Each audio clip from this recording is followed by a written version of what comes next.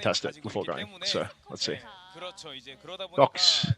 Yep, looks like the YouTube live is working in theory. Will it work in practice? Who knows? Truly, who knows? And this is the opening frame. Pause that. Let me know. Onside, not Old Ocean. I'm so sorry. I'm so sorry. Hello, Klee. It's not Old Ocean, is it? It's Onside Gaming. I miss Cold Ocean already. But yeah, that looks alright to me. If you want to avoid the ads on Twitch, you can always tap in on my YouTube stream. But at the same time, keep that Twitch stream open. You know, give me some ad revenue. Just disabled uBlock and open stream on all my devices. That's goat. Where is Ange? Oh, true, actually. I've had a fucking faded image of Ange for so long. If someone can link the full-size image of Ange in Discord, I'll sort it out, okay? I'll sort it out. I just haven't got it on this computer.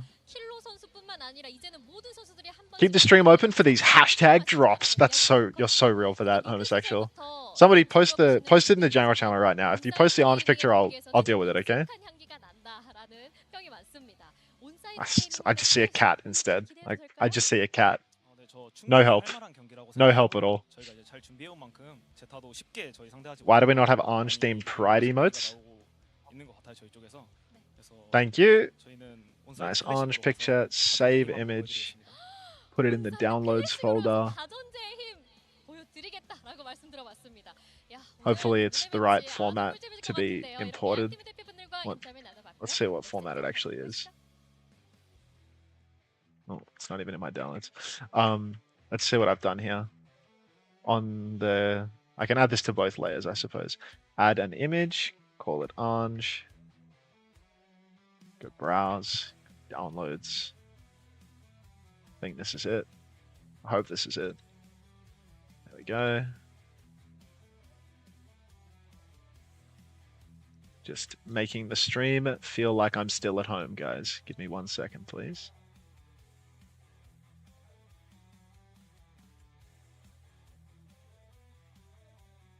Looks good to me. Yeah, okay. This looks about right to me. And then, I think it's a filter. I think opacity is a filter.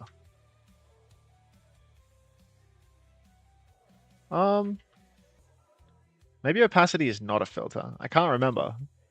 I can't remember how to alter the opacity of him. Because currently, you guys are kind of stuck on add. No, it must be a filter, right? I feel like it has to be. Crafted 2712. Thank you very much for the prime. Welcome to the Post Social Friends Club. I fist bumped the camera, I swear. Let's see what Twitch chat's saying. Keep it like this. This is good. Why does he look like this? It's okay like this. Okay. You people. Transform? No, it's not a transformation. It is a filter. It is definitely a filter. Oh, it could be properties, actually. Scroll, sharpen, scaling, render, delay, image, mask, and blend. Image, mask, and blend, maybe? Yeah, it is. There we go. Job done, I think. Wait, it's not doing anything. It's not doing anything! Oh. It's definitely a filter. I just don't know which one. Thank you very much, Albugu, for the resub. Welcome back. Color corrector filter. Thank you very much, Cat. Thank you very much. All right. Add a filter. Color correction. Done. Yep, you're the best. It's that easy. That's all it takes, baby. All right. This looks like just the right amount of orange for playoffs. And let's see what the clean feed is saying. Oh. Wait, he's not in this one. I'm sure he's in this one too. There we go. We've got the good, the bad, and the ugly. And of course Finn is the ugly, because fuck Finn. Oh wait, I'm the ugly in this situation. That feels appropriate, but yeah. There we go. We got the good, the bad, and the ugly. Oh. You're the ugly? Yeah, it can happen. It was deserved. I deserved it. Alright. Now I'm going to hit the start recording button, and you're going to tell me whether I've nuked my OBS by doing it, okay? Just let me know. Let me know. Because if I break my OBS by recording today, I will cry. Like, cry real tears. My OBS did crash before when I recorded something, but I also used Discord screen share at the same time. And I know I've had issues with that, where like my shit gets broken by using screen share while I'm recording. So I'm pretty sure as long as I don't open up Discord screen share, everything should be fine. Let's find out.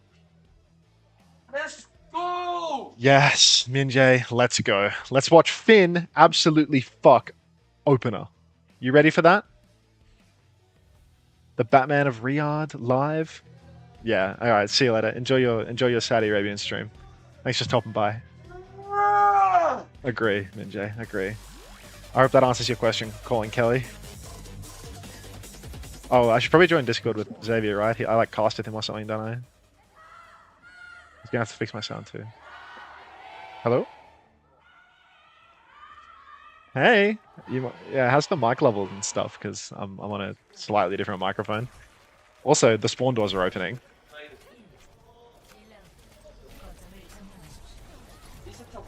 Okay. It just works, mate. It just works.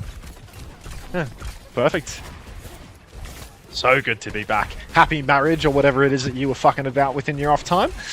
Interesting comps coming out early on in the piece. Batbrig has it. There's no Arisaban in play, but because there's so much verticality on this map, neither team wants to step up to the plate on the horse, so we are just going to see a complete respect mirror right now. Burner's on one of his stronger heroes, but at the same time, Attack, you know, he can hang on the hazard as well.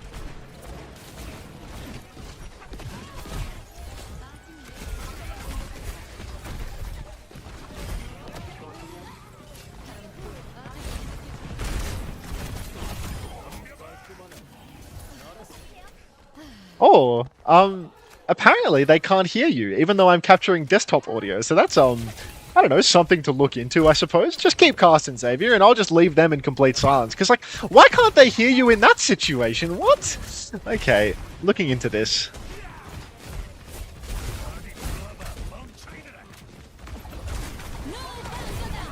Did I fix it?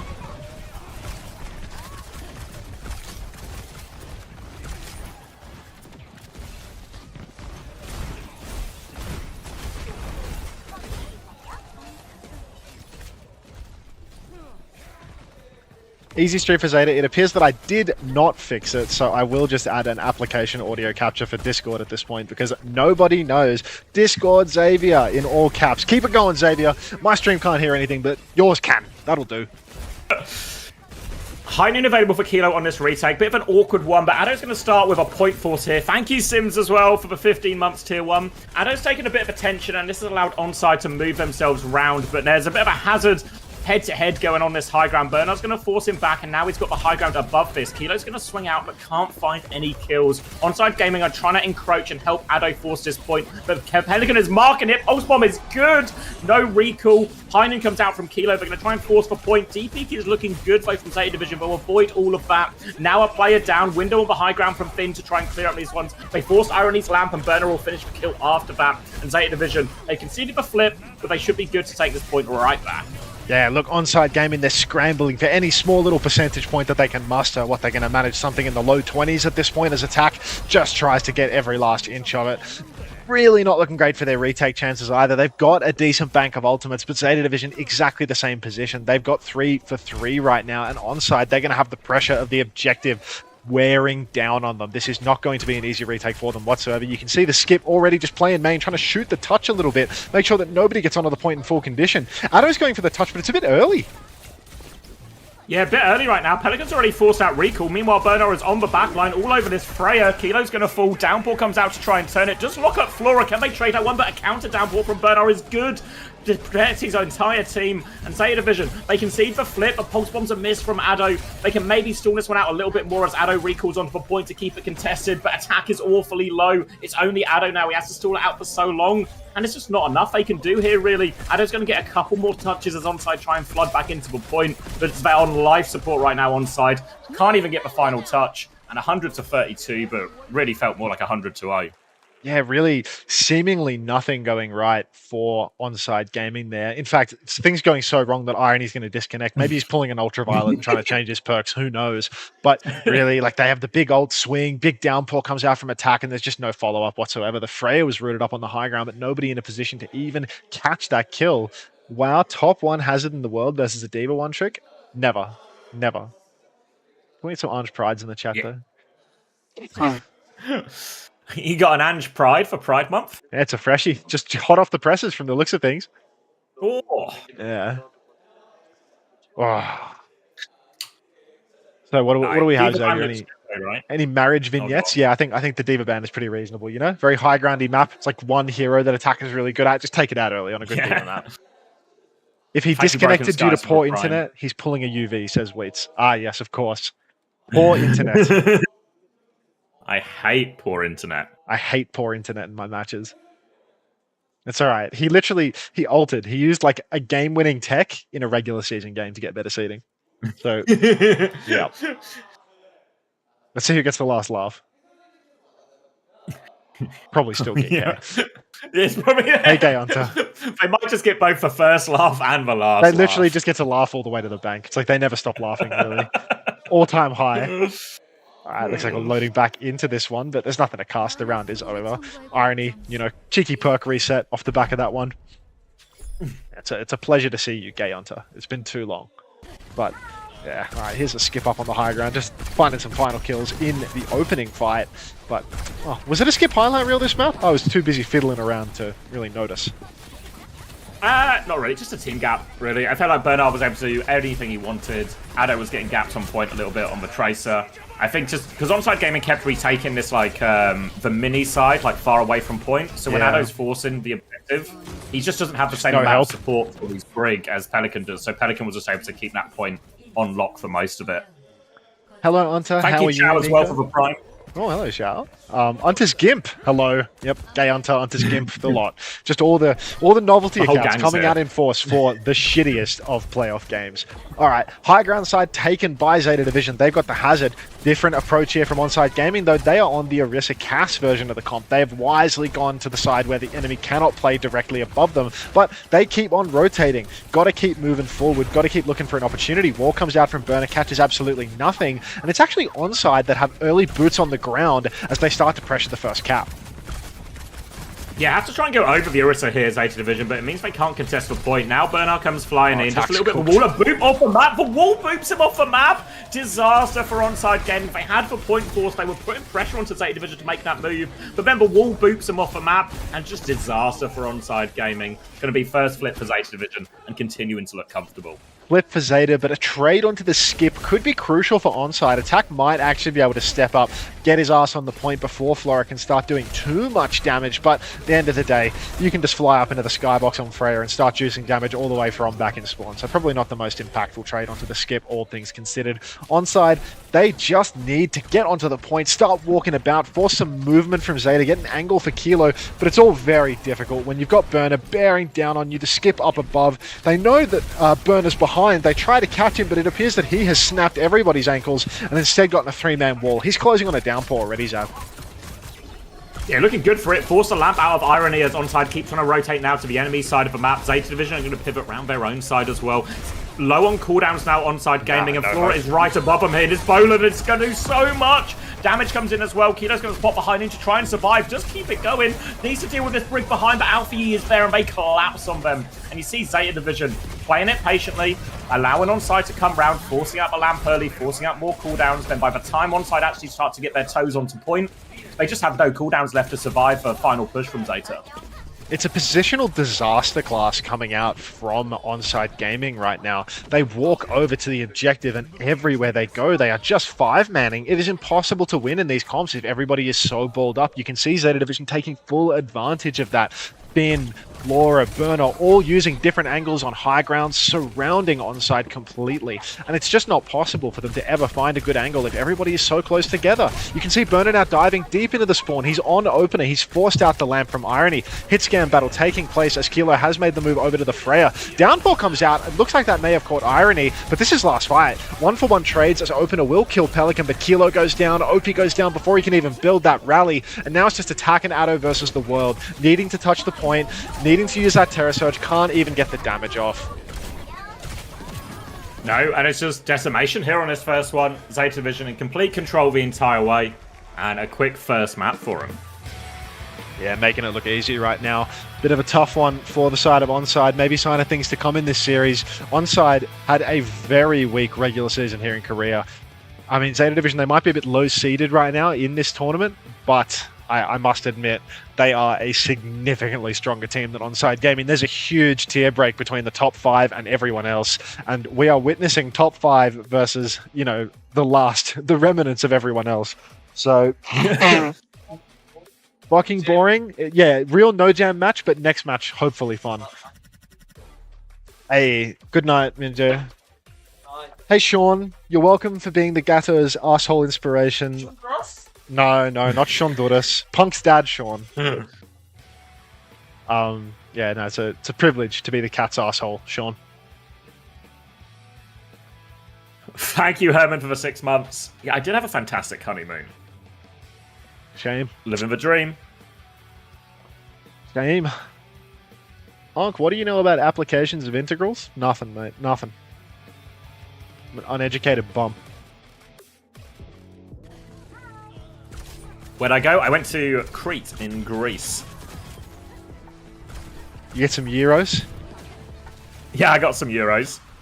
Anything else? I got 4 euros left. Tzatziki, perhaps? Yeah, Tzatziki, Souvlaki, Moussaka. Oh, Moussaka as well. You can tell this guy's been to Greece. Where does some cats? Yeah, there's a lot of free roaming cats. There was one in the airport just hanging around. Where does calling Flora Skip come from? Back when he was on New York Excelsior, they made a big deal of passing the captaincy of the team from Sabiobli to Flora when Flora was on the roster. So, because Flora became the captain of Nixel, he is now the skipper forever. The notion of Overwatch teams having a captain is just such a piss take, like off rip. It's so fucking stupid. So I think it's quite good to just continually call him the skip forever.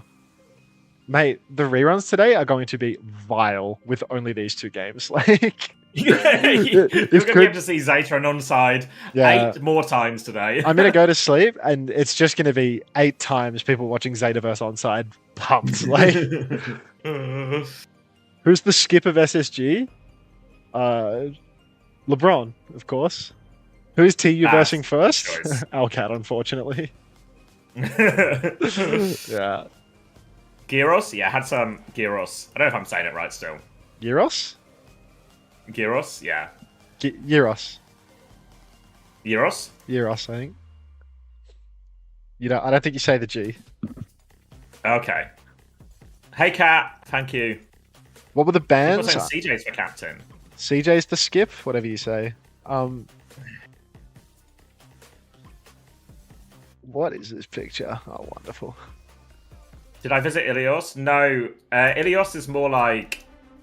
What's it called? Is it Santorini? Santorini is like the area in Greece which has all like the iconic white buildings, blue rooftops, blue doors type thing, which is what Ilios is based off, but didn't go to Santorini. Should have gone to Santorini, mate. You should have gone to Ilios. Imagine having a honeymoon on Ilios Well. Like...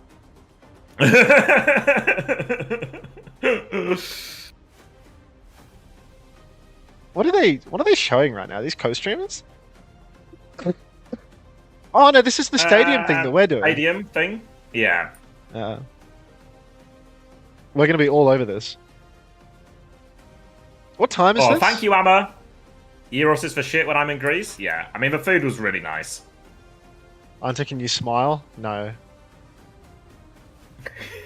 He's lost the ability. Yeah, it's something that has to happen naturally, right? Like, if it comes unnaturally, it feels wrong. so yeah, I'm afraid not. As you smile, yeah, I mean, these things can happen. Dickhead, I mean, it's like, it's just not like a voluntary thing, you know? Smiling is like an involuntary response to, yeah, what's happening inside. If it's happening for a picture, it's all wrong, you know? I feel like Mr. Beast, as like the smile doesn't come up to my eyes or something, like, yeah that's better.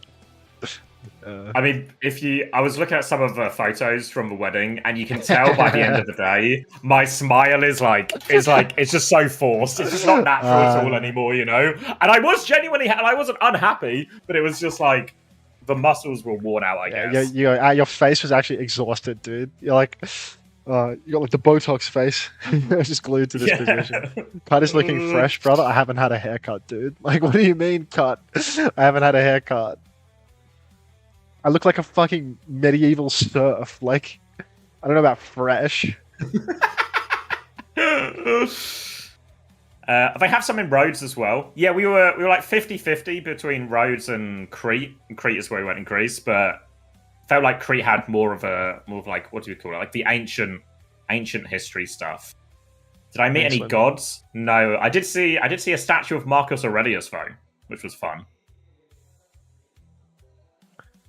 Hit the Heraclean Archaeological Museum, and I was there for ages. I enjoyed that a lot. Having Xavier back is nice, but when is Backbone making another appearance? Probably never. Jamie can never be asked to stream. Like, Jamie will just disappear for another 6 months. Tony Poker's also conferred. Yeah, it is like Giro or Euro, depending on where you live, at least. Okay. Marcus wasn't Greek, what a sham. Yeah, but his influence was so great, you know? There was something about seeing it and being like, I read his meditations. And also, they seem to be a pretty big fan of this guy a few thousand years ago as well. That's staying power. Do you think Blackbone's coming back? Knossos? Yeah, we did. Yeah, we went to Knossos as well. We got to see the... I'm muted. What was left of it.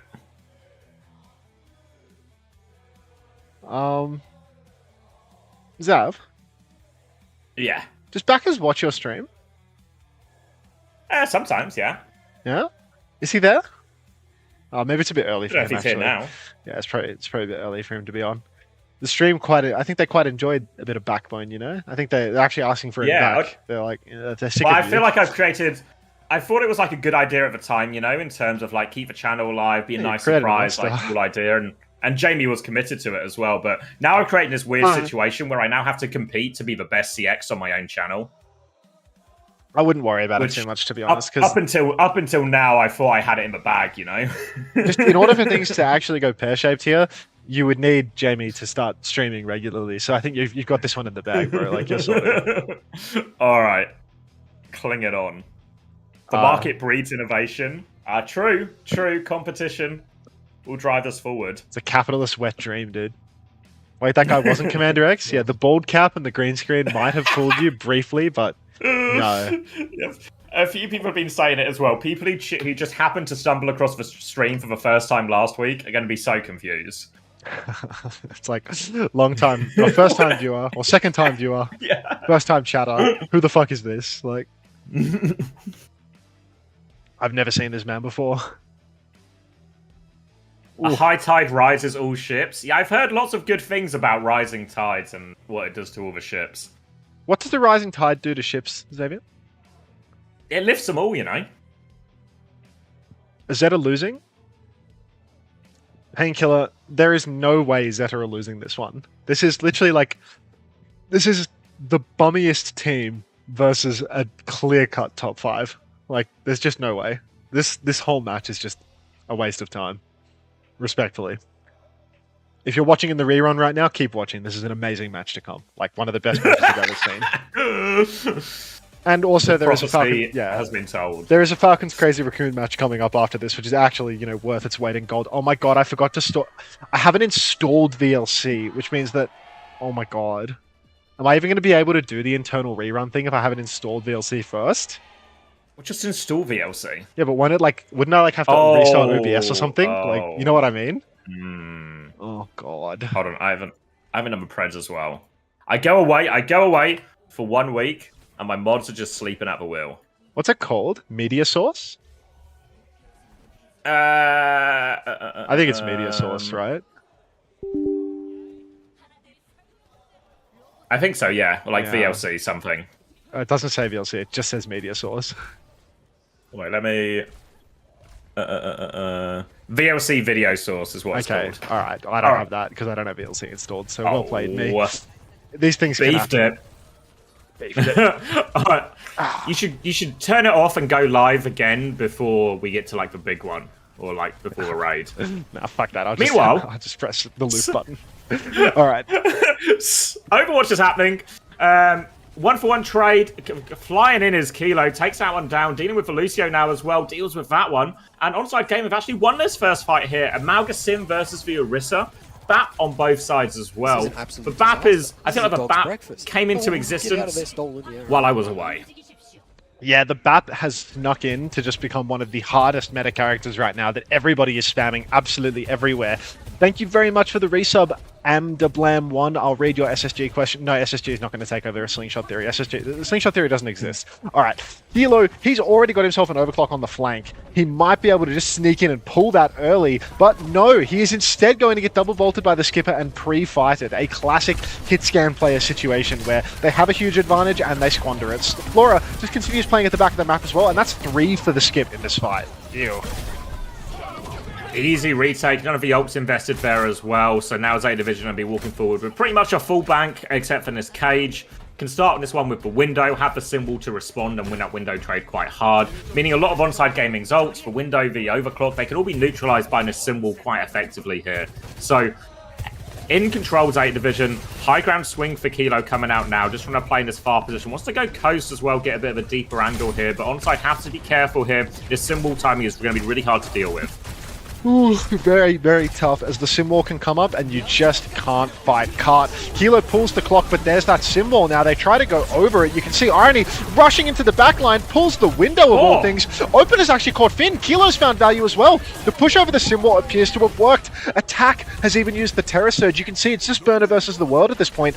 Cart being stolen away. Burner trying to block for as long as he possibly can. Goes for a stop on the Cart. Catches nothing. But really, that's a good fight for Onside Gaming. The thing is, they've used 4 ultimates.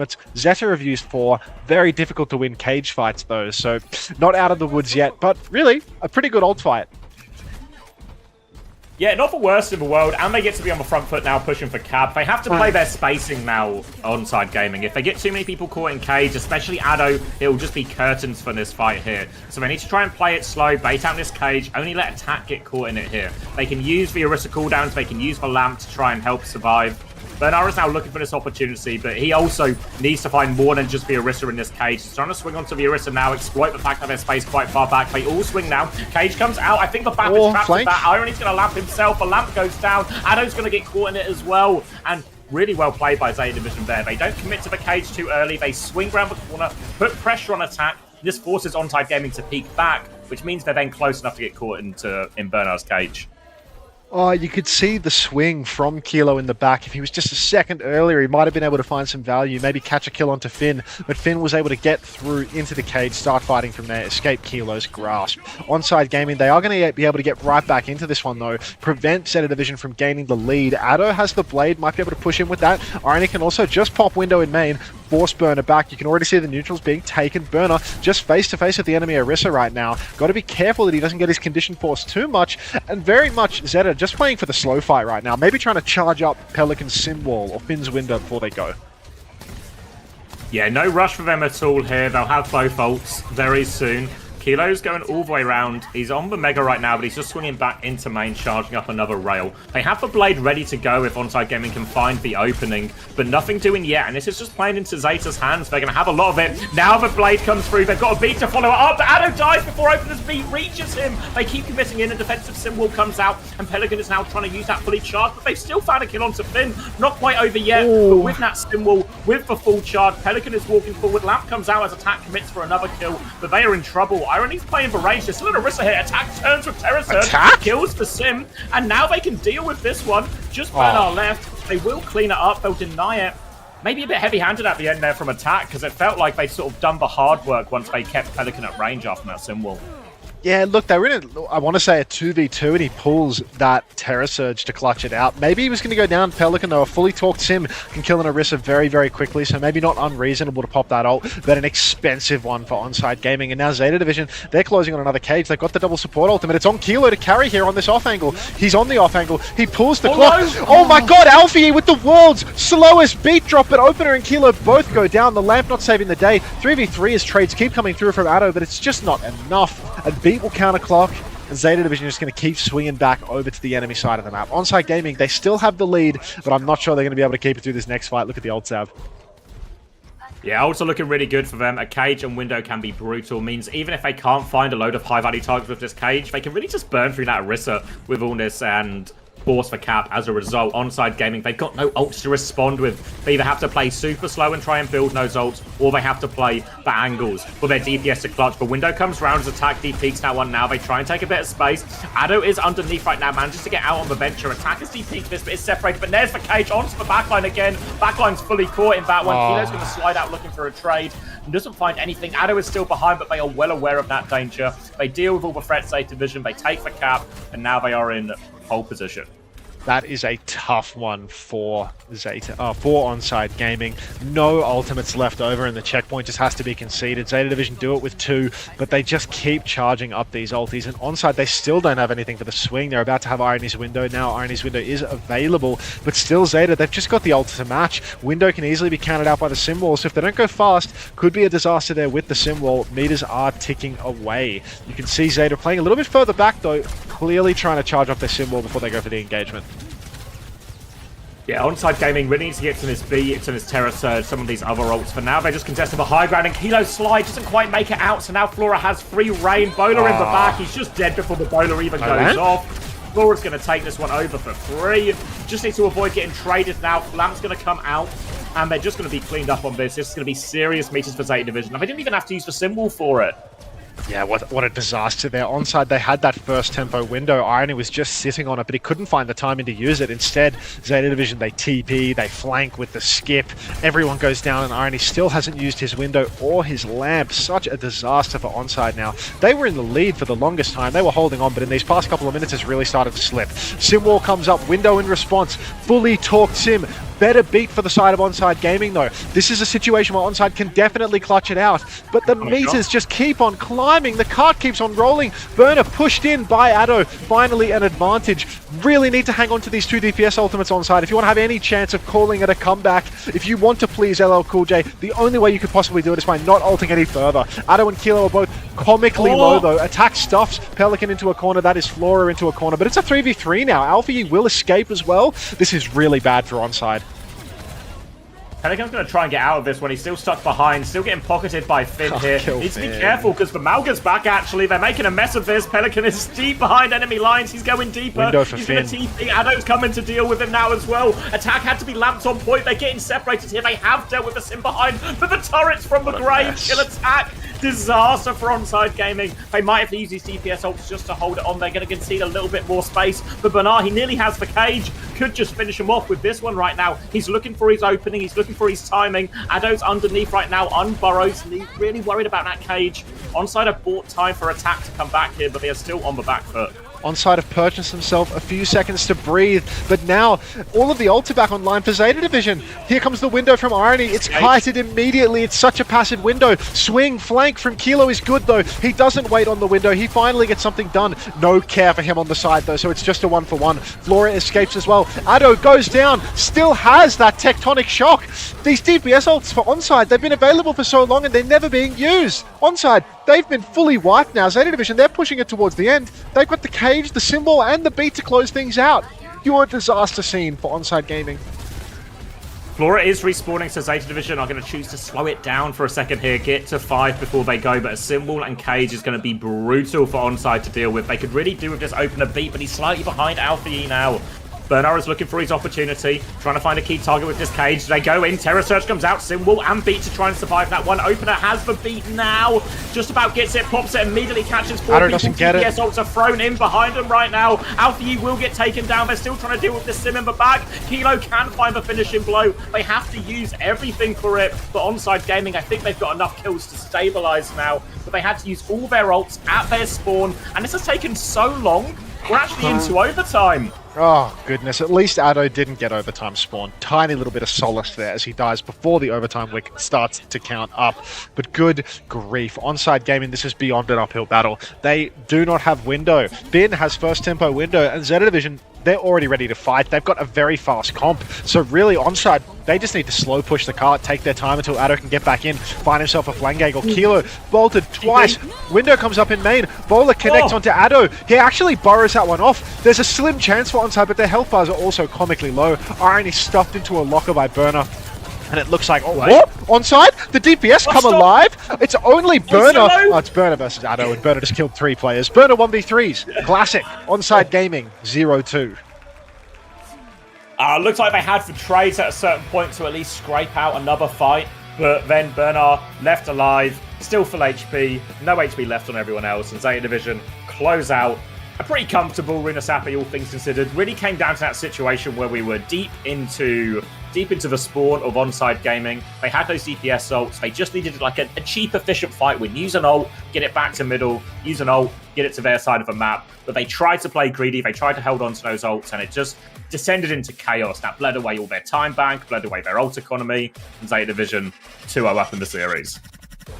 Yeah, it looks like an easy lead for Zeta Division. Really, Onside, the tiniest little glimmers of hope there on Runasapi. First few minutes, able to trade blows, keep the meterage around 40 to 40. But as soon as things started to slip away, you can see that there's a huge divide between these two teams. You can see that Zeta are the overwhelming favorites going into the match, and they are delivering on that with their performance today. Oh, there we go. Tree with 220 viewers. Thank you very much, Tree. You're such a good boy. I really appreciate you. Yaki doing so much for Zeta. Yeah, this is a Yaki diff, to be honest. Like, if you had to ascribe these results to one person, it would probably be Yaki. Made sure to drop the count by half before rating. I noticed that. I saw you were over 400, but, you know, just get your money up, not your funny up. That's reasonable. Hello. Can we get some gaming for tennis? Did you see that replay there? No. You know that beat blade they went for right at the start of the map? Yeah. Opener's beat was actually atrocious. Did they pop him? Like, it was... I'll go back. It was late. Yeah, he didn't save him, but it wasn't just late, but I saw on the replay there, he just comes, like, flying over the top of these yeah, I see it, I see it.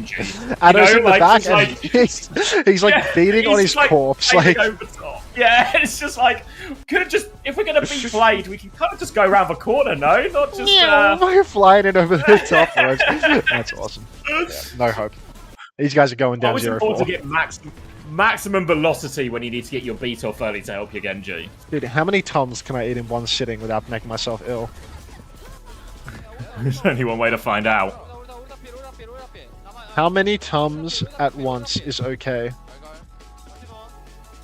1 to 2 tablets. Okay, probably don't eat 4. 4's probably not a good idea. Spit this out. What are Tums, like antacids? Yeah. It's just like calcium carbonate. Like Rene. Yeah, it's exactly like that. Exactly like that. I'm pretty sure you can eat as much Rene as you want. It, like, I think if you keep eating it, it'll probably like give you diarrhea or something, you know? Like, yeah, I think it would serve as it's not like it's gonna kill you, but like, it doesn't hurt you. Yeah. I mean, I don't really want to like shit myself, so like, you know, there's a downside. Like, sorry, I thought we have different goals in mind. No, I mean, as much as I want to get off the stream, like, I literally love ending stream as quickly as possible. I don't want to do that because I need to shit myself. Honestly, it's a pretty baller move of you to shit yourself on stream and then replay it 8 times throughout the day. What could you possibly eat off Rio coming to Utah that messed your stomach up already? My stomach just sucks. Like, I'm just always refluxing. Oh, big stretch. Thank you. All right, I'm having a drink. You're in charge, mate. Gaming for focus, ladies and gentlemen. Gaming for focus. 11 Rennie in a day is fine. Yeah, I mean, you can eat lots of them. Just don't eat them all at once. Hopefully, whatever's happening on the upper left side of my stomach chills out real soon, though, after I've eaten a couple of them. Because, like, this shit low-key be burning, and I don't know why. Yeah, I mean, Kellen... I think Kellen enjoys my presence. I don't know if it's right to say that he enjoys my company, but, like... These are the bands. I don't pay attention to the bands. I'm not interested. Get out of there, I'm not into the nitty-gritty of these things. That otaku in the corner. SF Wilder, thank you very much for the 10 subs. 10 months. Gaming for Focus. Welcome back. Does Bliss? Bliss is an enigma. I'll die not knowing how Bliss feels about me. Like, have you tried asking the pain to stop? Please stop. Please stop. Please stop. It's not. Doesn't feel effective. Like, we know you aren't into bands. Like, you just followed to write that. Like, you're a first-time chatter. Like, you've just followed to write that. Like, I'm having another Rennie. Just for that one, I'm having another Rennie. I'll have the one that I spat out into this water bottle. Ugh. Cummy water bottle, no.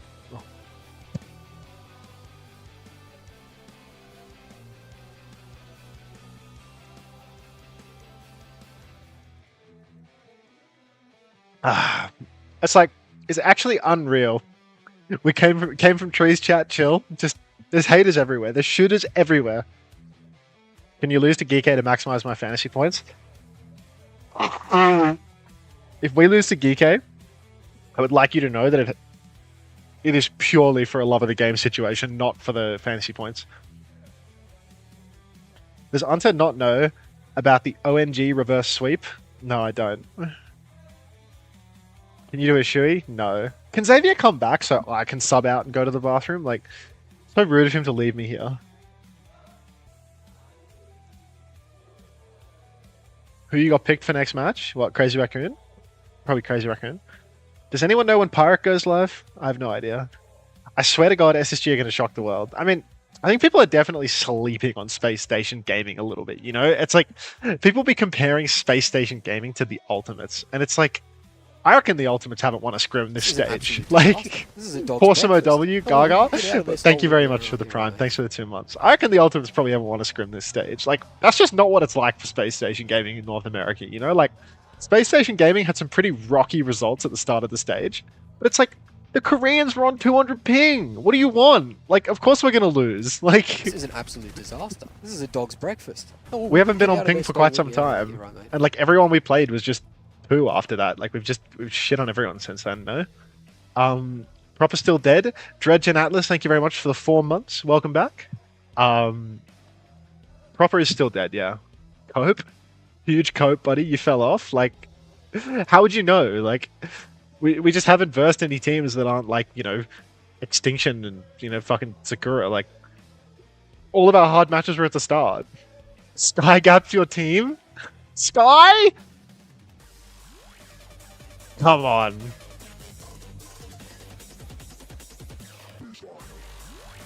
Jesus. Rack 1 Pacific on 230 ping, so that's not an excuse, buddy. It's Pacific. It's a plumber region.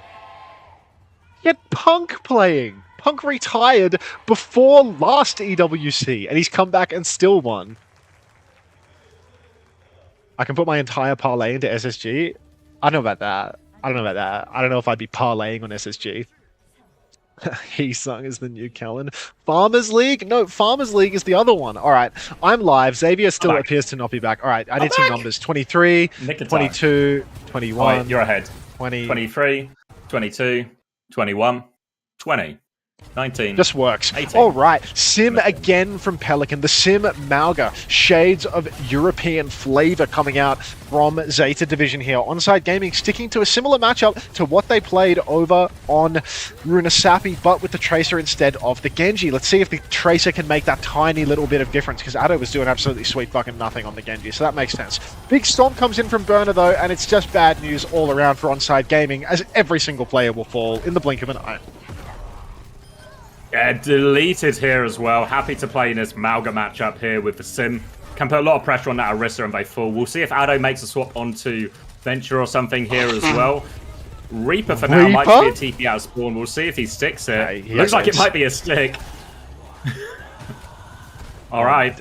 Not the most straightforward matchup, really. Obviously, the Venture matches up nicer into the Sim than this, but they want to go early with this window. Onside Gaming are going to try and de-peak everything right now. They have successfully de-peaked all of it, but they're very much on the back foot. Attack stranded a little bit underneath. Burner has forced out a Wraith as well, and Zeta Vision can go back to the choke right now, slow it down a little bit more. Irony now has the window to swing with to try and get Onside some position onto this point. A good start for Onside, kiting an ult. If you ain't cheating, you ain't trying, and at least Onside are trying. Shout taken down from Burner as well. Skipper taken incredibly low. Swing timing is available. Attack, he needs a bit of help though. He doesn't have that Terror Surge just yet. Kilo and Attack both 95% plus on their ultimates, ready to keep the pressure up. Alfie 96% to his own beat drop. He doesn't have it yet, but now he does. Terror Surge comes through, but the beat comes on just in the nick of time. Zeta Division, they push back out. Kilo's Overclock finds nothing. Irony's Window finds nothing as well. Onside, they dumped the kitchen sink into that fight, and Zeta Division, all they needed was Alfie's beat to counter out everything. Ew.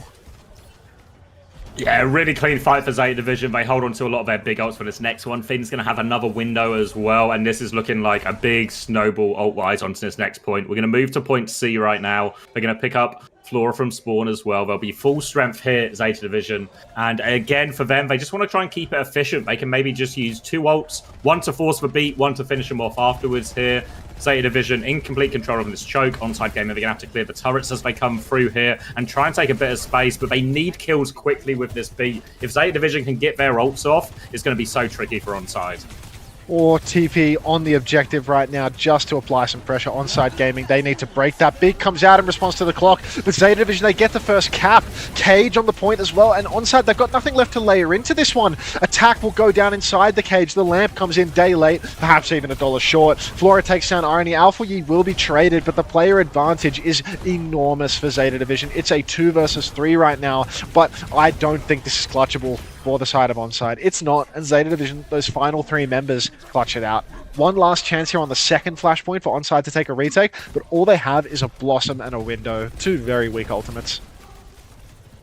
Yeah, they can maybe window to give themselves a bit of space. Finn can obviously respond well in his own, but it's going to come down to if Addo can find this Blossom value here. Forcing a lamp early or something will be big value for him, but they've still got to walk through in these difficult chokes. They're taking a lot of damage on all of these walkthroughs, having to clear the turrets as they go. Trying to walk up now. Still a few percent for Irony. He has the window available now. He drops it. Finn's going to respond. Addo with a TP and the Blossom, but lamp is still available. Finn gets away. Will get finished off eventually. Kilo slides into that one. They've killed the backline here. No heals available for Zeta Division, and the Blossom does get the job done in the end. Pelican with a late trade, but Onside Gaming finally a bit of a sign of life here on this new Junk City. Back in control, decent ults for next fight too.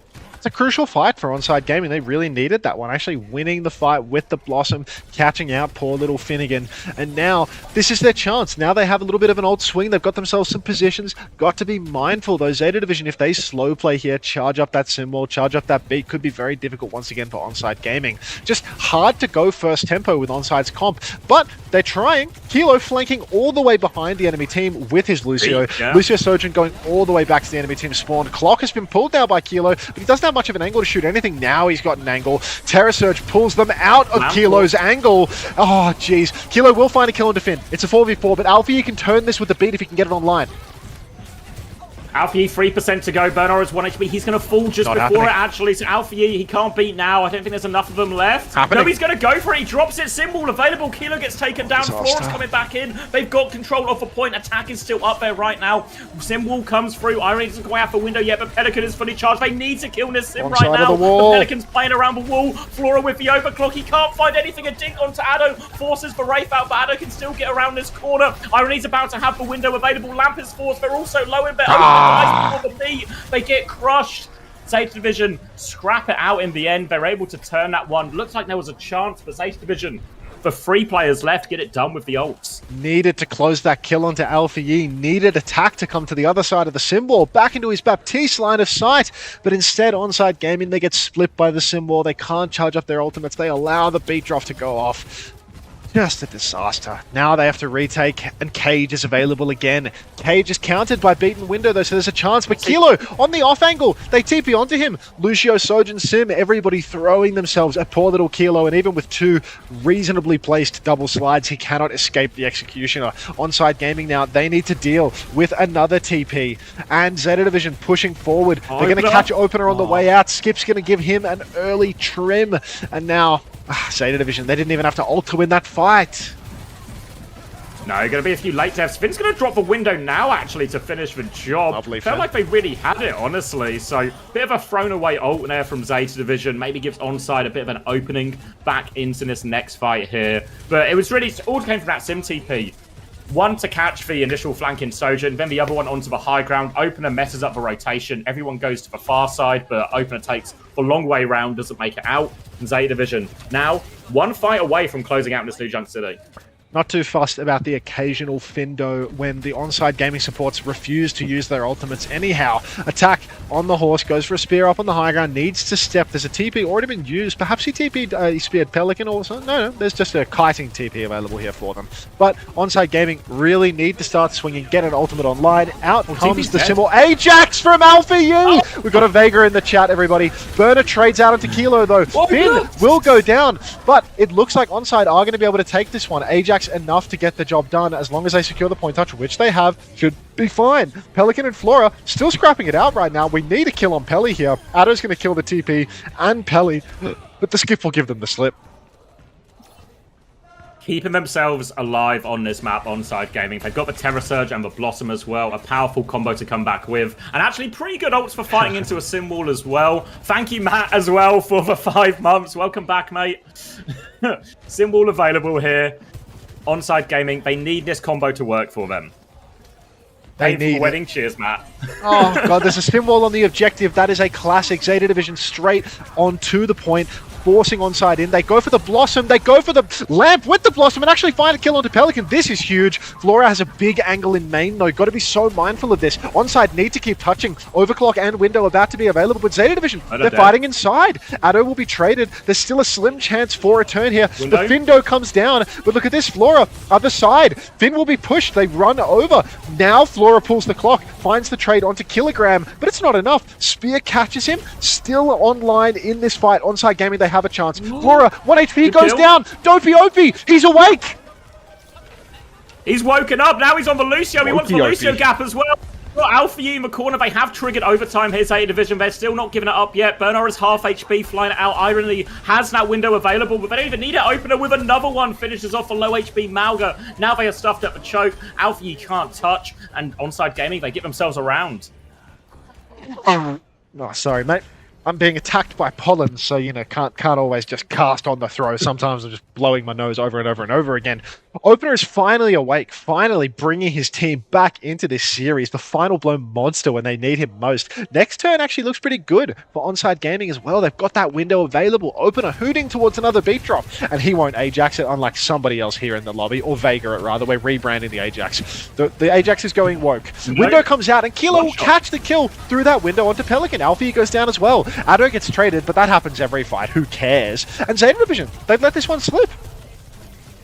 Yeah, they'll get a late kill onto Flora here as well, getting that first cap in control. Didn't have to use the beat for it either, just a window and done. As efficient as you can get, really. And now, have this overclock early, so Kilo can kick the fight off with this one, try and force Alfie's beat out, and then Opener can get a later beat. Just have to worry a little bit about this Cage coming up mid-fight. As long as they don't get too many key people caught in it, they should be okay. It's just a TP to rotate initially now from Zeta Division trying to come out on this coast side. But look, attack is right there. He's nearly got the Terror Surge.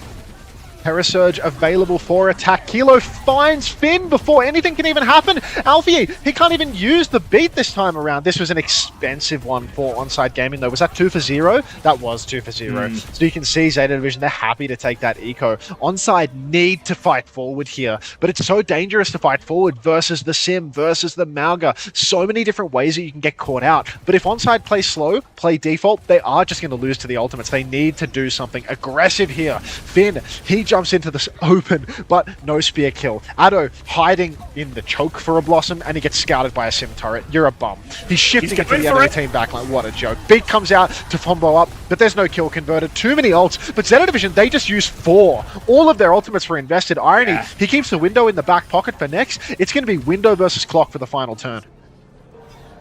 Yeah, actually a really good situation for Onside Gaming. It was such a telegraph play in the end. They saw Addo early, they saw him coming in, and Alfie had the beat to counter it all, but Banar and Pelican, they also respond to try and survive that. So survive it they do, but now it's all on Flora and this overclock to try and make it work. Irony's going to have the window as well, so will just be a game of one-shots as they try and make their way back into this here Onside Gaming.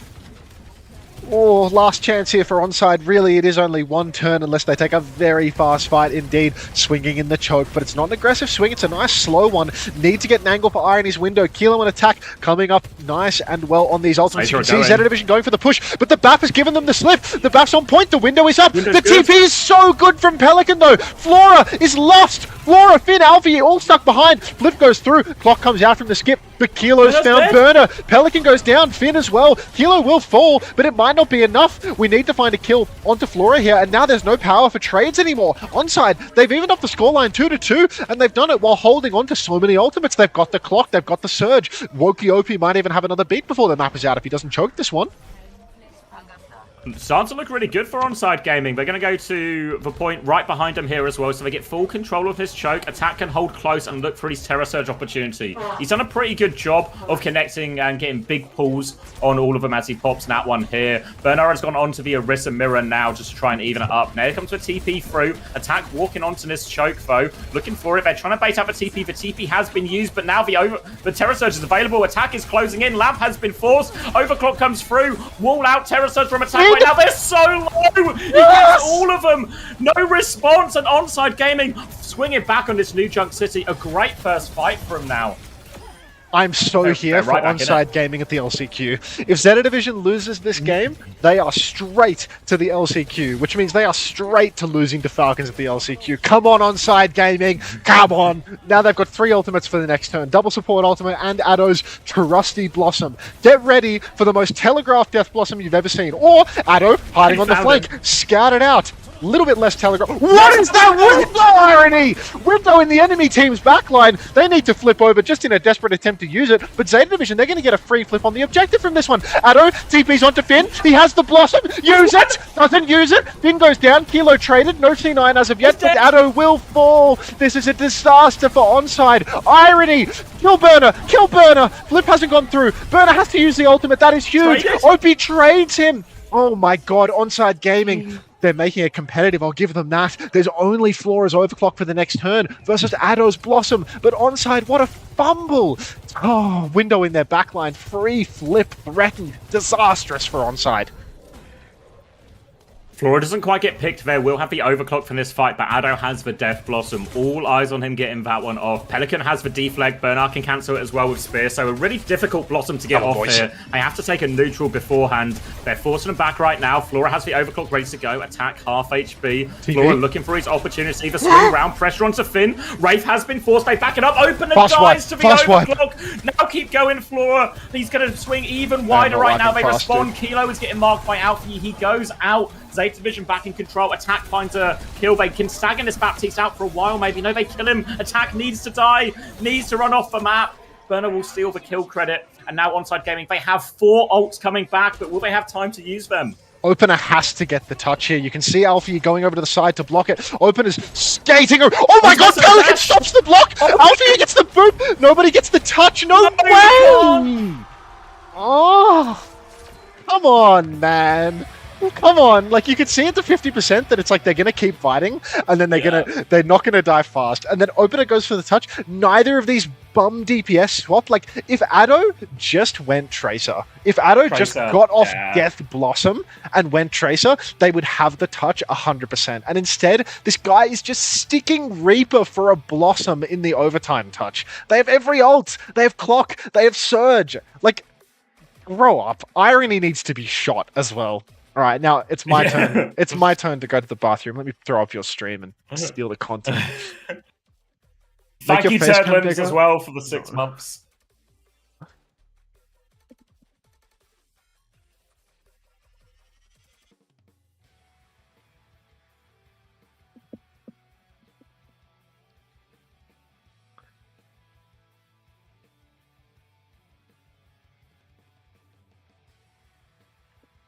I'll leave you with him. Felt pretty reasonable because it was like the only ult they were really working Grab back. with. So keep the one ult we have. But that next fight, they were coming back with 4 ults. So just throw away the Blossom, make sure you get the touch. You have 3 other ults to throw into that. Might even rewind a bit to see like... Even with 3 ults, I think they had the ult advantage, right? Yeah, even without this Blossom, we're in a great position. Thank you, Crazy Ghost 1728. Appreciate the prime. So yeah, like they have to deal with the Blade, sure, but actually like Overclock, Terror Surge, Window, all of these ults go so well together.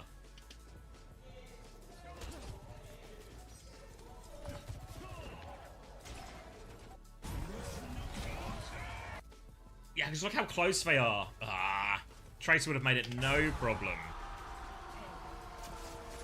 Disaster. Alright, let me do the Preds before I forget this time. Right, Zeta Division with that map. It was nearly a big point redistribution, but not quite. Not quite.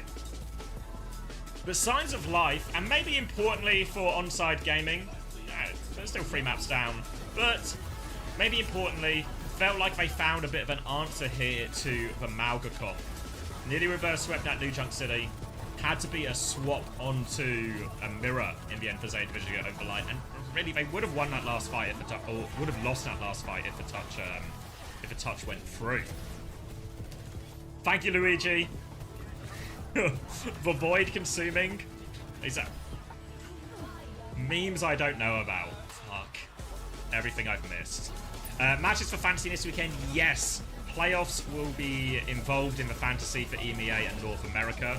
So I don't know where I am in Fantasy. I didn't do changes on week 6, so we'll see how far I've fallen.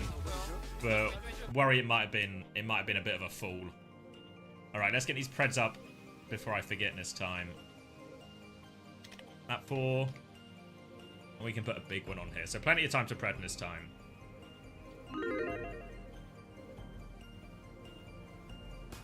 Where's the other guy? What do you mean? It's been one guy all along.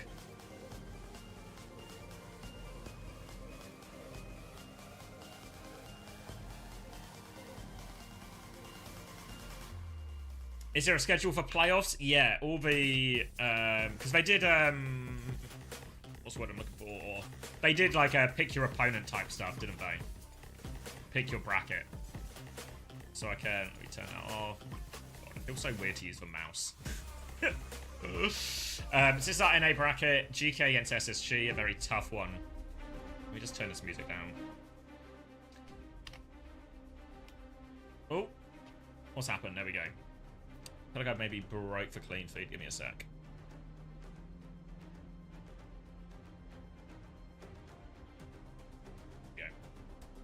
Yeah, so GK, SSG, Nightmare versus Team Liquid. Obviously, top 3 go through to Esports World Cup, automatically qualifying in both North America and EMEA. So yeah, I mean, GK probably coming to that one pretty heavy favourites at this point. Nightmare Liquid, 50-50 game. And then EMEA. Alcad versus TU, tough one for TU.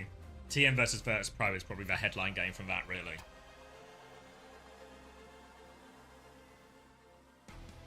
How does the last chance qualifier work? So basically, I forget the exact number of teams, etc. But basically, if you're not in the top X number of teams for each region, so top 3 in EMEA, top 3 in North America, top 2 in Korea, with the exception of Crazy Raccoon, X number of teams go to the last chance qualifier. They go to a LAN in Riyadh a couple of weeks before the Esports World Cup itself. They're all going to play a tournament together, and the winner of that, I think it's a 16-team tournament, right? The winner of that 16-team tournament gets a spot at the Esports World Cup proper. A winning upper is an instant spot, is it? Yeah, because you go to the semi-final, and then the worst you can finish is... Can you not still finish 4th? Oh, wait, no, because... No, you're right. No, yeah. So if you win the upper game, you're actually just qualified. So Alcacia in great position. These games, super important then. Whereas for World Cup, it's going to be in Riyadh at the Esports World Cup, which, if you don't know what it is, it's like they do a billion games. They do a whole host of games across esports, and then Overwatch is it the end of July? I think is Overwatch's sort of weekend for their games. Thank you, Dryotter. Cap is fooling nobody. I think it's fooling some people. Our team making it. Looks rough, is what I would say. Have I watched the TM versus VP6 map banger? No, I've not watched any of it, so I'm gonna be playing catch up. A lot of catch up. Probably mostly Saturday between Korea and EMEA. I'll be doing a lot of catch up on some of the key games I've missed. Am I coming to the Esports World Cup? No idea. No idea. If I'm lucky, maybe they'll let me cast it. But, you know, can't always be lucky.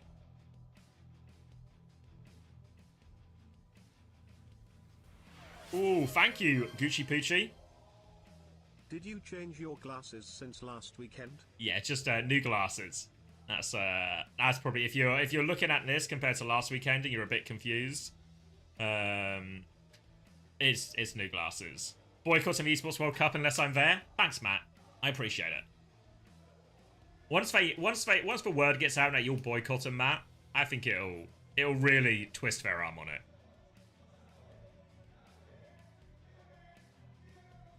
Think of Batman of Riyadh will be at the Esports World Cup? Yeah, I mean, it's the premier event in Riyadh, right? So he's got to be there to make sure no trouble occurs. All right, straight into this one then. Going to be a sim ban starting out from Onside. Obviously, they've been struggling into that Malga sim composition quite a bit. Zeta Vision going to respond with an Alari ban here on the Hollywood. I don't know if the Alari ban doesn't seem all that impactful. I don't know if there's something I've missed potentially here. But are we scared of opener? Scared of opener Ilari? I guess maybe opener would Bap and Irony would Ilari. I don't know if we saw them playing out in the lower bracket at all. Or, but sorry, the last chance qualifier at all, Onside Gaming. But doesn't seem the most impactful ban from Zeta Division. Onside, though, probably happy with this Orisa mirror. We're going to get Cass versus Cass as well. So let's get these predictions closed. And let's see, it's going to be Tracer versus Tracer as well. Everything fully mirrored here. On paper, should be a very strong composition for Zeta Division, who are starting on the defense and starting on the low ground here. So Onside Gaming will get that high ground for free, and they can choose their approach from there. Kilo staying on the high ground, forcing Zeta into this back corner. Blink across now from Addo to get another angle.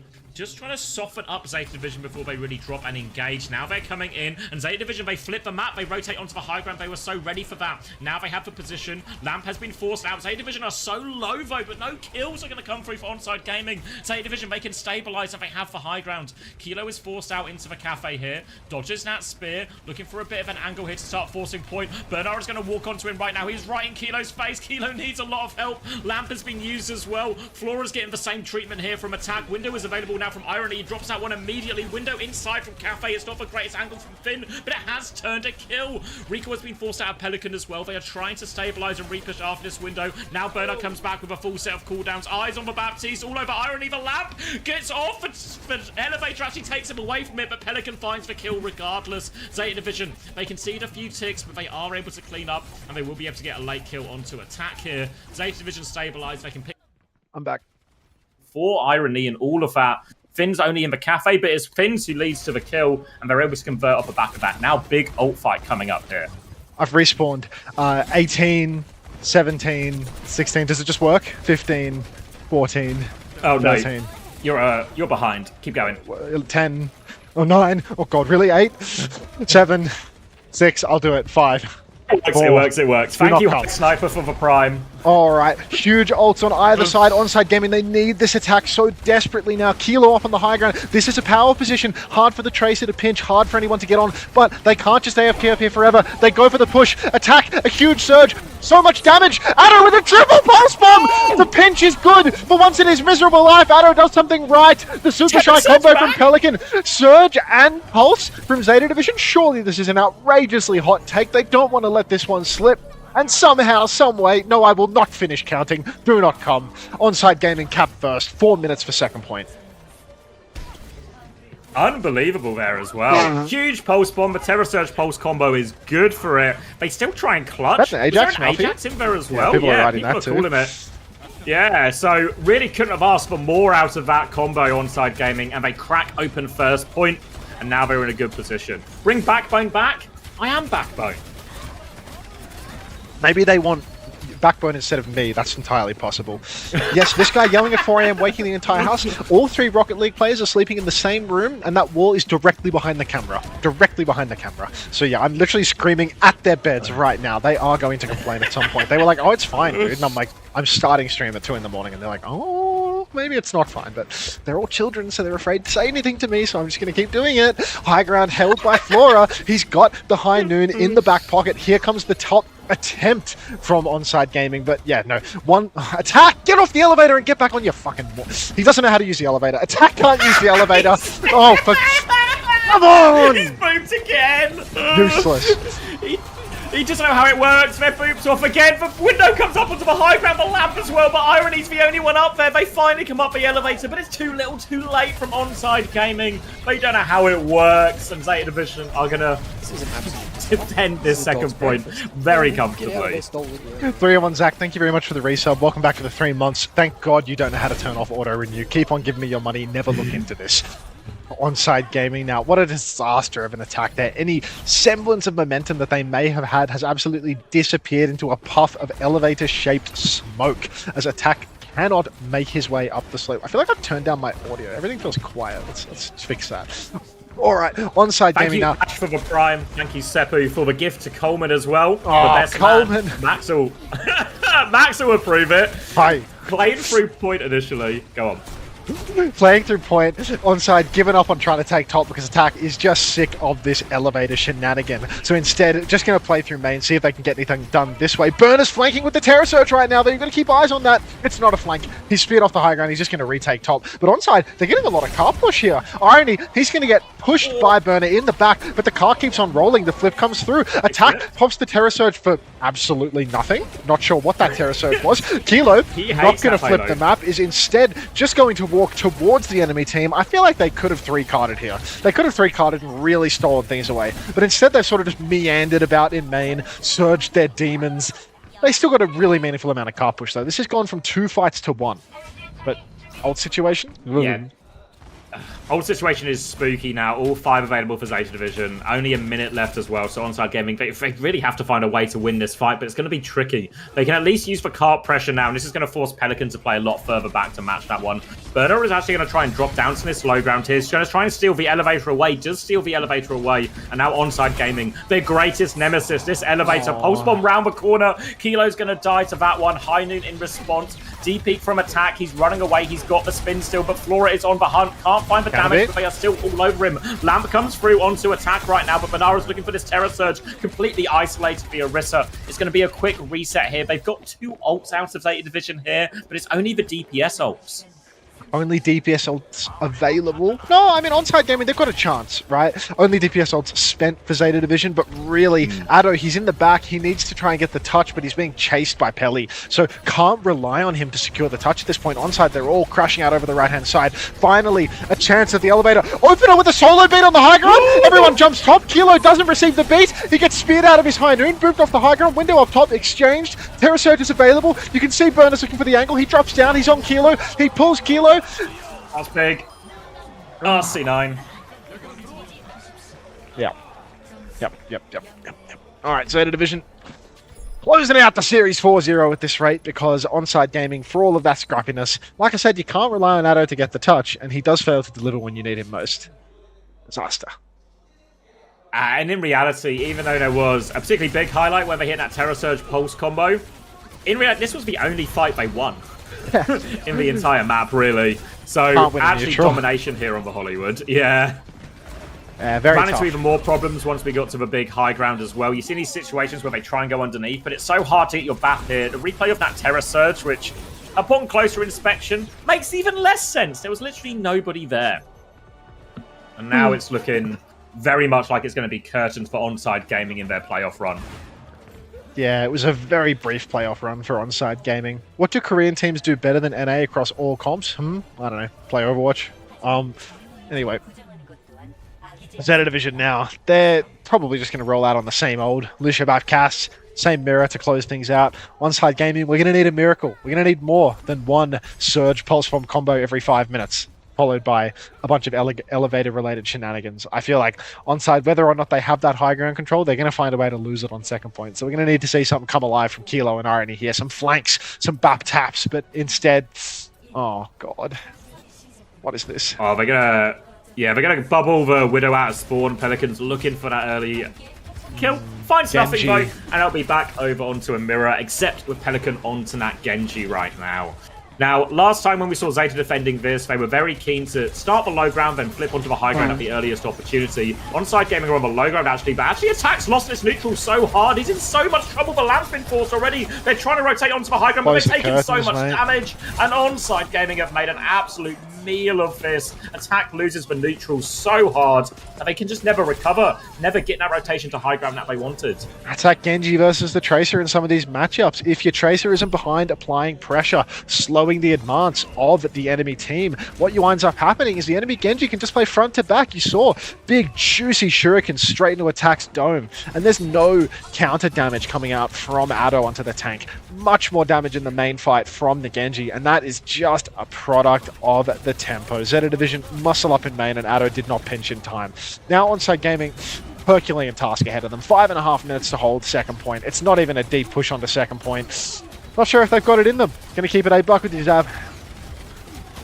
No, window available very soon for Finn as well. They can use that one to keep forcing the objective. Attack is going to drop to mirror that one. And Attack is just dead already here. Window's not even out for Finn yet. Pelicans onto the back line. The lamp doesn't save any of them. A trade onto Finn will help a little bit. And Pelican can't find the finishing blow, actually. So a couple of trades will slow him down. That window was invested in the end. And actually, Kilo's pushing for it, but he misses the kill.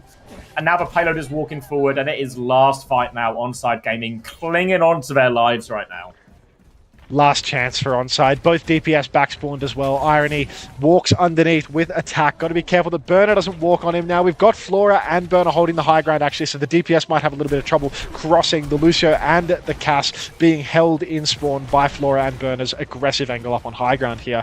This is tough. Now Onside really needs to touch the cart. They are about to lose the series, and the skip gets the better of Kilo on the high ground. Kilo pre-fighted. Irony, last chance, buddy. Let's get a window, or let's die with Lamb and window out of respect. Can we get a salute for Irony? Because he's sold it all. Onside Gaming 0-4.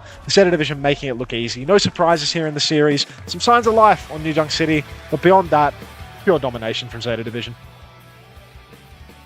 Yeah, no surprises in the end. Zeta Division wrap it up 4-0, which tees us up for the game everyone was probably waiting for today, Crazy Raccoon versus Falcons. But first, a question for you, Max, from Coleman. Oh, God. Wants to know if you had enough scone to go with your butter. Would you like some butter, Coleman? I've got butter to give away, a smorgasbord of butter opportunities, and you just consistently passed up on them last time, which meant that, now, some of my closest friends, they call me the butter boy. I've still got butter available, actually. I've got multiple pats of butter in the fridge here, and one of them has your name all over it. Home advertisement, game's dead? No, mate, my wallet's just getting ever so slightly thicker. Don't worry about it. Coleman says he's got scone for butter. Good. I'll be in touch. My people, I'll talk to your people. We'll get the butter sent over. Play for butter? We're not going to play for the butter. Elliot 3293. Thank you very much for the 5 months. Welcome back. Yeah, right, you're right, mate. Art of the deal. A real art of a deal here. No tariffs on this butter. No tariffs? I mean, I am in the US right now. Maybe we do need to do some tariffs. Oh, no.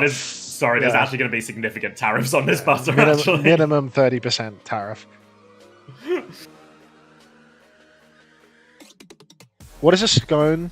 Don't feel like opening Google. I'm too cozy. It's like a British biscuit. Yeah, it's kind of like a biscuit, but like a little softer, I think. Thank you, Luigi, for the prime. Today I learned CX is a sconer, not a sconner. This is going to cause... There's going to be people on different sides of the fence here. Yeah, this is a very divisive topic, I believe. Can we talk about the flower arrangements yet? The goats should have been able to eat them all. The goats cannot eat those flowers because they will not appreciate how expensive that meal This is is. a dog's breakfast. The goats have no concept of monetary value. They will just eat. So they do not deserve those flowers. Cager has subscribed with the Prime. Thank you very much, Cager. If you would like to join us in praying the gay away, feel free. Hopefully there's some AI slot that comes along with this. But yeah, thank you very much for the Prime, Cager. Welcome to the Parasocial Friends Club. Please join us in praying the gay away. Oh, Limpy the goat. Did you see that goat, Max? No, I wasn't paying attention to any of the goat movements. He had been through some stuff, that goat. Old Limpy. Yeah, he had been through some stuff, but it didn't get him down, you know? I don't know, man. I saw the alpaca with one eye. That was the one that had my attention. A lot of them had one eye. They're all like rescues, so Yeah. they're significant. I think there was more blind or semi-blind alpacas than fully sighted alpacas. I see. It's like a common trend amongst rescued alpacas that they're just missing eyes and shit. They're all blind. Apparently, yeah. Maybe they came from the alpaca eye torturing farm, so they were all rescued from the same place. The classic eye torturing farm, yeah. Cager will not be joining us in praying the orange away from the looks of things. He's given me money, but no messages.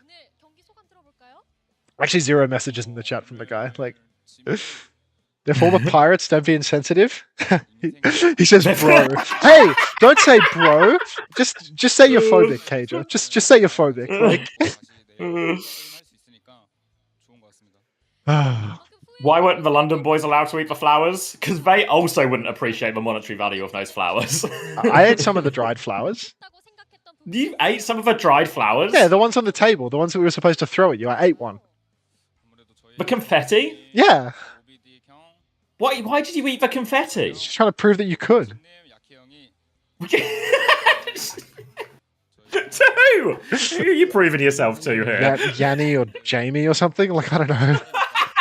I think I was trying to like gaslight Yanni into believing that the flowers were edible, so I ate one in front of her. Like, I think that might have been it. I feel like that was it. I mean, they are just dried flowers, so yeah. Yeah, I mean, it's not like I was wondering, like, unless it's like, you know, covered in formaldehyde or something, I should be fine. Like, it should no big deal. Yeah. It was a combination of flowers I've gotten Sarah over the last couple of years. Now she's just sort of saved and dried, and then also a couple of friends' parents also had been collecting flowers for us as well. Banking flowers. So they're all organic, I guess. Organic, all yeah, organic, homemade, yeah. And they went down a treat. There'll be lots of Chris AI slop this weekend. I'm sure Chris will be so happy to hear that, Cager. Cried. I can't wait for the next Chris AI slop to drop. I think you must have seen this. The comments saying some wedding lore for chat. There was a recent rescue at the farm called Hercules. He's very recently been castrated, but was still randy as fuck. Kept trying to top the other alpacas. He wasn't just trying to top the other alpacas. He topped multiple alpacas while we were there. Oh, Randy. I mean, I saw a lot of alpacas rooting while we were there. Maybe it was all Randy. Yeah. It's entirely possible it was all Randy. We got a group photo with the TF2 boys in front of the alpacas, so I'm very excited for the official photos to come through. Because when the photographer saw it, she sprinted over to get the photo. I mean, I feel like I remember calling out to them saying if they wanted to get a picture of the alpacas rooting. Yeah, honestly, that's my most enthusiastic moment.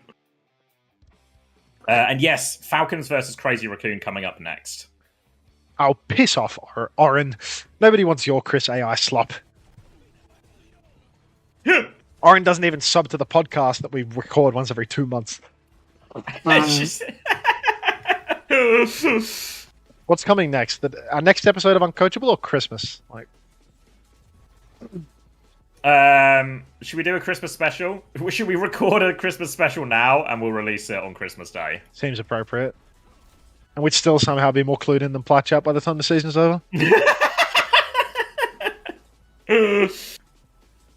What is that? Lel W? No chance. New Uncoachables by 2030, surely? I don't know, like... Maybe when I go home, you know, like, I CBA recording while I'm here, you know? You reckon we can get one in this week? Really? What else are you doing, mate? What else are you doing? Are you hanging out, what? Are you hanging out with the Siege guys? You going out, are you? Oh, the Tim Tam guy, the guy that ate half of a Tim Tam and then put it back on top of the packet of Tim Tams in a Ziploc bag. Like, No, he didn't. No, yes, he did. Yes, he did. Yes, he did. Ziploc bag full of a packet of Tim Tams. He eats half of one, then puts it back on top of the fucking packet. Like, these people aren't real. Like, it's insane. Wait, is the Siege team the one with Naga's brother on it? Wait, is that Naga's brother?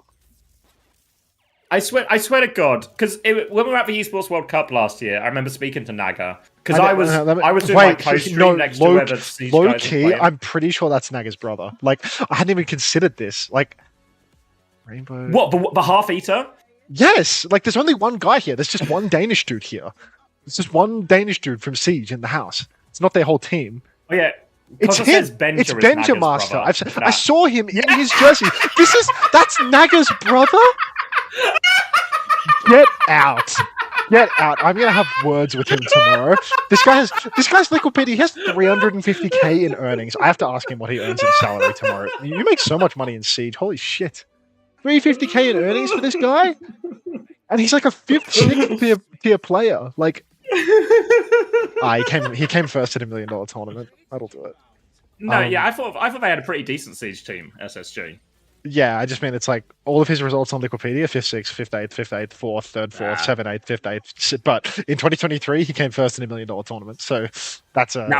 Yeah, that's really good for your prize money. That'll but do all right. There's actually no way that Naga's brother is the Tim Tam Bandit. Like, no way. No, there was something else. There was something else that was half eaten in the fridge. I need to check what it is because the Rocket League guy, he came out of the fridge and he held something up that had been like half nibbled in the fridge, and he's like, "Was this you?" And I'm like, "There's no way this was me." Like, let me check what it was. I'll see if he threw it out or not. Oh, wait, hold on, I'm getting it up now.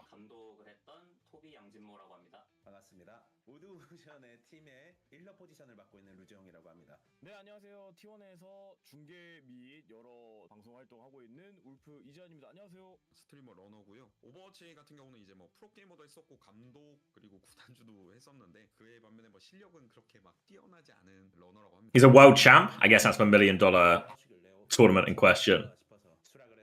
예전에 같이 팀을 맡았던 재홍이 형이 있는 걸 듣고 결심하게 되었습니다. 일단 뭐 입으로 게임할 사람이 좀 필요하지 않았나 좀 약간. Oh, this one, right? The 6th Invitational? Yeah. Can we add it to the trivia on his Liquipedia?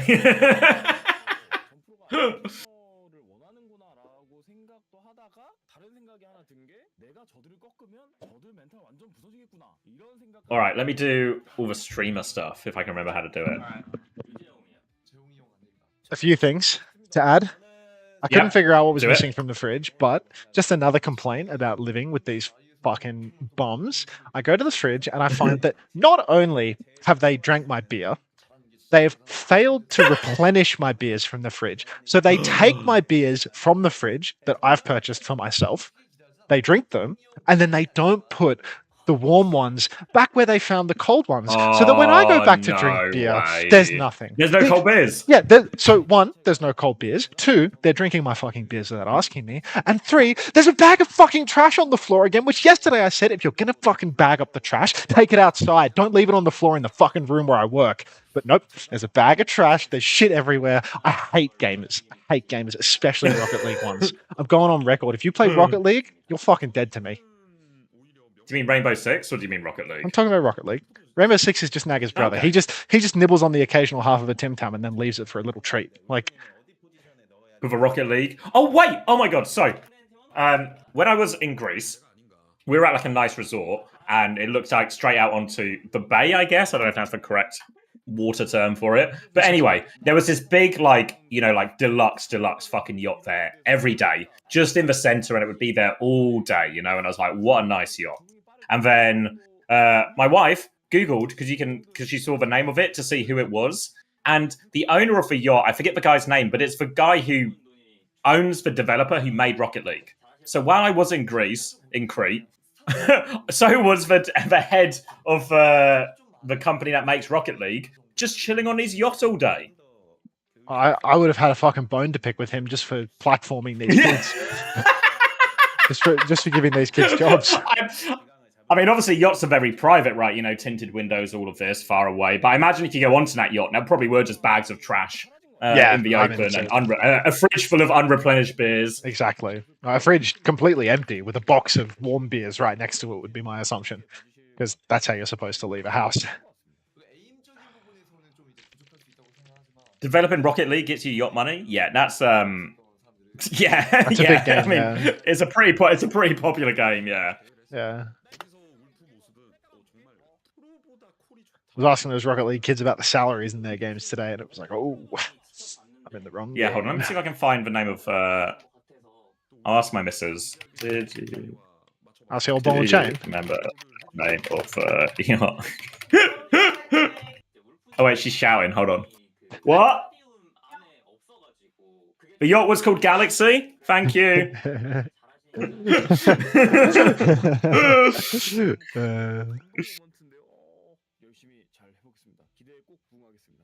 Yeah, this was it. Look at that yacht.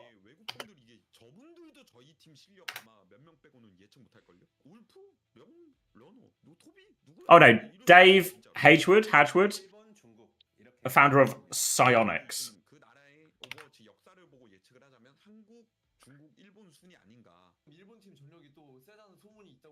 So he says he's current CEO. Where is bro? Oh, congrats, Aki. Congrats on the EWC qualification, mate. Been noticing whenever I ask any other game about their salaries, I'm thinking I'm in the wrong game. Yeah, I mean, the thing is, like, if your game is largely populated by people that are from, like, East Asia, it's probably, like, a low-salary game, right? Like, I think, you know, we're in the wrong in Overwatch. But there was a golden era for Overwatch 2. We're just past it, right? Like, maybe Rocket League is, like, not as... How long has Rocket League been around? 2015, I think it said it was out. Okay, so that theory maybe just he doesn't disappeared. Oh, okay, yeah, maybe he sold it. That's how he got the yacht money. I think League is really high salary, but League is like the most famous game in the world, so and the most competitive esport to get into. But yeah, like if it was fiddling around with cars or playing Siege, like there's pretty good money in that. You never played Rocket League? No. I'm 27 years old, dog.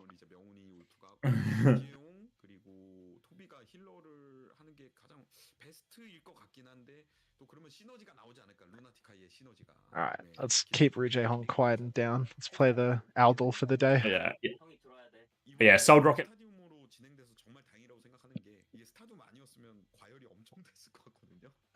First time yacht owner. Is that a command?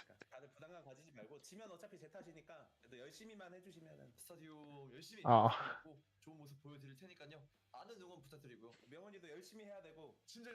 Jesus, it's a super yacht, not just a regular yacht.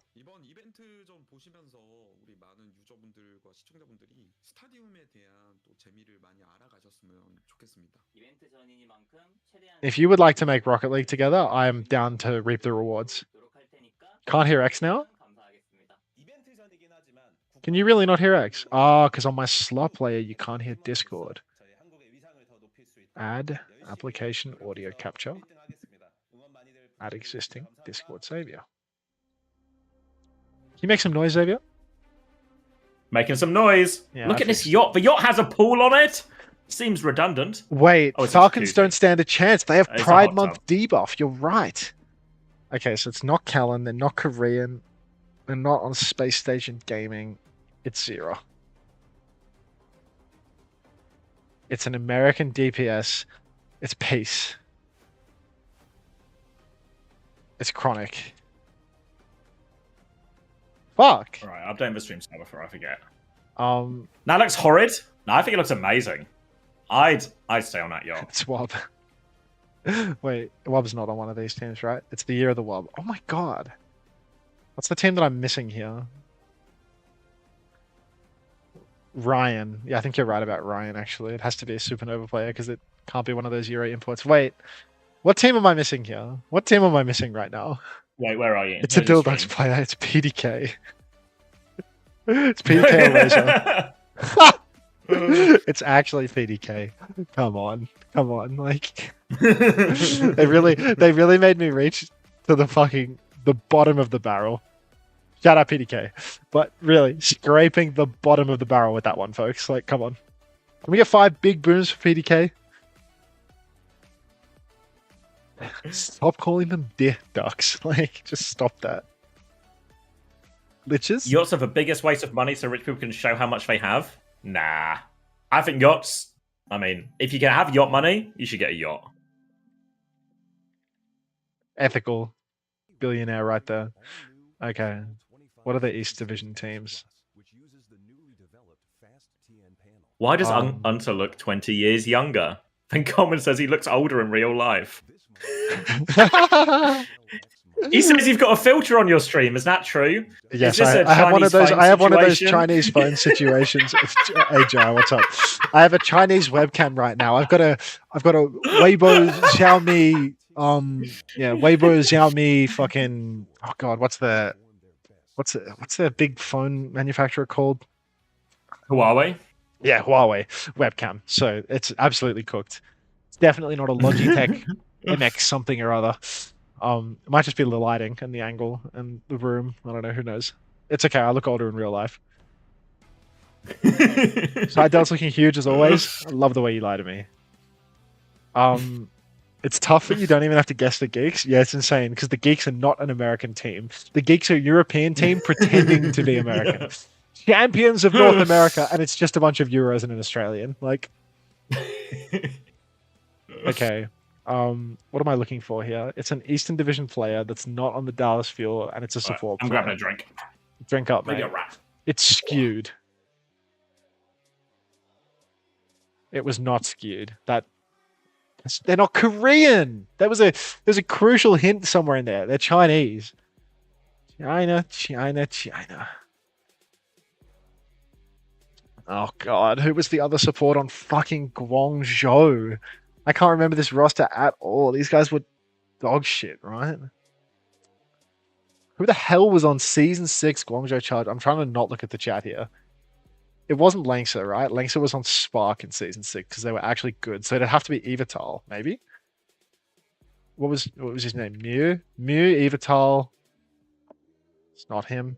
I'll just look at the player names. I'll just look at the list, see if it comes to me. I just really don't want to see it in chat, you know? Jimmy, Jinru, these are DPS players. Linksa, they're on Spark, I think. Monk?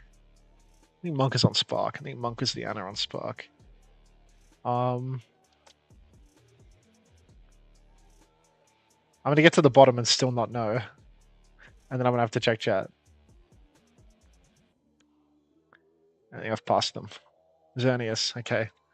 Like, the fact that this guy fucking changes his name. Like, I knew that it was him. I just didn't know his name. Like, Evital and Mew. It's all the same person. Like, it was all him. Like,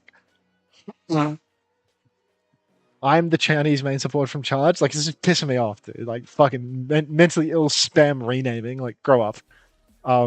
First time Xerneas, thank you very much. Thank you very much for that.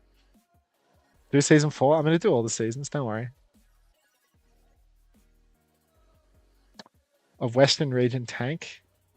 Western Region was all of these. It's Punk. This is an absolute disaster. This is a It's dog's not breakfast. Punk. Jai, Get thanks out for of the this prime. game, yeah, you're right. Money well spent, mate. Money well spent. Welcome to the Parasocial Friends Club. You got some graphics cards for me? Surely you can sort me out with some graphics cards. You got a 5090 tucked away in the back pocket somewhere? Because I got the need. Let's go, Kellen. It could be Kellen, Season 5. It's not Kellen. All right. What other teams? Paris Eternal. It could be some Euro. Who was the Euro tank? It was Vestola. Vestola was out because of the cuts. Oh god. Like, we need to go Canadian tank? Was False on one of these teams? Is Vancouver Titans on this list? Yeah, it could be False. It's not False. Fuck, dude. What? We've actually covered all the big ethnicities here. What ethnicity could this person possibly be? Because there's no Chinese people on this list. In the West. They're not Korean, they're not Australian, they're not Canadian. Was Mirror a tank in this season? It could have been Mirror, right? Wait, no, but Mira was on Vancouver Titans, so that's not possible. So it can't be him because it's season 5. Mira was on Washington in season 6, not 5. Who was your friend? German, Hardy, it's EU. Oh yeah, London Spitfires right there. That'll do it, I suppose. That's the last one. I don't know. I've never seen this name before in my life. I have no connection to this player. I don't know what you're talking about. Hardy Eurasia, yeah. I've never seen that name before in my life. I have no idea who that is. All right, this was. Let's go for a Korean on the top side. Let's go with Lip. All right, it's a support player that's Chinese. China. It's Monk. I'm back. Welcome back. Okay, it's not Monk. It's Linksa. Okay, Linksa wasn't even in the league in season 4. Oh god, a Chinese support from season 4. They were a dime a dozen back then. God. It's like it can't be Evital again. I think he was. Is it Farway? What team is it? Was he on Chengdu? He was on Chengdu in season 4. He was on Chengdu. Yeah, like he's not on Chengdu. It's a Spark player. Like who the hell was on Spark in season 4? Oh my god. Yeah. Chinese Valiant was. Oh yeah, that was season 4, right? Molly. Who the hell is Molly? Like I know him, but I don't know him. You know, he was on Shanghai as well, so that was a great Isn't Molly guess. like a season 1-er? No, he was but he's a season 4. He was a bench warmer on Shanghai in their win.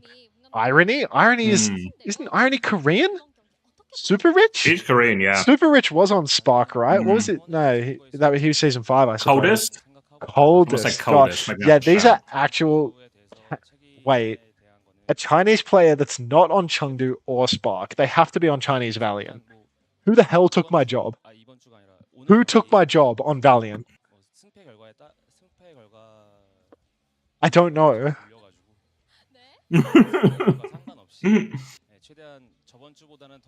What is that, Jai? Labubu is a popular collectible figure. What the hell? Oh, I've seen these. These are like really expensive, no? You gotta be fucking crazy to be buying this shit, dude. Who the hell took my job? Oh, High B. Who the fuck is High B? Mr. Moose. Yeah, that's the answer. High B's the answer, but like I don't want to know it. Stop giving me Chinese players. I don't need this. Flexible, I think. Bro, you farm the international students. Shit is easy. Yeah, dude. I gotta start selling shit that Chinese international students want. Labubus. Like fuck, dude. You've got life figured out, Jai, I swear. Let's see. Was it Hawk in season 3? And we've got these funny What am I eating? It's a Popeyes chicken wrap. Popeyes in the UK? Yeah. Let's go with I think it's better than the American one. Like, season 3? I'm starting to get a bit hazy by season 3. Actually, I don't know who was on what. Oh, I can't remember anything from this season. Saviobly, he was on Nixel. That's a good. Okay, so it's a support. It's a support that wasn't on Atlanta or Nixel, and they're not Korean. Were there any Euros in season 3, London Spitfire? No. Shit. Canadians here? Wait, Logix was a DPS. It needs to be a support. Yeah, I agree, Jabba. I think Popeyes in the US isn't that good, but the UK one is actually pretty good. Crimso's a good shout, actually. Crimso's a really good shout.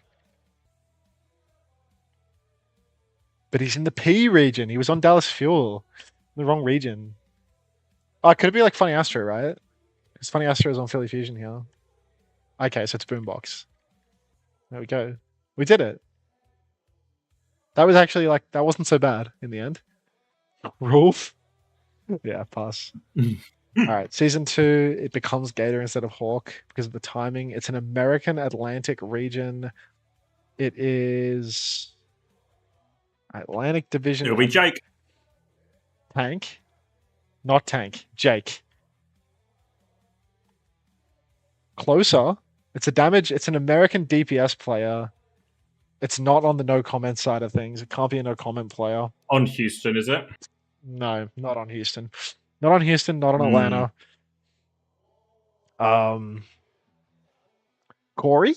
Was he season 2? Corey? He was. It's a DPS that wasn't Corey on the Washington Justice. It's Stratus. Oh my. It's Stratus cried. The little fucking twink, the dog shit Faramay player that could or couldn't. That guy was serious dog shit. But he had personality, you know? Such a season 2 player, actually. Agilities. It's a West region, non-Canadian. Canadian is such a bad guess for start. I should always start with an American or a Korean. All right, P region. We've got Gladiators. Who was a Gladiators tank? Fisher. Oh, Korean tank in the P region that wasn't on Gladiators or Valiant. A Season 1 Korean tank. Was Fate on Valiant in Season 1? I think he was. Season 1, yeah, he was. Wait, Gesture? Seoul Dynasty? Gesture? Well, I've managed to go to the wrong division. Like, I was in the right division, and I've managed to division swap to the wrong answer. Nice. Wait, Gesture was on London Spitfire, not Seoul Dynasty. I was looking in the right division. I just forgot what team he's on. Oh, okay. Miro Oh, was it? Oh, okay. on Seoul. This is Season 1. Okay, who was the other tank? Was it Fury on Seoul? No, he was on London as well. Stop getting them mixed up. Who was Miro's tank duo? Zumba? Maybe Zomba? Was it Zumba still? It wasn't Miro or Zomba. They were on the team, but there was another one other than Miro and Zomba. Fuck. It's not Gesture. Kuki? Zephyr. He was a tank player. I think it was Zephyr. It was the Scrim god. Zephyr. It was Zephyr, right? Oh my god! Zephyr was on the roster, but it's also not him, so it must be Kuki. Pride. Oh. What? Look at this. This is so Season 1 right here. 4 players in the same role on the same team. Like, such... Season 1 was so... Season 1 was so fucking stupid. And we're starting the game. All good. Big game here, folks. This is a match where if Crazy Raccoon win, Falcons are straight to the last chance qualifier. Eliminated from the tournament. If Crazy Raccoon lose, doesn't fucking matter to them because they already qualified because they won the China Land. 17, 16, 15, Just 14. works. It just works. It's a beautiful thing. Very interesting to see completely different comps coming out here. Baptista's been banned. Brig Kiri from Team Falcons. Lucio Kiri is available, but they're going Brig Kiri. They want to pocket their cash. Jumpman, he goes deep on the hazard, but immediately forced to backshift. Wall comes out, but look at that. Jumpman not going to be able to connect a kill. Instead, Sticky Stalk is going to find the opening scalp onto Lip.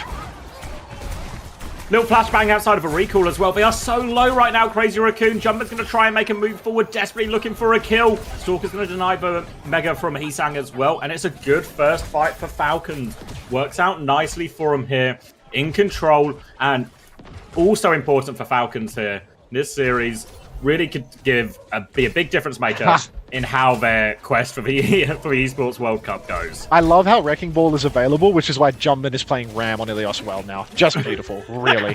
No Sombra in play. Not really sure how Ball is being counted out right now, but of course Jumpman is on Ram. This makes perfect sense. Surely Crazy Raccoon are not throwing this series. Jumpman goes deep, has his form forced out very early. He's looking for more, but he cannot find a kill. We're not looking at Iron Mike here on the Ram, and instead he's going to swing and die a second time in a row. Plastic 2 in a row Mike. for Jumpman here. Plastic Mike, and he is under a match. Fielder finds a kill into Heesung as well, and there is no momentum right now for Crazy Raccoon.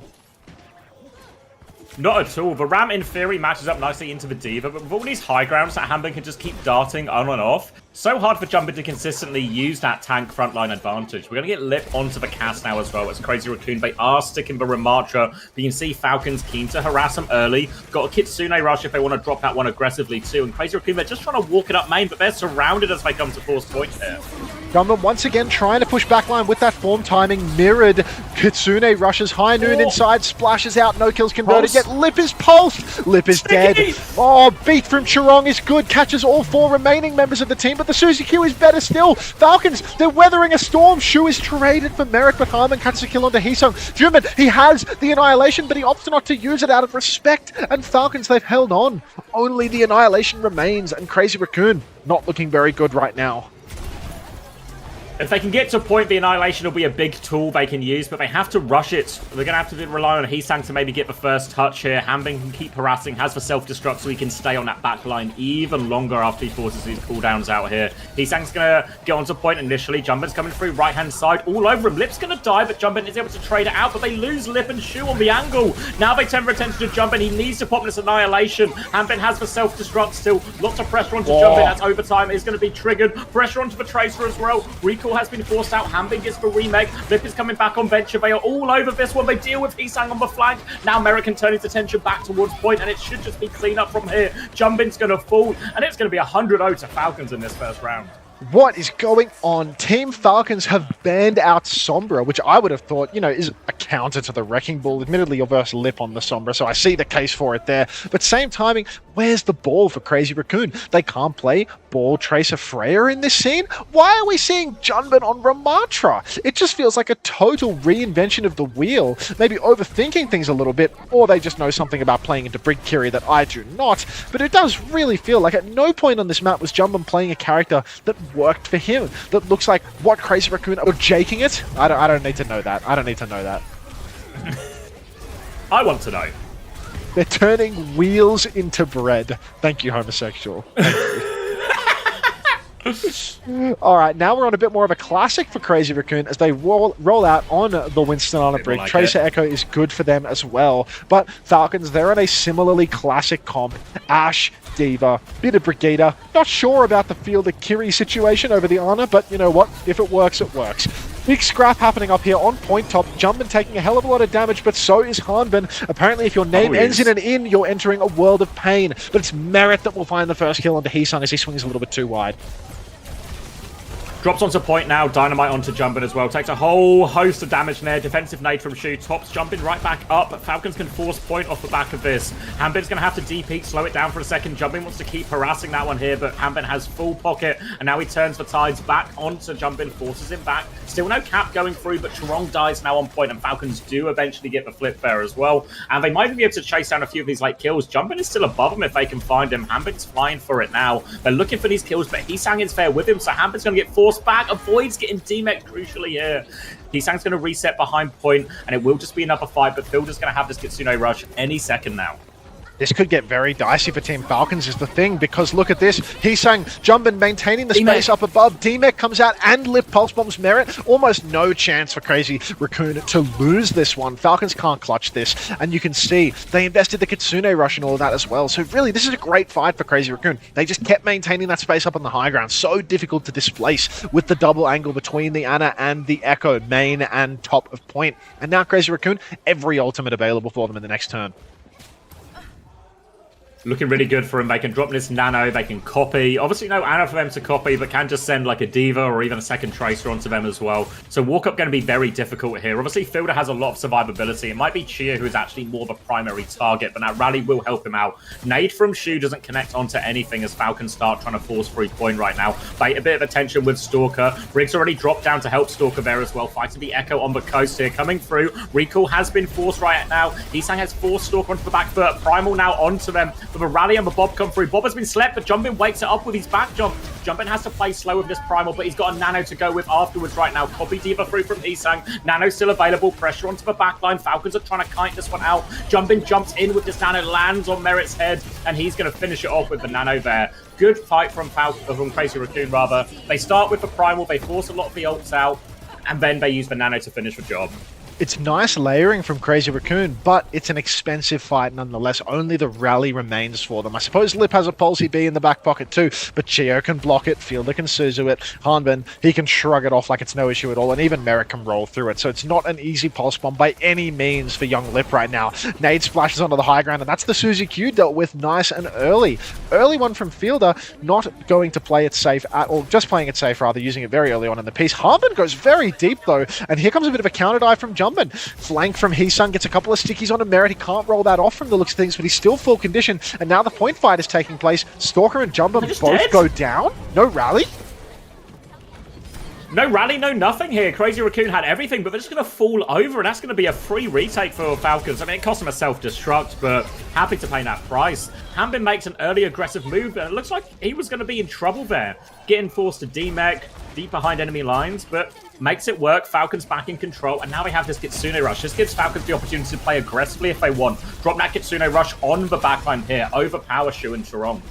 Oh, jeez. I mean, look, now if they can get onto the backline, it's going to be bad news for Crazy Raccoon. There will be the opportunity to overwhelm them. But Charong, if he just keeps playing it safe with Shu, makes it hard for Fielder. Fielder's actually just juking it out right now with Lip, but Lip has no recall over on the side. Needs to be so incredibly careful. He does escape. He's given them the slip. Now the point push is coming through. Primal, Rally available. Rally onto the point. Bash onto Merit, takes him down. Heesung is low. Heesung is traded, in fact. Charong is in trouble as well. Gets counter-bashed. This is not yet last fight. Lip trades Fielder. Will they go for the clutch here? Lip and Jumpin are both still alive. Harmon is incredibly low. Jumpin, he will see a window of opportunity here if they can just get a little bit more damage in from Lip. Pulse Bomb comes out into Jumpin. Primal Force. Stalker's recall force though, and Jumpin, he's good for it with the Primal. He finds one. Heesung and Shu both soon to be back, but Lip goes down. We need to be concerned about the touch here. Who's touching point? It's not Jumpin.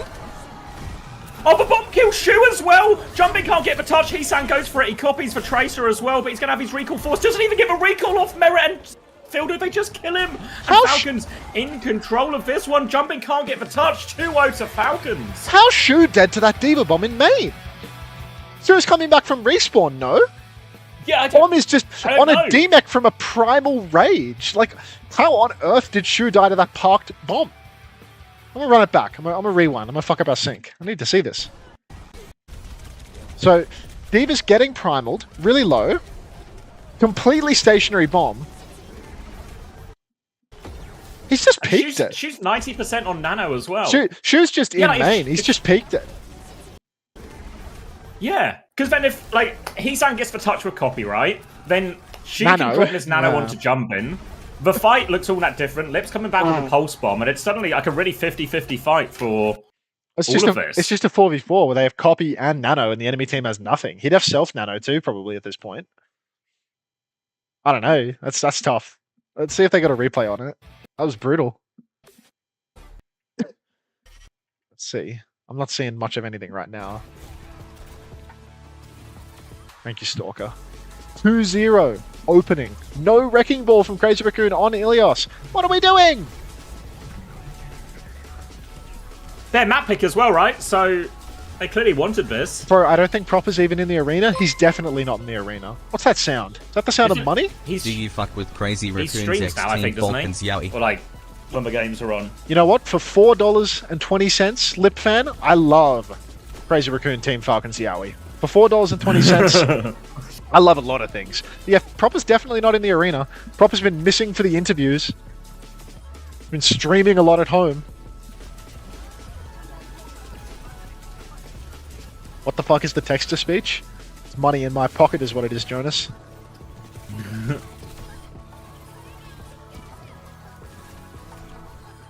Wow, I thought they were going to win with the rally turn too when Jumpman had Primal, but instead just like counter bash, 2 dead. Yeah, well, when they survive the initial part of that Kitsune rush, it looks good, but then as soon as Chio gets rally... How the... Oh, yeah, we can get some bois going, that works. I can't believe that's Naga's brother, dude.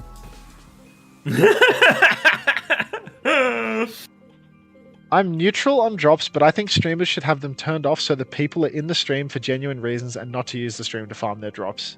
I appreciate your neutrality on the matter. Thank you! Bless you. Bless Max, you. Save us, please. If you can hear us, please save us, Max. Unfortunately, falling on deaf ears. Wait, lip haircut? Possibly. Possibly. I had more viewers when I was watching Gaming for Hope before the matches had started. It's probably because the Titan real went downturn live. in terms of content. The Titan went live, so I lost all of my core viewership for the Titan. It's alright, mate. I've been to Greece, if I've not mentioned it. So to be fair, I've learned all about slaying Titans. Between the Titan and OC, it's actually so difficult for me to keep even a crumb of my viewership nowadays. I'm just in the pit. Thank you, Chinese Dinos, for the Prime, and thank you, XE Wild, for the Prime. Back-to-back Primes. Lovely day at the office, that. Bezos is going to get me some yacht money. Oh, I love mega yachts. I love billionaires and their big, expensive boats. Oh, thank you, Eltar91 as well. I am getting this yacht. Ah, yeah, we're literally just a couple of follows away from getting a yacht. Gaming for Hope demolished the false allegations of KKK, Nazi, neglectful father, and anti-LGBTQIA. You forgot grooming his wife, but yeah. There was one other as well. Oh, and unemployed. And unemployed. This is so sad. Can we get a blah in the chat? Agreed. Completely agreed. Wow, bit peckish now. It's at 4 in the morning. Yeah, you should have had a Popeyes chicken wrap. It's too late, mate. Oh wait, you're in Utah. You can get a Popeyes in Utah, surely. It's 4 in the morning, bro. Nothing will be open. Oh. Yeah, there's actually nothing open. there's a 7-Eleven 40-minute delivery away. That's the only thing that's open. Thanks for dropping the balls, everyone.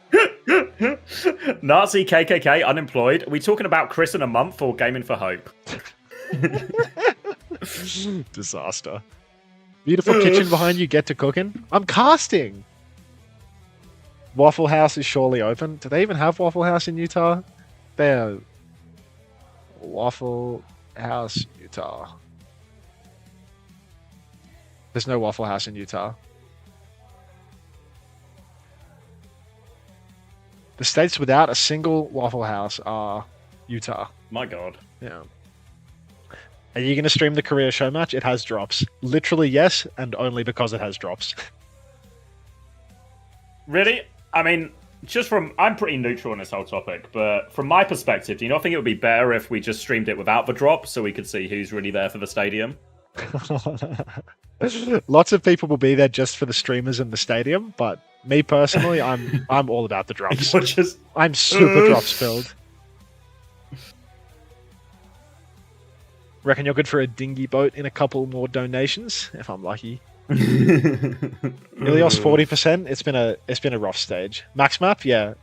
The tables have turned. Now max maps are the maps where they win, not lose. Stop lying, you just want ad money? Me? What? Are you kidding me? Yes. You gotta be kidding me, man. Yeah, come on. Come on now. You know you're talking to you? Love of the craft. The craft. Do you think Joseph Smith could save SSG? Joseph Smith is quite literally in the process of saving SSG right now. Like, we'd be soaking every night in the house to make sure that we're not violating the law of Mormon. And it's all going to be fine come playoffs day.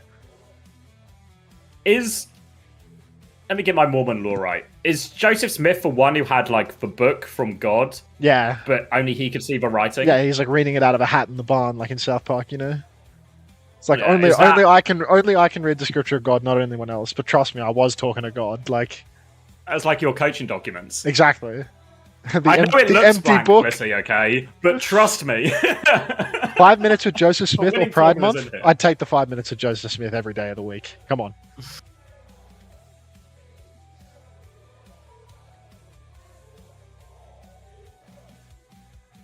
Did God tell you to ban Lifeweaver? People be playing Lifeweaver on King's Row. Like, Gaga. Joseph Stalin can save SSG more effectively by suppressing the enemy team players. Joseph Stalin can, across a 5-year plan, do a lot for our team. But we're gonna need some time to build on it. Ange Prey or Ange Pride? Ange Prey, obviously.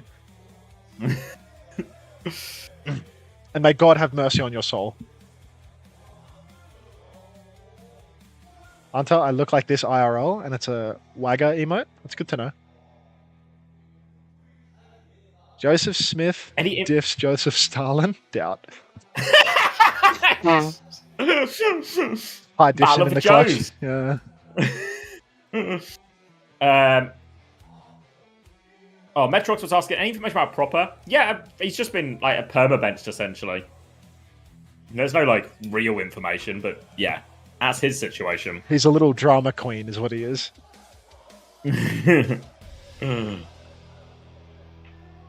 Do you think if we invited Gaming for Hope onto the roster, he'd accept the invite and say that he's achieved his goal? What do you think happens if you did that and he's just like, oh yeah, I did make OWCS. What's the next step? It could be like a greater good situation where, like, you know, now his wife and kids have a husband that goes to work instead of playing games in plat. It's like, it's like you know, at the end of Aladdin where the genie gets set free, it's gonna be like that. He finally release him from the shackles of his goals. He's freed from the shackles. Yeah. I feel like it's possible. I feel like it's really possible that if we throw him on the roster, he'll finally give it up. Next step is GM. True. Thanks for that, Ewans. Thank you very much. Spend your points, money to be made. Everybody gamble with your channel points. Gamble with your channel points. We need redistribution of wealth. Somebody could ban Sloan Cameron. 50 on the thread.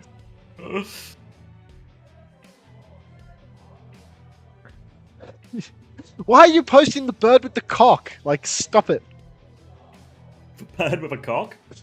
I'm sure someone can post it I've in your missed some chat. stuff. I've missed some stuff. Someone go put the bird with the cock in Xavier's chat.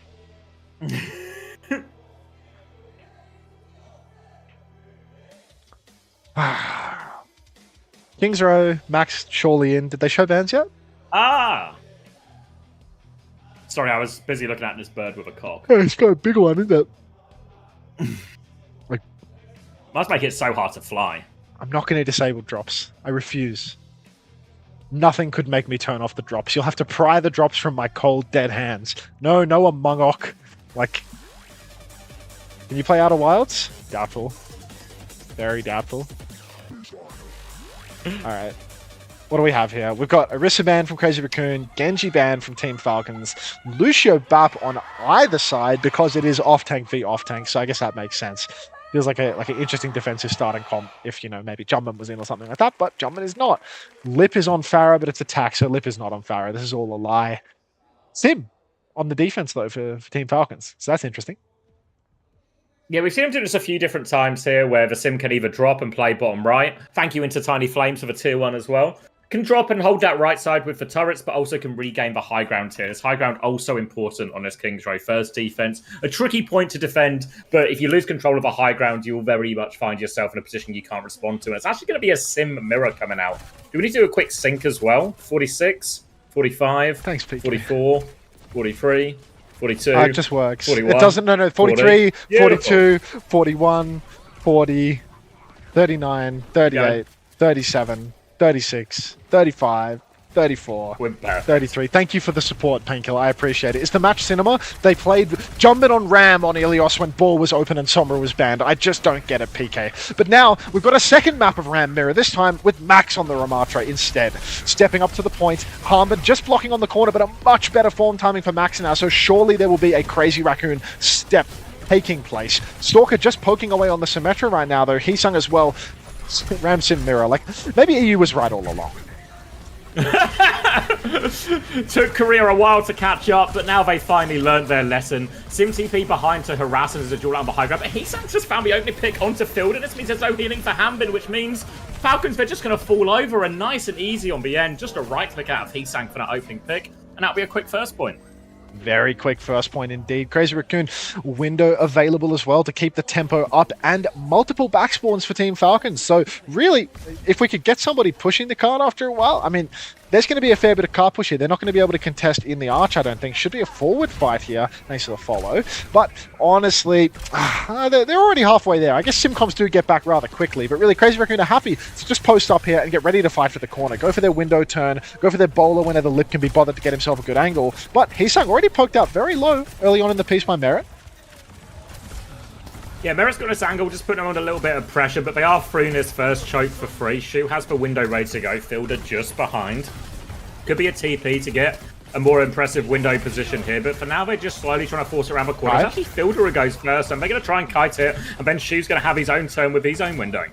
Yeah, a little bit of a beatdown for Max right now, but that is a low-value ult for Falcons. Fielder's window finds no kills, kited without any huge effort. And now, Crazy Raccoon, here's their swing timing. You see Merit stepping up to the plate, 3 bolts, 0 connects. Bowler shot comes out from... Oh, that is from Merit. Deep from Chirong, and the push is deep. Merit, he will fall to Max's punches. Also going to use the Annihilation is Max. He really wants to finish this fight fast. But Falcons, I mean, they spent heavily. That was double DPS ultimate. That was window. That was Sim Wall. Like... Jeez, Crazy Raccoon might just be good to finish this one now. Window for the touch. Yeah, Crazy Raccoon had quite a few of their ults just that little bit earlier there, so they invest in those ults. They had a significant beat advantage, but because they had to use so much more into it as well, Falcons retake should look pretty comfortable here. Crazy Raccoon can window early, potentially making his touch hard, try and just force out one of these Falcons ults a little bit early, because if it's just a brawl onto point, Falcons ults are going to be too powerful. Falcons going to stall out the car right now. Window comes through, looking for their opportunity, but Falcons are just slowing it down. Hambin is full blocking, has the Annihilation pop now as well. Lamp comes through and Merit finds the pick. So just a 1-for-1 trade. The slow is good onto Shu as well, but if they can find the follow-up kill, Stalker seems to be on the hunt now, but has been forced to recall. So Falcons regain the space, but only one kill. Still have beat advantage for this next one, though. Wait, is Chirong behind trying to C9 him? It didn't work. Yeah, there was an attempt, or at least we think there may have been an attempt. We may never know. Hammond stepping up on the right-hand side, he's going to be just fine. Really, Crazy Raccoon need to wait for Chirong. That previous fight, would have liked to see Crazy Raccoon shooting forward a little bit more, pressuring some cooldowns out of Falcons before they could get that point touch, because the window, low ground, was just matched by Harmon's form. Another Lamp has been forced out of Shoot early on, though. Looks like he's gone for an aggressive angle, been forced out by the Tracer, perhaps a little bit of peeking from Merit as well. And Falcons, they have very comfortable ults to push here. Bowler comes out, lands on Fielder, but the Lamp will deal with that. Now the beat comes out, and it might just be kited. No, Chirong gets caught. Hands down, 2 fights in a row. But Crazy Raccoon have flipped to the objective. Chio's going to have to scramble to the point, give his life away for this one. Fielder goes down. It's actually Fielder to die before Chio, but Crazy Raccoon, they should not be able... Nah, I don't think they're going to be able to win this. We need some real Shu magic up on the high ground. Yeah, it's a 1v2 right now. Shu is still there. Stalker messes his blink up actually, so the recall's been forced. Chirong is back. Crazy Raccoon supports want to do it. Hambin is so low. He's trying to play around his shield. He needs to get to his form. They're pushing the kill. Hambin does get to the window to try and finish it. Hambin thinks he can win it. More pressure onto Hambin, but he's just full blocking. Lamp back from Fielder. And he windows as well, and it forces him back. Windows traded. Falcons, though, they still have DPS ults to throw into this.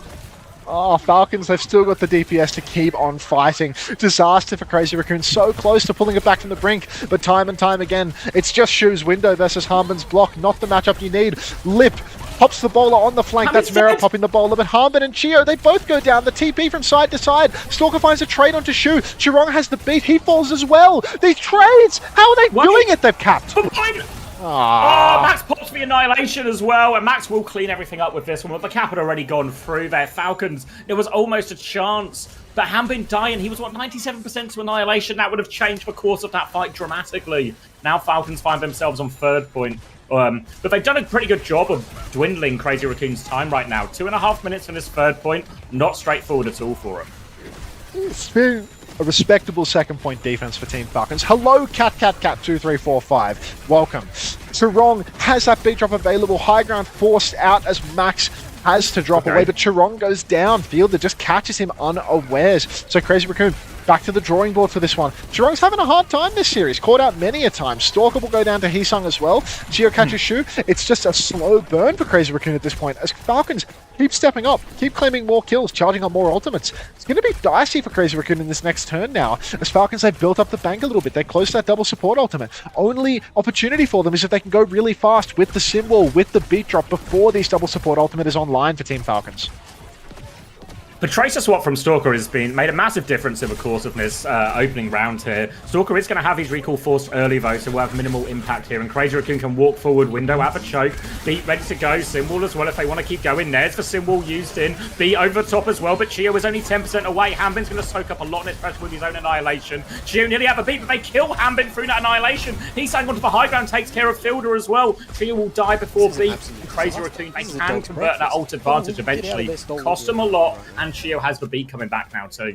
Good judgment from Crazy Raccoon to get things done before Cheer has the beat drop available, but this next turn is going to be just as difficult for them as they have to contend with an unmatched beat. Alex has a hat. Thank you very much for the prime. Welcome to the Parasocial Friends Club. I hope it's a nice hat. High ground position for Lip right now. He's up top watching the spawn choke.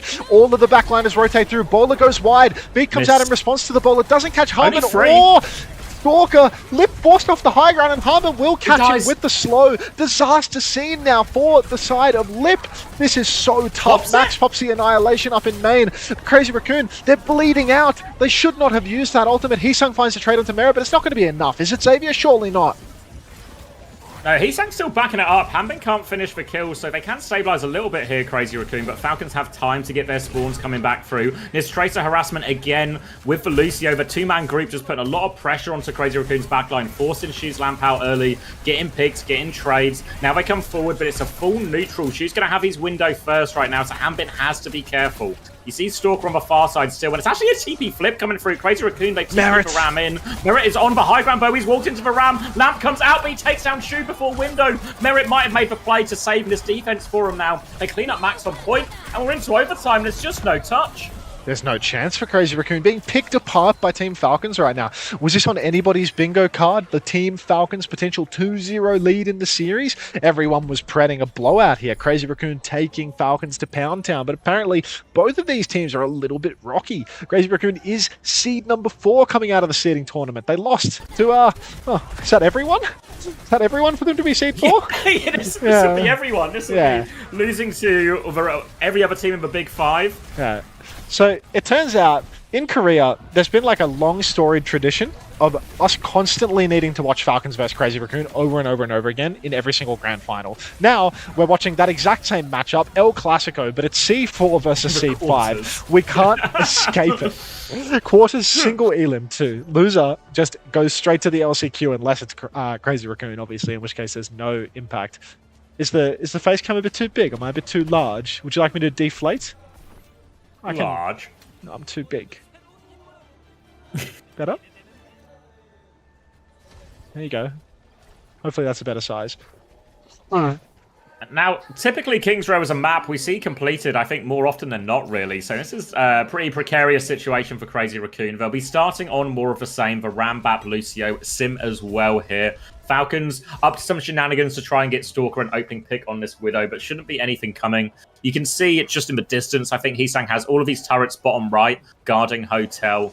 Just try and keep control of that area. Max will start on the high ground. Hammond's going to fly out on Diva. We'll see if it's just for scouting or if he's going to come back. Looks like he's walked out on it here. So imagine Falcons want to try and force for low ground a little bit, bait Max down there, and then go onto the high ground. They have a Mercy-pocketed Farah as well, so it's going to be all about the DPS angles here for Falcons to crack open this first point. Love the Mercy pick into the Sim, honestly. Without the Tracer pressuring you from behind, you can just go the greediest support pick possible. Play into your poke as much as you'd like. Hamburg can go touch point on the Diva, then shift up to the high ground to connect on dives, and there's going to be so much poke to be dealt with. Fielder throwing nades, Stalker and Merit spamming constantly, and you can see Crazy Raccoon, it's going to be difficult for them to even stop ticks from coming through.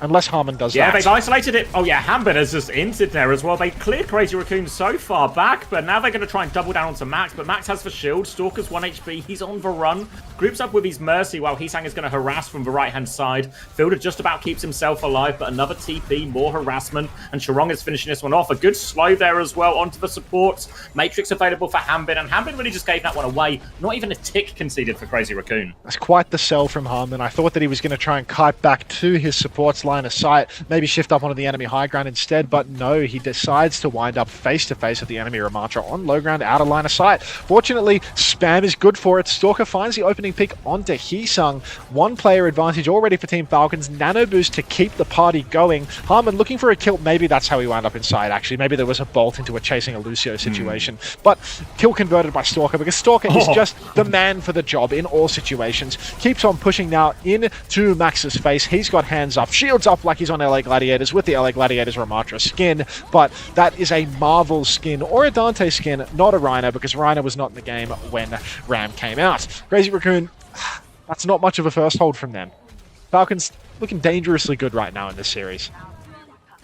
Yeah, they're going to keep the Farah Mercy as well. They have both a Barrage and about to throw into this one. And actually, this part of King's Row is still pretty good for the Farah. Damage boosted Barrage or something, a bit of Matrix from Hambin. It's a very hard combo for Crazy Raccoon to deal with. Symbol in many ways might be their best counter to it, as long as Heesang can find the right timing to try and neutralize some of that. Otherwise, they could be on the wrong side of a snowball. And look at Fielder already hiding, looking for potentially a sleep or something if anyone oversteps on this high ground. I don't think Heesang knows, but Barrage comes through. The wall is good, but not good enough. Heesang still gets taken down. They try and respond, but Stalker is good for 2 again. Full pocket coming through. We'll clean up these turrets. Drops down to deal with the remaining players. And it's going to be a clean sweep. Dying on the point right now is the rest of Crazy Raccoon. And they will have a retake here. And it was actually, that was Nano, Barrage, and Valk, and the Bowler all invested for Falcons. So they've got no orcs left in this snowball. very expensive fight for Falcons. It looked good. The eye test looked alright, but the more I think about this, the more it feels like it is absolutely disastrous that Falcons had to spend double DPS and double support for a pulse bomb. Now Crazy Raccoon, real opportunity to plant the flag here. Stop this snowball. Stalker taking a lot of damage over on the side, but only Chio available to heal him because Fielder, he's hiding in wait. Thank you, Heesung. Opening pick, a chance. Nade goes deep, catches Shu. No lamp challenge! It's late! Now Hambin's on the backline. They have no ults, but the snowball's still going. Hambin needs to try and live here. Crazy Raccoon, they have so many ults to retake with, but they're going to have to run for this one. Max is the last to spawn. Yeah, they just can't go. They have to concede second point. It's going to be a 4.5-minute time bank for Falcons. And remember, they don't even need to complete King's Road. They just need to beat Crazy Raccoon's distance. And it is suddenly looking oh so good for the Team Falcons. What a disaster. No lamp challenge, pre-fighted on Tracer. Everything that can go wrong does go wrong for the side of Crazy Raccoon. And now, I mean, what can you even say about this? Poor Crazy Raccoon, they've got this huge ultimate bank. But Falcons, they're closing on the same bank the second time around. Crazy Raccoon need to take a fight. They need to start stopping the cart from moving. TP onto the high ground from Merit. Bowler shot lands onto Lip. The beat is pixel perfect from Chirong though. So even though the bowler looked incredible, 2 kills for Crazy Raccoon, nothing for Team Falcons. That's bowler and bomb invested. Crazy Raccoon, finally a sign of life. Yeah, Fielder's still fighting on this high ground. Does get a late trade onto Lip. Won't be worth all that much. Now eyes on Falcons to see what comp they're going to swap onto here. Might just be a bit of a mirror. Hambin's actually going to go onto the Malga. Don't need to invite Falcons to do that one. And now they're going to keep the Ana since they have that Nano ready to go. Might just be a Nano Malga, honestly, into the backline here. But Crazy Raccoon only used the beat in that previous fight. Still a very comfortable situation for them. Very comfortable ult-wise, but not time bank-wise. 3 minutes and counting, but good start. Shu pops the window. Sticky Stalker will go down. Annihilation from Max as well. Fielder, he's invested the nano in this, but no kills for the side of Falcons. Lots of skill coming out from Fielder here. It feels like he's doing it all, just not enough to kill the enemy team, apparently. Yeah, the problem, because I think Hambin had used his stomp to get into that fight. Now, when Hambin peeks, Shu uses the window, they use the nano. But what you really want with that nano is Hambin to go charging through the window, put a load of pressure onto that backline with the nano. But Hambin didn't have his stomp available, so he's just sort of caught in front of it, trying to burn down the Remartra. But it's difficult. Beat push now coming through from Falcons, looking for some of these kills here. Lip is caught in the middle. Fielder will take that one down. Pulse Bomb is good from Heesang, takes down Stalker. An important trade for him now as well as he looks for more. Max is still anchoring the point. The lamp doesn't save Chio. Falcons, they can keep this payload crawling forward, but the trades are going to stop them getting any more progress. Oh, Max! Max is taking so much damage. The lamp is good, but Max should have his shield soon. It's a 3 versus 3 now, not anymore. There's so many respawns now. I don't know how many Falcons players are back into the fight. There's only the bowler shot available, but Fielder's window is climbing. Merritt goes for the bowler, but the bowler makes you stand still. He gets one clipped. Chio is incredibly low. He goes down as well, and it's starting to slip through the fingers of the Falcons. The Pride Month debuff starting to show for them as Crazy Raccoon, they've planted the flags have, and not just that, they've really whittled the time bank down. There's only a minute and a half left. Yeah, Falcons are starting to run out of time a little bit, but they do have their cage symbol timing, a window even to throw in as well. And this is the key timing for Falcons, and these ults are going to be so hard for Crazy Raccoon to deal with. You can see Crazy Raccoon, they want to hold forward, but a Sim TP to flip it. Hambin's already through, and Crazy Raccoon have to reconsider their position, but an opening pick onto Stalker. Couldn't ask for a better pick at a better time, but they're still going to try and window to turn it. They lamp and try and disengage. Max has taken a lot of damage, but Lucio's caught here. Chirong is in trouble. He's under pressure. He has beat. Window from Shu does relieve that pressure and we'll have another fight. But now Crazy Raccoon, they have 4 ults to deal with this cage symbol. They need to block the cart here. They cannot let Team Falcons get any free push because 2 fights could turn into 1 in the blink of an eye. Gambles with the bowler shot. Chio goes down again. Max pushes in, kills both supports before going down. Iron Mike Tyson. So much for Plastic Mike. Iron Mike is back. Crazy Raccoon looking worse for wear though as Shu and Max have both gone down, and you can see Falcons have got 3 on the cart. They've still got the cage for the final turn. Crazy Raccoon, they have the ults to respond. The symbol has been bled out, but really 1 fight win for Falcons will seal the deal at this point, Zav. He's going to blink through to the right-hand side here. Hambin's cage is available, but Crazy Raccoon, they have all the ults to work with. Falcons, they really need Chio's beat to be online before they take this fight. Walking round. And the form has been used from Max. He's had to de-peek a little bit, but Falcons also reset. Chio now has the beat ready for this one here. Falcons are slowing it down. Sim TP onto the high ground. Cage comes through. Looking for it as well. Doesn't find anything. Hanbin, he's forcing a point, but it's getting stalled out from Heatside. But Cage has found nothing. Now they on just the high have ground. advantage. Crazy Raccoon. Merit needs a crazy high noon right now. He's going to drop down looking for the Ramatra. Pulse bomb as well. Gets the damage off. He's taken down. Now the pressure. But Bola hits as well. And Crazy Raccoon, they make their stand. Chiron gets one more boop off the map onto Hanbin. And Crazy Raccoon tie us up. Hanbin, a little gaga. Zero-man Cage into pin off the map for the final fight. Absolute cinema. Max equals win. That's what people have been saying 2 years in a row. 3 years in a row, homosexual. Max equals win. 4-minute 30 hold on third point there. Incredible. Incredible that at no point do Falcons choose to just mirror the Ramatra that they were absolutely dominating their defense with. And instead, they go from Diva to Malga and piss it away. Oh, awesome. So fucking awesome. I, for one, am here. I'm so happy to be here watching Falcons go to the LCQ in round 1. I mean, after that defense as well, it started to look like Crazy Raccoon were in danger of just getting blown out of the water in this whole series. Yeah, it was starting to look like a 0-2. Huge recovery. Yeah. Hanbin has been flattened. Painkiller, you're right. Disaster. Oh my God. Actually, like when we reflect back on it as well, the Falcons' attack was just they win the snowball fights with the Pharah Mercy and all of this, then they get like the perfect magic picks.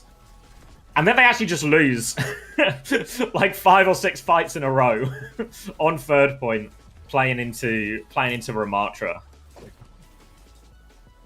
Ah, yeah, I don't know. Just really, where was the ram from Hanbin there? Yeah, because once they made that Tracer swap into the sim, it felt like Stalker was getting so much done. They were winning all the neutrals, and part 2, all the value Stalker was able to get sort of uncontested on this flank. I know it's like a bit trickier on third point for Tracer, especially on the attack, but I don't know, it feels like there was still an option for him there. Thank you, Chaz, as well, for the Prime. Big up, Chaz. Who's the Apex Legends coach, homosexual? Moon's the Apex coach as well, right? What, Moon? Yeah, I think he does both, if I'm not mistaken, for Crazy Raccoon. No way. Are you serious? I'm pretty sure they had like a big how Apex long run has and Moon been coaching Apex? A decent amount this year. Jesus. Thank you, Jonas, as well, for the Prime. That's how you know this esport is dead, you know? Like, you're struggling to make ends meet so bad, you have to head coach 2 games at once. Like, let me look at Moon's Wikipedia right now. Let me get this up. How good is Crazy Raccoon's Apex team? Okay, they look absolutely awful. Yeah. Moon's Wikipedia, 27th in AGLS 2024, 105th to 108th in AGLS 2025 Open, and then 8th in AGLS 2025 Split 1 Pro League APAC North. They didn't make the LAN? Yeah. Yeah. Okay, so he hasn't had like a very storied career, but he does have a sick picture of him holding a trophy at DreamHack. Yes, it is an Overwatch trophy though, which I think undermines a little bit on the Apex Wikipedia.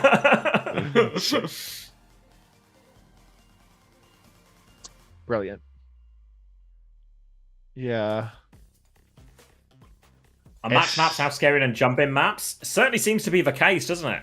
Jumpin looks like a bum, dude. They put him on his best ball map and they don't ban ball, and Sombra's banned that he doesn't play ball. Like, what's happening here? We can't play ball anymore, Jumpin? Just put the bee skin on, make the sounds happen when people hit your mines, dude. Come on. They were at match point but couldn't get the win. Are they talking about Crazy Raccoon? Yeah, Crazy Raccoon in the Apex.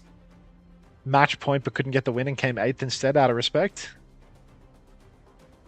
Oh yeah, Apex Wikipedia is so hard to read. Yeah, I have no idea how this works. It's like, I don't know. Yeah, like they play like different. They're in like different pools, like an A, B, and C pool, and then the pools play against like different rounds against each other. It's like, I think it does make sense, but it's like it takes a lot to get to grips with. I'm simple. Yeah, Crazy Raccoon finished. This is a nitty-gritty situation. Crazy Raccoon finished 8. Oh no, he just qualified them for the mid-season playoffs. What does that mean? God. You're down the rabbit hole now, Xavier. I'm in the rabbit hole. I mean, just even looking at these teams, it's like participants, and then there's like a billion teams. Oh, Falcons have an Australian team in the Apex. What? Really? Yeah, it's Zero, Waltzy, Imperial Hal, who's actually American, and then... Oh, these are their coaches. Oh, yeah, of course, only 3-person teams. So, yeah, 2 Australians and an American on the Team Falcons Apex roster. Look at these people. Oh, wait. OWCS also have a mostly Australian roster. Apex is an Australian game, apparently. There's so many Australians here, mate. Falcon... Wait. Shopify have an Australian player. NRG have an Australian coach. Team Falcons, Zero, and Wuxultzi. I feel like I've died to this guy in PUBG before. Here's 800k. Here's 800k in earnings. Holy shit. One of the most successful Apex Legends competitors. Prime XYZ, thanks for the Prime. Welcome to the Parasocial Friends Club. Are you going to start coaching SSG in Apex now? I'm considering it. I think I might take the Rocket League coach's job. Show the kids how to clean the dishes too. Oh wow, this guy. Oh wait, this Zero guy is just a hard winner in Apex. Like, look at his Wikipedia. 2020-22. Wait, hold on. Also, check out Enter Force as well. You'll never guess who their coach is. Enter Force. How do I spell that? Enter Force. Yeah. .36. Yeah. The coach is Korean team. Where the hell is he? You'll find it. Enter Force.36? Awesome guy. Yeah. Awesome guy. Oh, God. These people just refuse to quit. Oh yeah, I'm on Zero's Wikipedia now as well. It's actually just this guy's a fucking winner. Money. I mean, he's coming first. Approx total winnings 800k. Coming first at like all these 300k tournaments, and like there's only 3 players on the teams in this game, right? What about this other guy? This guy, is he also a winner? No, not like the other guy. So this Zero guy's like an actual fucking champ. Like, Jesus. Beast. Imperial How is for real guy. Yeah, Imperial How rings a bell. I feel like I've heard that name before, which is like, what do you call it? That's like, if you have that kind of international recognition, even if you don't follow the games. Yeah. Imperial How is like the same as Zero, but doing it since 2019 instead of 2022 because he's older. Yeah. I swear, did Imperial How used to play COD as well? He old enough that he should have had a game before this, you know? He's my age. Alright, I hear loading in music.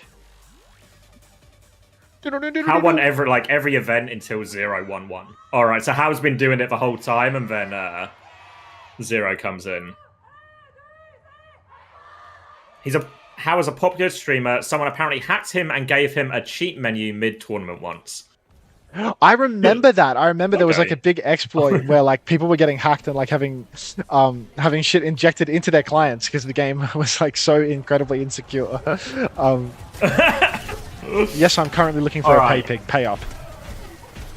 Riddle me this one then, Max. Falcons have banned the Ramatra despite having a decent amount of success. And it's going to be a Freya ban on the other side from Crazy Raccoon, who are bringing out the Sim Torb. A bit of a throwback here for Crazy Raccoon. But it's going to be Orisa into the Malga again here. Same we saw in the first series. A TP flip from Merit sets up that kill onto Lip. Nice little dip in, dip out for Falcons. They get this opening pick. And Crazy Raccoon just already on the back foot, trying to get out. Shua's had to lamp early. They are slow on resources. Crazy Raccoon are going to try and get out with their remaining 4 players. They are good for it, actually. And this will mean first flip in the way of Falcons. Your Remedy 1, thank you very much for the resub. Welcome back to the Parasocial Friends Club.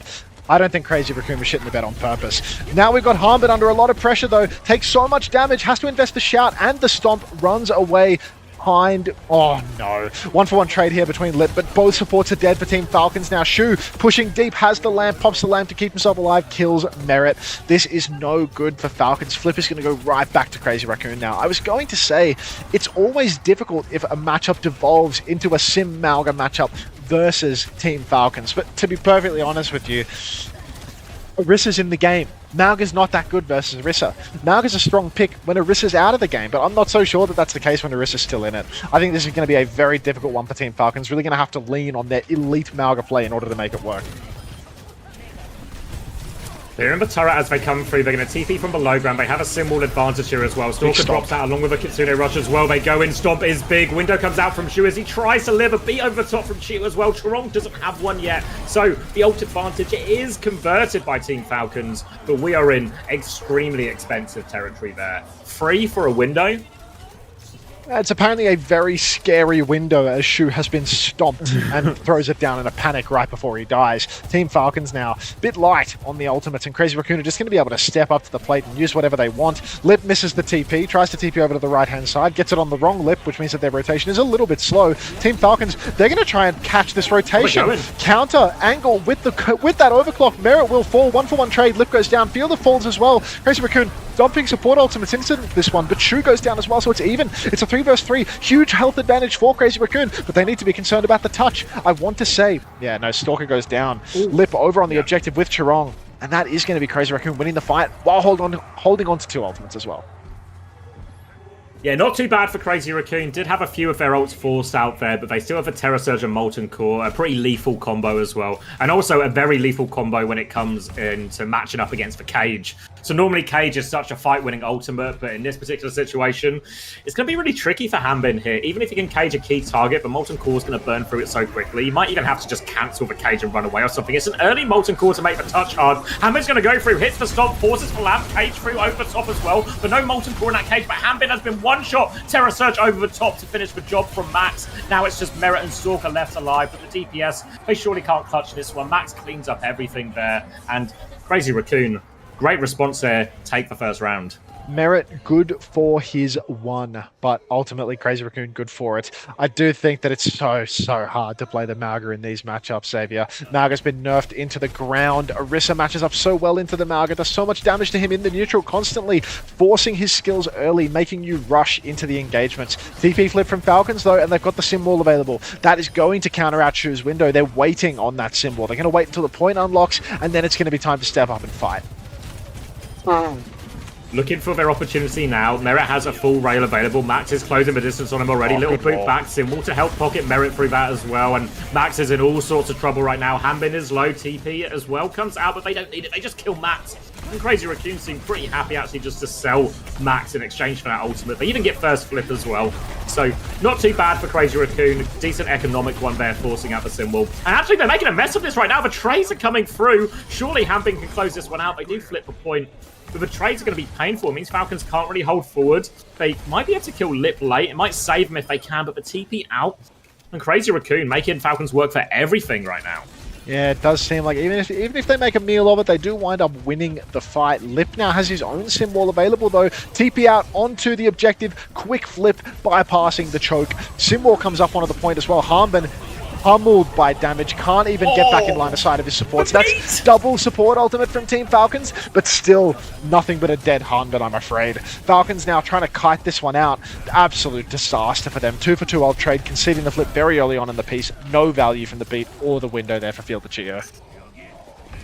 Avoid any late trades at least, as Hisang's going to throw his turret out onto the wall. And Falcons can now retake with this overclock, but they have to be careful walking up because Chorong's going to drop that beat into them. They're going to try and maybe TP flip to the far side here if they can, Falcons, but Stalker's taking a lot of damage. Merit has the angle, but Falcons are a little bit beat up. Oh, beat to counter out the overclock now from Chorong. Very good indeed. Max has the Terror Surge available as well. Field the first to fall. Max pushes deep, misses the spear. Doesn't make a lick of difference because everybody on the side of Falcons is dead. Harm and Chio jumping off the map, but these fast resets aren't going to save the day here. Falcons, they can't get a fast recontest because Stalker and Chio are on a different wave. They're respawning later. No chance for a touch. No chance for a touch, which means it's just going to be 2-0 for Crazy Raccoon, and Falcons now have to try and reverse sweeten this one. No sign of a swap coming out from Hanbin as well. They're going to keep sticking onto this. Simwall and Cage are going to be up for Falcons. But Crazy Raccoon, they have a Terror Surge, they have a window, they can still make it very awkward for them, and they have a chance to go early if they want as well. You see Lip already harassing, they're looking to try and catch him on the rotation, big damage onto Chio, they're trying to rotate away, are slowed down by the Sim turrets, and now Stalker got the TP out, so now Falcons, they have space and control of point. or point control early on, but the window comes out from Shu now. Backstep from Team Falcons, and look at this. Symbol Symbol in kind, and that is just going to be an easy one for Team Falcons. Actually, they clean up Shu's window, finding no value whatsoever. It's so hard to win these Symbol fights. Symbol, so disruptive in these comps. You need to get out of dodge. You can't fight into it 99% of the time. And again, Symbol comes up, Team with the wall wins.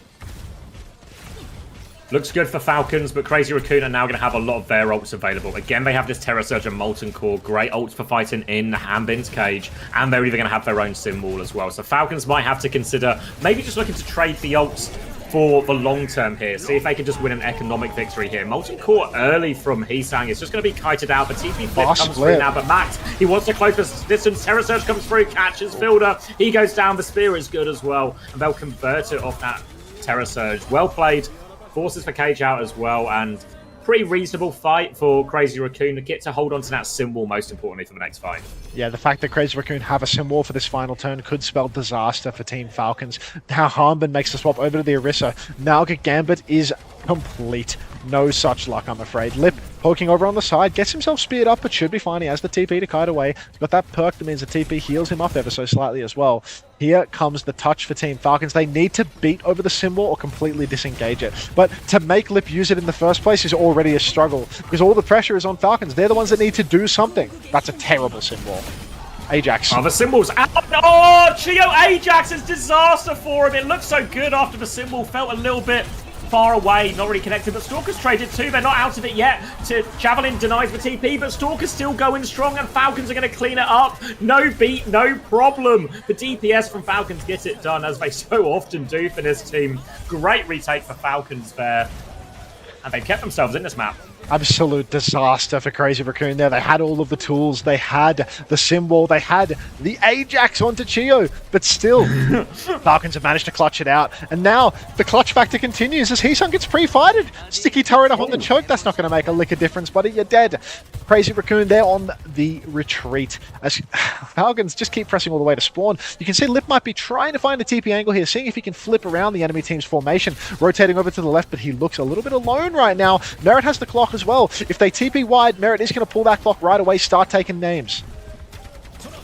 TP flip from Falcons just above the point. Now they come through. Window has been used already. They have the sim wall, but Crazy Raccoon, they have ult soon as well. Here comes the B push. Overclock gets out. Sim wall there from Stalker to try and buy some. They're still using this window a bit, but they can't find anything. TP on aggressively, but Merit, he can't find any of these kills. The TP's taken so much attention. He's trying to hunt down Lucio. Can find Charong eventually, but it's only a 1-for-1 trade. Have been making some moves onto this Torb. Terrorsur's been used from Max on point. Now he's looking for the Soldier as well. Javelin is good. Max will confirm the kill as well. Now full beam is lit. Hanbin is low. The cap has gone through though, so it doesn't make a lick of difference. Crazy Raccoon C9, the point. They clutch the impossible fight. They're playing into symbol, overclock, and window, and they have to touch point. And somehow, some way, Falcons use all three of those ultimates all at once. Completely fumble it. Fortunately, Crazy Raccoon have no interest in touching the point. Gaga. Gaga indeed. Welcome to the chat. Now, Crazy Raccoon, they have a huge ult swing. They've got double DPS ultimate. The team with the symbol tends to have a good chance at winning it, but Harmon, he might be able to counter it out. If he can get close, get a big Terror Surge up, there is an opportunity to win this particular symbol fight. Lip also not famous for his usage of the symbol, but Heesung, he's going to open up with an early pop shot here. All over the point, Sticky come zoning the objective, but Harmon pops that Terror Surge, gets the lamp. He's still alive, but for how long? Well, apparently long enough. It's instead going to be Shu that gets pushed. That's Fielder. And down he goes. Falcons falling over by the wayside. No sim wall, no win. No, converted it quite easily in the end there as well. Able to survive for Terror Surge from Hanbin. Hanbin did survive, but he had to drop underneath, so he was just very separated from all of his team, and Falcons just lose all of their formation and chance to really continue taking that fight. So Crazy Raccoon take this first one, have a window for next, but this time they have the beat ready to go through, and look at the swaps. Diva, Tracer coming out from Falcons, and this is going to be an aggressive beat push. All the pressure will be on Shu here. Oh, Shu really has the weight of the world on his shoulders at the moment. Has the window online, needs to find a clutch timing, needs to perhaps, you know, flank a little bit with it, get himself an angle that he can get it done. Beat comes out from Chio early on in the piece. Zhurong's on the run. He's given him the slip. Window comes from Shu. It looks all right. Looks like he's got a good angle for the point, but Max is a bit lost. No healing. The lamp is good. The Terror Surge to keep him alive. It's good. This is last fight territory. It's not the end of the world. If they demech Harpin here, if they stagger him out a little bit and kill everyone else, don't even need to stagger him really. They just need to clean up these kills. Shu's been traded. Maybe they're not out of the woods yet, but with Merrick going down as well, Stalker has to do it all. He has to keep in mind for touch as well. Stalker can't afford to go down. He is underneath. He has recall if he needs it. As he recalls, he dies. Disaster. Now it's Chio who needs to get the touch, but there's just no way for him to get the touch. And Crazy Raccoon close out a New Junk City, take the lead in the series for the first time. Oh, looked a bit more competitive when Harman made the swap over to the Orisa. Feel like the Malga pick was just a bit too dicey, a little bit too much of a 50-50. But honestly, Crazy Raccoon, it's rare that we see these brawly mirrors come about and they actually come out on top. Usually, Falcons are the kings of the push-pull here. But maybe the addition of Merit, the loss of Proper, there's a certain aura loss that has taken place for the side of Team Falcons. And now they're just hopeless, especially in this given month. Can't argue with it. And now, that was for Ramban as well. But to be fair, actually, the best look was when they were playing the Ram Mirror and they had Stalker on Tracer, for Falcons at least here. So, potential they can at least just go back to that now. If anything, I don't know if it's actually Crazy Raccoon who would be more interested in banning the Ram here or something. Yeah, I feel like Crazy Raccoon would not mind banning that out, just getting Max in. But honestly, did they win on King's Road because Max was diffing on Ram? Like, if they ban out Ram, what's going to happen? Like, is it just going to be another horse mirror? Like, just keep horsing around? Orisa mirror, yeah. Yeah. Yeah, well, it feels like the end of that New Junk City feels like it might be the end of Falcons investing into the Malga and these type of mirrors, you know? Just go to like, Gibraltar. Maybe into the Ram they would still do it. Just go to Gibraltar. Like, go to Gibraltar, ban Diva, play Monkey Mirror. Someone's dead after all, so... Yeah, did we see someone? I guess we only played one game like over these last couple of weeks, right? Yeah, so I'm not sure if we see someone. I think someone might be hard benched. Oh, yeah. Harm Binston back. Someone just poor bastard. Poor bastard. Really. Can't catch a fucking break. No. They don't seem to have any only interest good on in, mixed rosters. Yeah, they don't have any interest in like getting the escort pick out early though. Is the thing. He needs Lenny. He can't perform without Lenny. Yeah. He literally won the Overwatch League. He won the Overwatch League without Lenny. But yeah, let's not worry about that. When's the Max apology video dropping? Now this is classic. This is classic esport fan revisionist history. Now, because a player starts playing well now, they were always this good. Exactly. We just didn't see it. If someone plays worse, they were trash all along. Yeah. Actually, someone was never good, right? We can clearly see he's not good. The same thing happens. Who's the one before I went away? People were saying the same about Admiral. And they're saying, wow, you really underutilized his flexibility on London. It's like, no, he didn't. He was rubbish at the other heroes on London. It's a story of Admiral getting good. Yeah, change, development, improvement, getting better or worse. This is not why we watch esports. To say he was bad before and got better now is not an indictment on him. It's a praise, you know? It's like, a compliment. Exactly. You know, like people were saying, like, what, people. I've not seen the games, obviously, but everyone was talking about like what a week Zest had, right, in these seeding games. He's always like, been this good, free mate. player of the matches. Yeah, it's like, yeah, but what you actually want is Zest has now gone from this sort of mid-tier Korean flex DPS to now he's just beating up the best kids in the region. This is like a huge step up. Like, that's not an easy thing to do, especially so like Zest has had a pretty lengthy career, you know. It's like a really impressive thing to do. Development under Chrysler just doesn't happen. Theory. Except for that time when Chris joined London and everyone thought our players completely turned the team around. Yeah. Do you remember that? Do you remember that time where it's like they did well in like a bunch of different metas and they came top 6 in Overwatch League in a Winston meta and in a Junker Queen meta and they played Ryan? Does anyone remember that time? And then in the following year, they came top 6 in the Overwatch League again. But development literally doesn't happen under Christopher. Never forget. Things never change, Max. They're always the same. Yeah. You just don't always realize, but they've always been the same the entire time. It was a fluke. It was a 2-year in a row fluke. And then they weren't bad last year either, were they? In 2024, like they won Europe once. SSG. Yeah, they won EMEA once. They came second once. Wait, they won EMEA twice, right? They won EMEA more than anyone else. Is that right? Yeah, I think was it stage 2 and 4 or something? Yeah, they maybe? won. Nobody else won EMEA twice, so they won EMEA most of anyone last year. Yeah, Chris sucks. Is basically the takeaway here. This guy's a fucking bomb. Yes, after running the numbers, I think actually, Yeah, but no, by the numbers, 2 top 6 Overwatch League playoff finishes, and fire this guy now. Fire this guy now. Top 6. There's only 8 teams. Not in Overwatch League, there wasn't. Oh my god. Top Oh 6 my in God. Overwatch League. Impressive, I think. Really impressive. Jesus.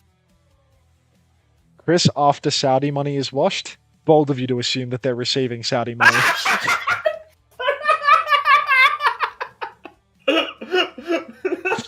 It's actually what we call a Saudi Arabian makers situation is what is taking place over at the Ultimates right now, Tarsalp 72.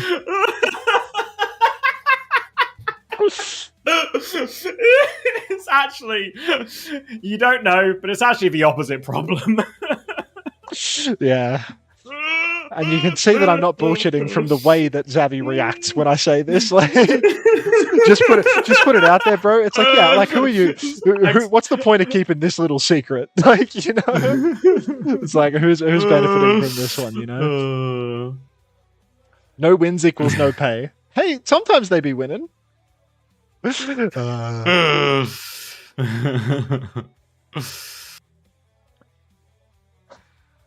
Honestly, CX, I do see your point. 4 months ago, I was plat. Now I'm in plat, close to plat. Improving is a real thing. All right, so now we got Off to Jumpman get back pissed, in. Coleman. Enjoy, mate. Speak of the devil, maybe one of those beers that I put in the fridge has cooled down enough to the point that I can drink it now. Can you refund me my 0 points? I didn't know Jumpman is in. I'm afraid, Pawsome OW, that all bets are final. All bets are final.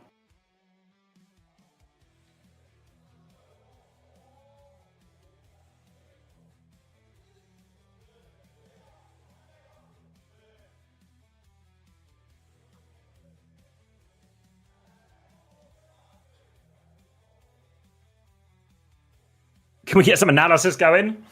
What do you want to analyze?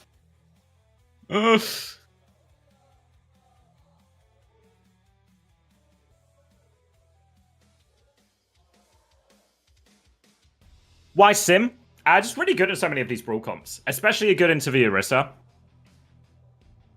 Sim was so powerful in these big ones as well. Like we sort of saw on the New Junk City, right? We were talking about it at the time of like how the conversion rate of those Sim fights were, you know?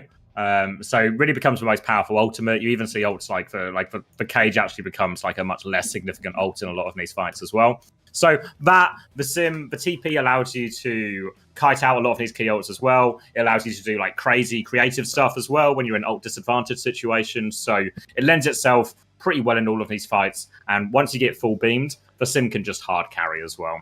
And I think with like I forget the exact buffs, but BAP's slightly buffed, right? So it just seems like this Sim is just a little bit harder to kill in a lot of these situations. Like how many times for either team, Falcons or Crazy Raccoon, did we really see the Sim dying first at any point?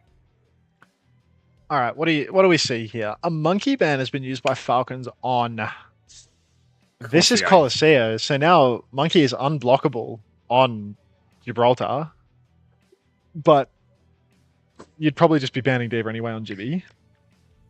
But I guess this is better to not ban D.Va, and then you can keep playing your Ana Brig. So yeah, I think this is not a great. It's not really cold. It's not really warm either. You know when a beer's like somewhere in the middle, like it's just not. Yeah. Who are these guys? It's not great.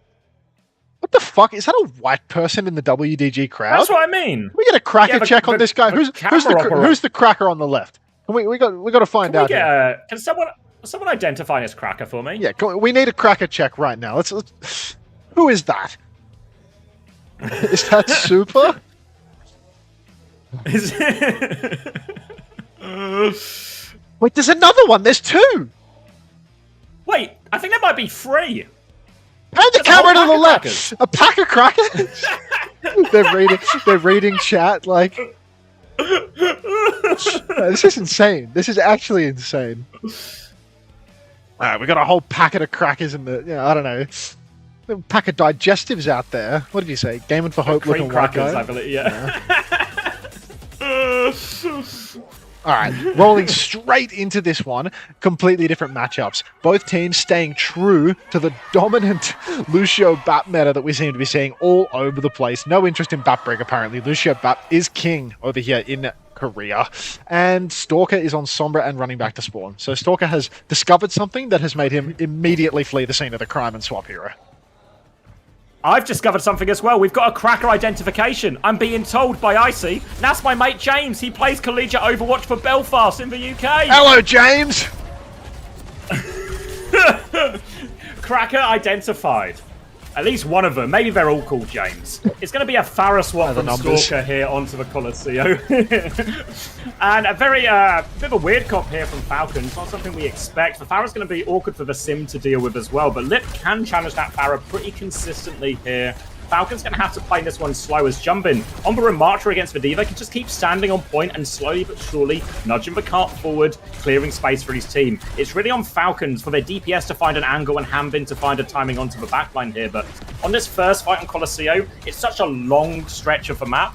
Really hard for Hambin to close the distance. Yeah, I mean, we've got Stalker over on the side, just spamming from a million miles away. Lip's already got himself a bowler shot, but Crazy Raccoon, they're the ones that are bunkered up on the point, slowly edging out those meters. Falcons are about to have their swing timing, though. Fielder's window is 99%. Surely we're going to make something happen. I see a little bit of a flank here coming out from the Chasm. The Diva bowler shot lands. Somehow, someway, Lip has survived. Merit missing absolutely every important shot, and this is worst case now for Falcons because they've let the cart slip past them. 30 meters on the clock, and they've lost the choke, they've lost the high ground.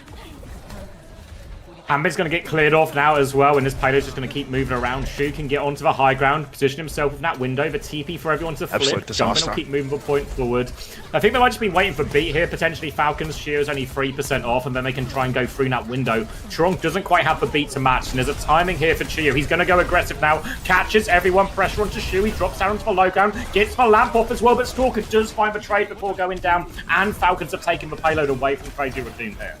Oh, jeez. Out of respect, Harmon continuing to not play the hero that he absolutely dominated Jumbin in on the mirror, and Max as well. Stay off Ram, buddy. Whatever you do, don't play Ram.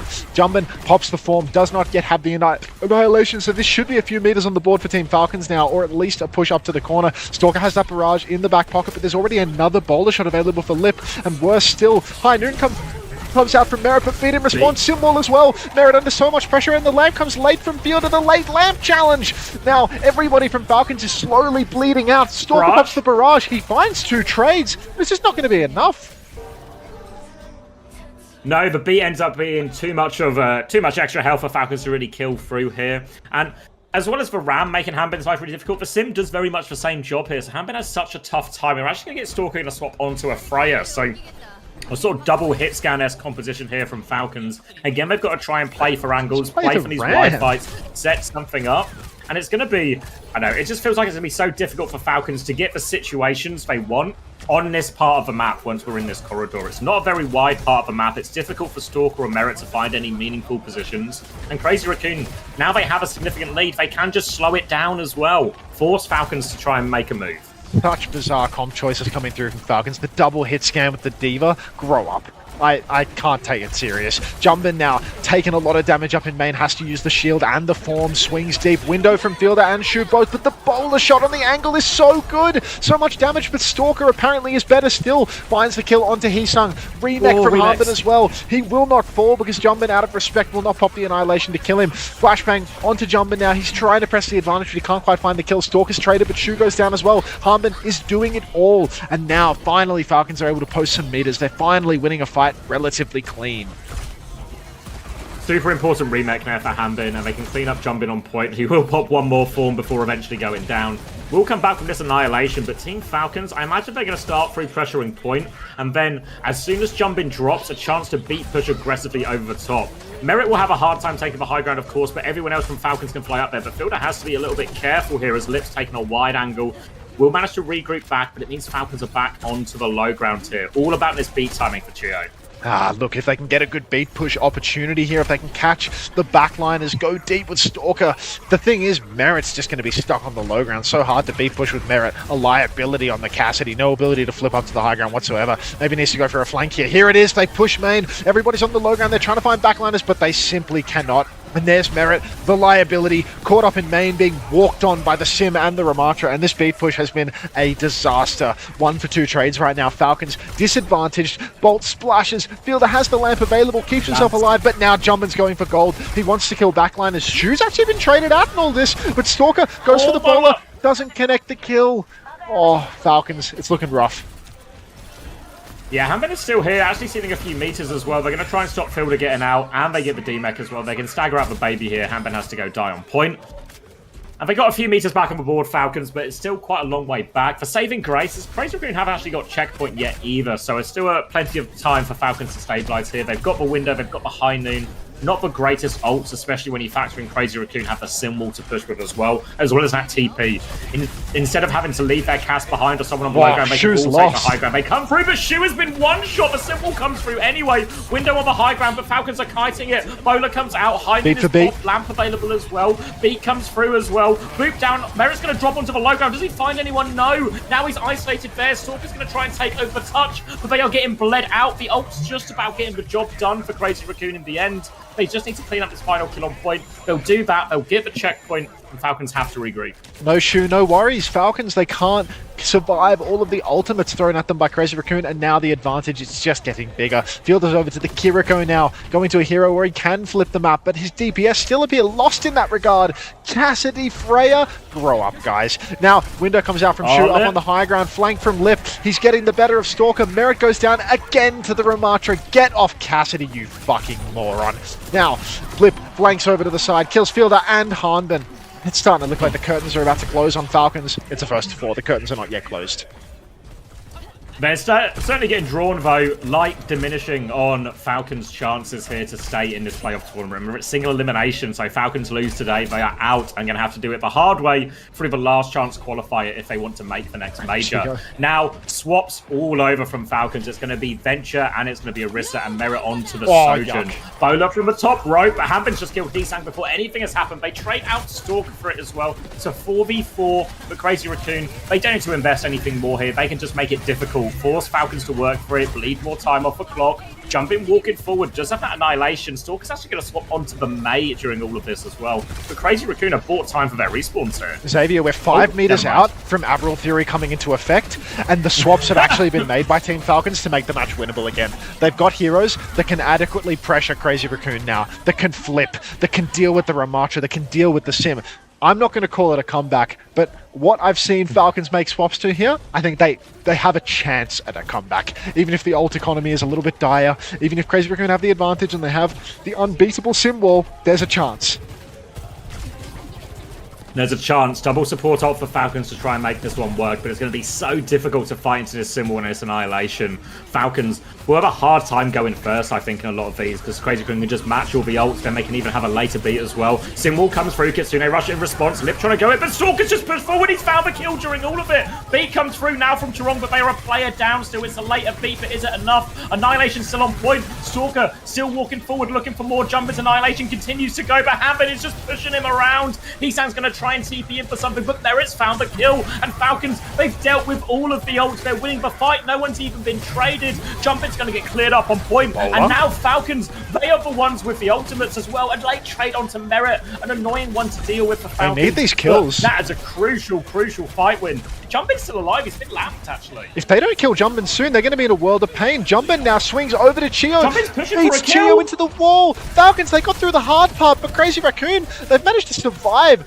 Just juggling aggro for so long, and now 2 players of Falcons have gone down in the advantage scene. Harmon has to pop the surge. Blizzard combo, but they don't catch anybody. It's double combo, and no. Oh, it's over. Don't call it a comeback because it's not one.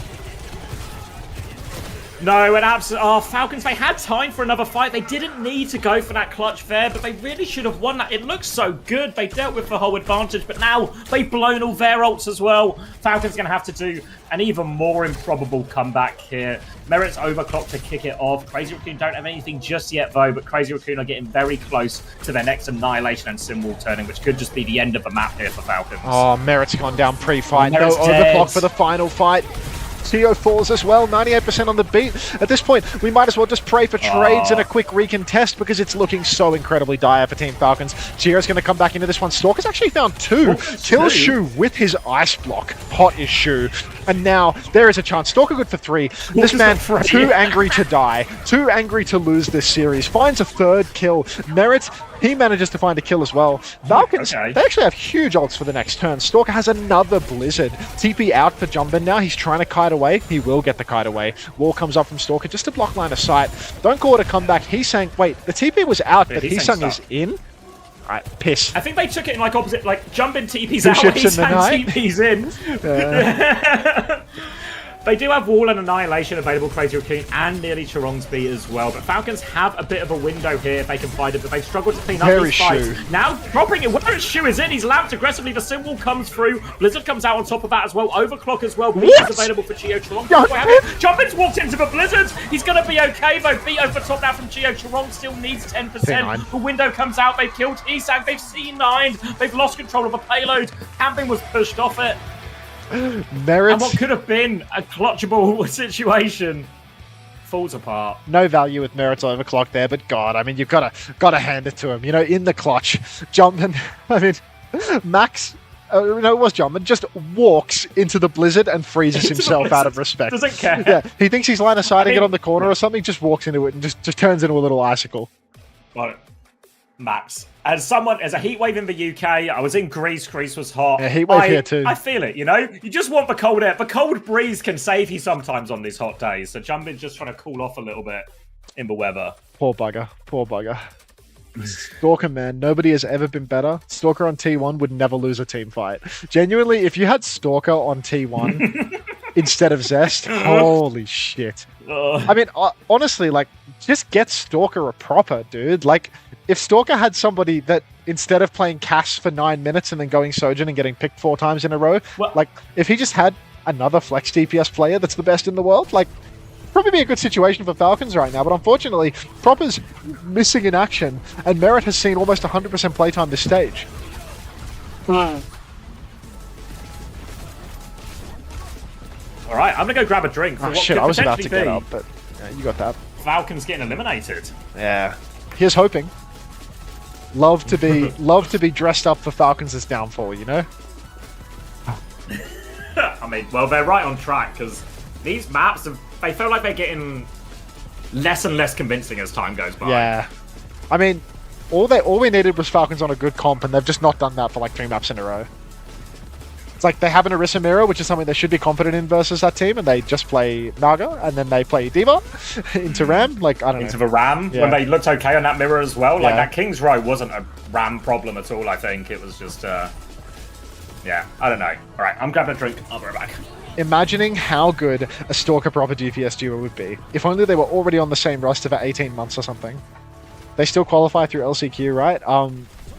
It's not guaranteed, Jay. Like, if Falcons lose this, they will go to the LCQ, but they'll still have to beat the other bottom seed from Korea. So they'll still have to beat Zeta Division or AG or T1, you know? Like, another Korean team is going to the LCQ alongside Falcons. So, like, there's a real chance here. There's a real chance here that Falcons could fumble it. Because they look good here, but, like, all of these teams have looked insane for the past couple of weeks. Like, explain the LCQ, please. You can self-fund your way to Riyadh to compete in a last chance qualifier. If you're like one of any of the top teams, God, look at the Falcons GM right now. This guy looks absolutely just tickled pink with this situation. Yeah, you can self-fund your way to the LCQ. So like all of the like teams in like, you know, 4th place, 5th place, NA, EMEA, they all get invited, but you have to pay your way to Riyadh. So you have to pay for flights and pay for accommodation in Riyadh in order to participate in the last chance qualifier. And whoever comes first at the LCQ gets a slot at EWC and gets their payment, like get their hotels and stuff reimbursed. But like ultimately, I don't think that many teams are going to want to go to the LCQ because there's such a high chance that the Korean team is just going to win. Like one of the 2 Korean teams that go is just going to win. That it's like you're paying for what, really? Like you're paying to go all the way to Riyadh, which is very expensive. To travel all the way over to Riyadh, you're going really close to Iran. Like I'm gonna keep it $8 with you guys. Like I'm not super keen on going to the Esports World Cup right now in light of the current geopolitical state. You know, really close to Saudi Arabia. There's something going on. So I'm not crazy about, you know, visiting that part of the world right now, just from like a safety standpoint. So self-funding to go to the LCQ sounds fucking insane, actually.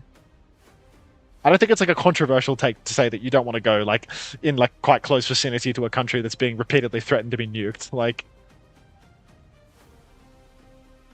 look, if my Twitch chat says that it's nothing, then my worries will be, you know, set at ease. LCQ is 1 match between Falcons and the other team. Yeah, pretty much. And you have to go 2 weeks early to make it. It's only over 3 days, so then you have to stay there forever. Nothing ever happens. Well, look, as long as nothing ever happens, then it should be fine. All we really need is like we need that US bunker buster to take down Iran's uranium enrichment or something, and then there's like no cause for a nuke anymore or something. Like I feel like the dropping of a nuke would be crazy. I feel like there's surely no way a nuke gets dropped, right? I'm not an expert on you know, international diplomacy, but I feel like dropping a nuke is a pretty extreme measure. Welcome back. Talking about nukes. Yeah, talking about nukes.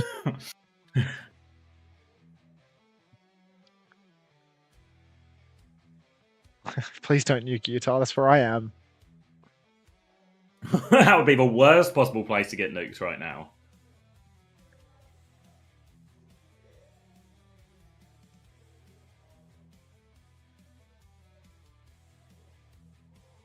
To be fair, though, that's pretty good cope.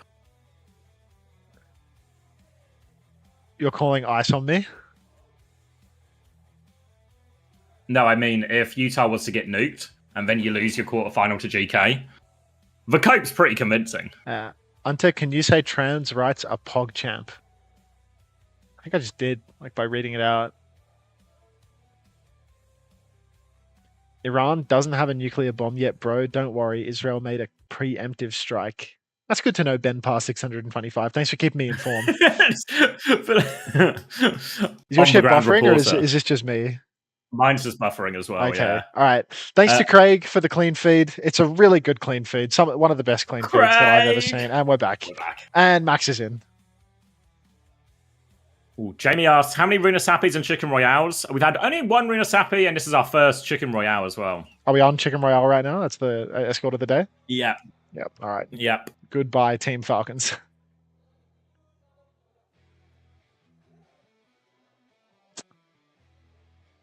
Put the white boy back on screen. Everyone at the LAN dies, and TU becomes the best team in the world. Christopher's slingshot is finally complete. And then they all get paid. A nuclear-powered slingshot. Actually, no, because their org is Saudi, they still don't get paid because their organization burned in the past. Fuck.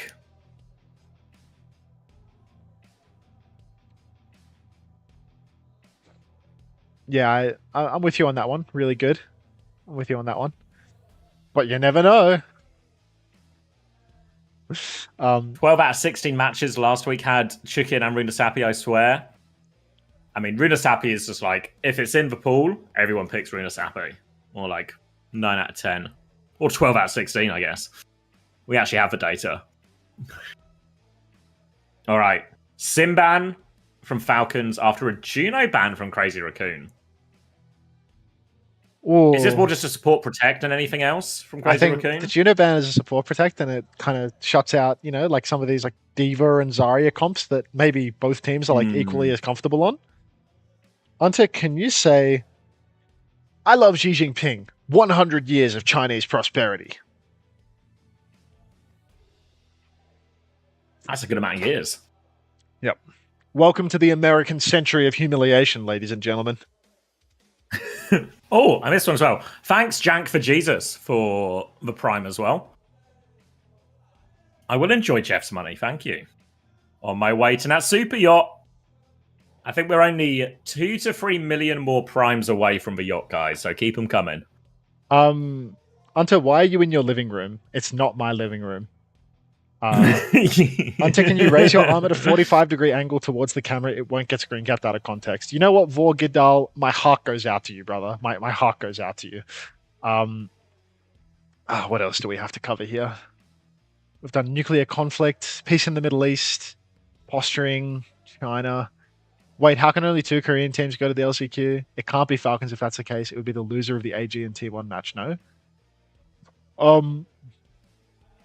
What?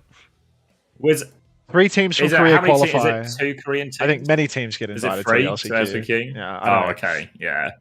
I mean, like, what's going to happen is, like, I think 3 per region, like NA, EMEA, EU, Korea, like, all get invited or something. Like 2 or 3 all get invited, and, like, none of them are going to go because, like, that's a lot of money, A lot of money to show up. There's a lot of money. I think it's just going to Falcons. I think it's just going to be an LCQ padded out by a bunch of like Saudi E-League shitters. To be honest, like it's actually just going to be like Saudi E-League's light with random world-class teams there.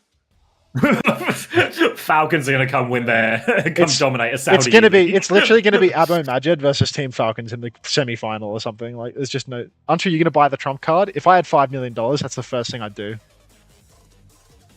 Are you circumcised? I'm Australian. You can figure it out. Does that come with a little patch of the knockout suit, or is that something else? No, that's a separate thing. You have to buy the NFT to get a patch of the knockout suit. The gold card is actually something that you can buy through immigration for millions of dollars to get a visa. Ooh. Nice to have a visa.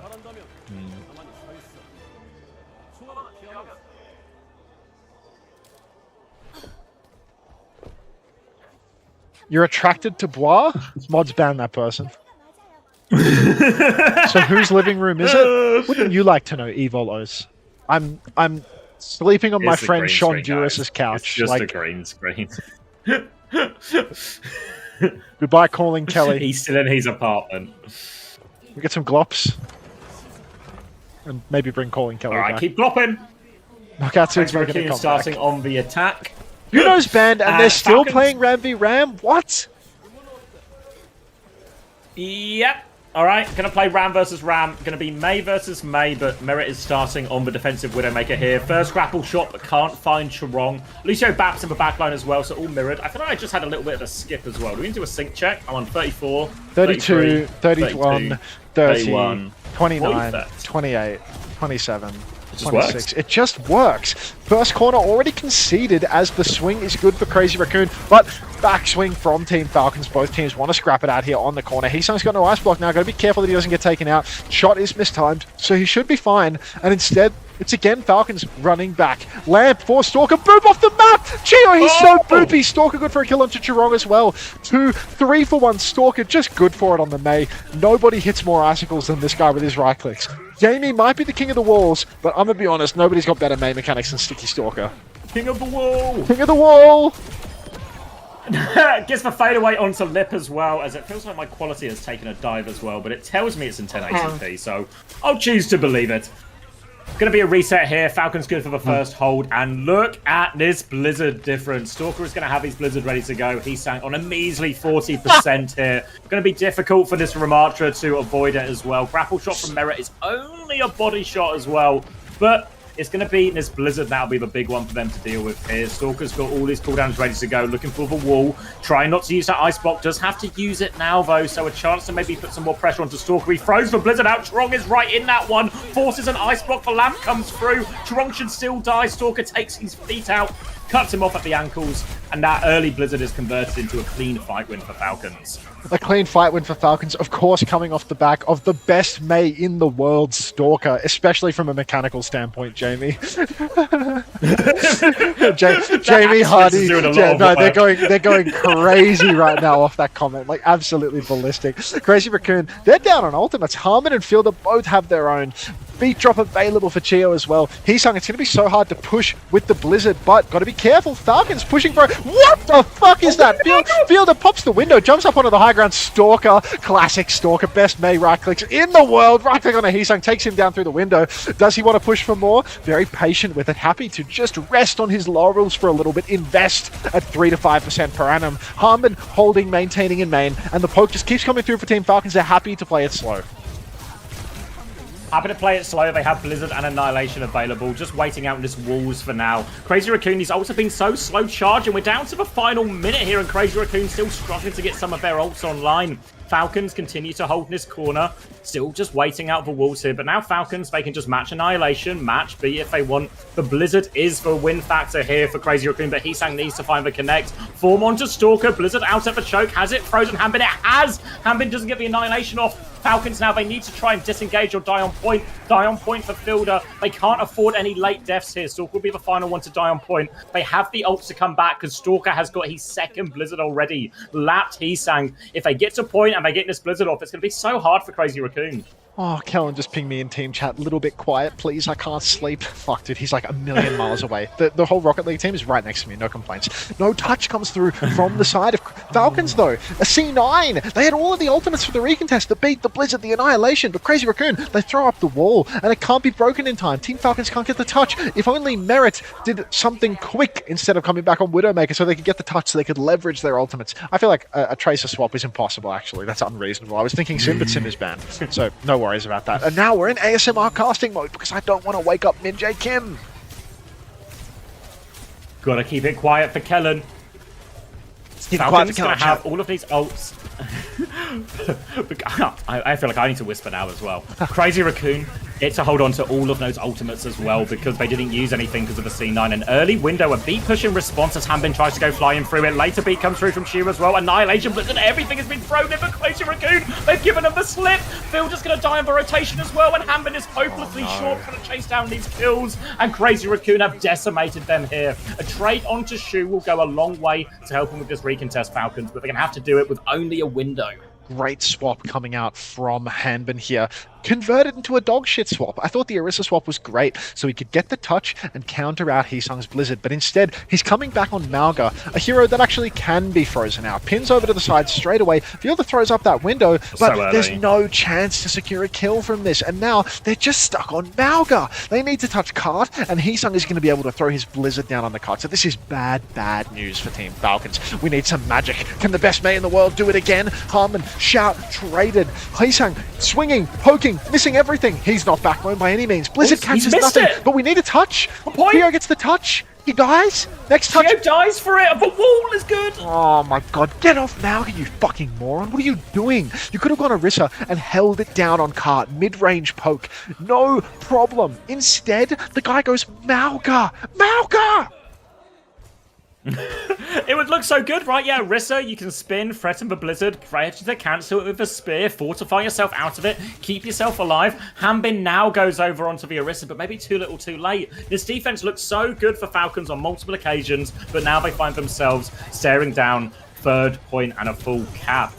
Crazy Raccoon are going to have this beat and window for the next push. Stalker has another Blizzard, but always tricky for the defenders this first part of Circuit Royale. You can see Falcons, they just don't have any interest in taking an early fight. They're going to let the cart roll for free, which means we're kind of in one fight territory already. Need to be careful now, Falcons. Not a lot of room for error as Lip is going to slide over onto the high ground wall to close down that angle, but Lip's going to keep swinging. Chio and Stalker just going to back it out, and Crazy Raccoon now in control of the high ground. Stalker's still threatening that angle. Hanbin is half HP on point, has to try and get out of there. Fortify has been used as well. Blizzard through onto point is perfect onto Max. Shuts that one down, but that's both DPS ults for Falcons. Nothing used by Crazy Raccoon. Nothing at all for Crazy Raccoon. Team Falcons finally back on sensible heroes. Should be able to hold it down, but they need to keep it going. They need to keep poking up, get Harmon up to that Terror Surge, because Crazy Raccoon, a 5-ult swing could be a disaster for Falcons. All of this swapping, all of these desperate investments, it's costing them heavily. Now we've got Crazy Raccoon up on the high ground, trying to retake top, and it looks like Harmon is none the wiser. He's on the low ground, he's late to the rotation. Max is on the low ground though, might be able to find a trade, because right now Crazy Raccoon, they have such good positions to keep the push going. Window comes through, traded right now. Now Chio has beat to keep going in this one, but Crazy Raccoon have so many more ults to layer in. Falcons, they need trades in this situation. Ice Block has been forced, Chio's going to beat after, but Crazy Raccoon, they're safe. A much later beat comes through from Chirong. Now they're pushing forward. Hanbin nearly has for Terror Surge, needs to convert a kill with this. Slow towards the backline, doesn't find anything from Max actually. Stalker's found a trade in all of this. Shu is not alive. Lip is trying to clean it up with the overclock. He's found one. There's another player behind. He's looking for Lucio. He gets for Lucio. I don't think Stalker's trade is going to be enough, but look how far back the car is. Falcons have a recontest. Falcons have one last chance to recontest this one. They got no ultimates yet. Merit is being pressured very heavily up on the high ground. Stalker going for the touch. He does not get himself booped off the card. Harmon can now come and ping pong onto the card as well. There's a real chance for Team Falcons to recontest this one. Huge left click freeze from Heesang. He gets that ice block off. Chirong's gone down though. Heesang's dead. The trades are good. It's a crazy Raccoon 9. Finally. No Batman, no win. Read them and weep, buddy. They just held the end of third point. It's a Falcon sweep. Falcons clinging on to their playoff lives here and have given themselves a pretty good chance with that hold. Dude, if we could also, just really ban Harmon from Malga in this series, it'd be so much better. Like, if Harmon could only play Ram and Orisa for the whole series, I swear Falcons would have won by now. Yeah, or we'd at least be a lot. We'd be going to like a map 7 or something, all to play for. But a chance now for Falcons. Didn't complete the map here on Circuit Royale. And Stalker has been getting through God's work on the Mei, honestly. So it's looking really good for them. Crazy Raccoon going to start on the Ramatra. Bap, Lucio, Mei, Freya, all of the normal things. But Heesang has found himself the worst end of this Mei a lot of the time. Beast Falcons Gamer have to win this map to keep it alive. Beast Gamer 69-420. We're not talking about CR7, we're talking about CR9. Gaga that man. Right now, chat. Gaga that man. Immediate Gaga. By the way, nobody has given me money in 51 minutes. Seriously? you people make me physically sick. 51 minutes, no money. Like, I haven't seen a new parasocial friend in so long, it's starting to hurt my heart. Like, he's got no friends. I've got no mates. I'm so fucking lonely. And the only way to fix it is money. Not one bit. Money can solve all of your problems, including loneliness, but poor lonely Max. Now on the attack, Falcons playing for their lives. Going to be just a bit of a soft hold on this first corner. It's going to be this next corner where they're going to really try and commit to the hold here, Crazy Raccoon. They avoid that first wall from Stalker as they just try and farm a little bit of ult charge coming through. Looking for a javelin opportunity, but it'll be once we reach this first corner, Falcons are going to try their first proper swing here. Try and force these players off coast, get some of the wide positions for their own. Going to make an aggressive move forward is Hanbin, pops out Fortify as well. And there's no cooldowns, but he has traded it for an ice block. Lip is still poking back though, but now a bit more space for Stalker to work with. Taking a lot of damage here as Hanbin gets to his next spin, but really could do with another Fortify. He's under a lot of pressure, walled off, lamped as well. Hanbin just trying to dance for his life, but he can't do it. Stuck out in the open. And now Stalker alone on the coast. Merit has found a trade though, and Stalker is still here on the coast. They're harassing Max, but what can they do against this Ram? Chio giving him a slip actually, and Fielder drops the window. They're turning it. Heesang now has his ice block forced on point. No tank, no problem. A Falcons classic. Sacrifice Hanbin for glory. Alright, thank you very much Sam the Moonman 0 for the community gift sub. Thank you very much Jammo WinP for the 5 community gift subs. Thank you very much 301 Zach for the 5 community gift subs. And thank you very much Wolfman Overwatch 2 for the resub with the prime. The touch comes through! Somehow, someway, Crazy Raccoon, they get their bodies back onto the point, but they're not out of the woods yet. Stalker, he keeps doing damage on the cart. He pops that ice block, which has got him the Blizzard. Widow comes up from Shu. Blizzard for Blizzard right now. Traded each side, but Harmon doesn't have the Fortify to survive. Max is frozen, but nobody can get the kill. Kill Max! The beat comes out too late! A day late! Potentially even $1 short! Yo dies before he can get the beat online. It's a 3 versus 3 right now. But Stalker, the best mechanical Mei in the world! Headshot! Headshot! Are you seeing this, Jamie? You cannot stop me, bro! You cannot stop me from pushing this narrative. Team Falcons take the point. Don't wake Kellen up. It's so hard when you see a fight like that, and I keep getting money. Thanks to all for the money. I really appreciate it. Thank you, Suki's Rose Toy, as well, for the Prime. Appreciate it. Oh, God. 4 minutes, 20 seconds now, and Merit has to be careful. He's going to get picked off early. A free pick allows Crazy Raccoon to re-establish themselves in control of this high ground, and Falcons in real danger. They have the beat to turn it if they want, but Chio is just in there. He does get lamped, but Fielder can't survive, and they will just reset. They don't invest the ults. They don't try and clutch. They'll just take a 5v5 in this next one, Falcons. 5v5. Look, this is a disaster that Falcons weren't able to leverage that first win into a little bit more momentum. Now they have to retake up the slope. They've got fantastic ults to do so. You can see they have a really significant ult advantage. That's two ults to 5. But this is the hardest position in the entire map to retake. When you're on the low ground like this, getting up to the high ground is so awkward because the hit scan angle is so good. Bap, Freya, bearing down on you. And look at this, already we've got Lip over on the side. Stalker just taps him out the sky with Fielder though. I mean, do you expect anything less from the best mechanical Mei in the world? Beat push comes through. Fielder good for a second kill, going very aggressive here. Fielder, someone who, you know, historically used to be praised for his passive style of play, has really come a long way when it comes to shooting his gun and dealing damage to kill everyone in the server. And that is best case scenario for Team Falcons. That was only beat drop. Only beat. Crazy Raccoon, they still have an ultimate deficit, and they have to retake for one last time. Need to do a quick sync check as well, because I had to rebuffer the stream. But we are in the danger zone right 59, now, so... 58. Wait, you're ahead, yeah.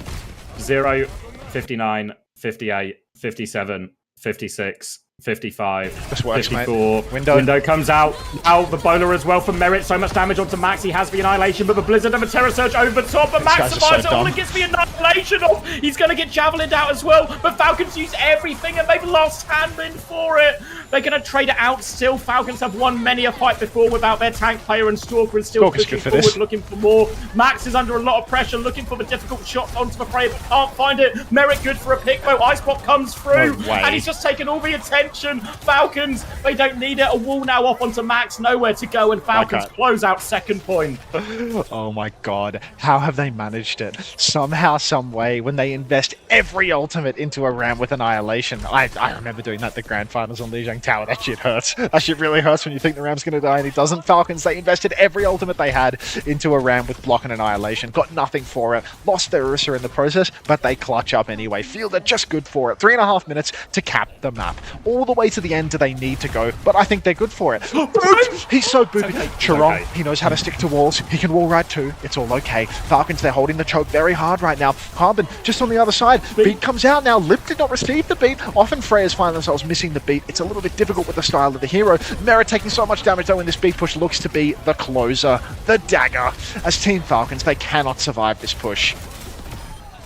No trades either for Crazy Raccoon, so they can continue with this forward hold. Still 3 minutes to work with for Falcons, but a few fights to win to get themselves over the line. They now have beat advantage. A classic from Falcons really, in these beat advantage pushes. Normally so aggressive and so successful. And Crazy Raccoon, they are so close right now. I think Crazy Raccoon might just want to try and take a dry fight, force some of these ultimates out. There is the beat coming through. Looking for pressure, and Crazy Raccoon, they rotated over out onto second. The bowler trying to close down these kills. Falcons are just going to ignore them both. They go towards point. Mei is isolated here. Heesang's going to come out of Ice Block, nowhere to go. Wolves defensively. Merit finds the final blow. They're rotating away. The payload's moving. Window has been used as well. A late trade onto Fielder. They're getting car pushed this whole time.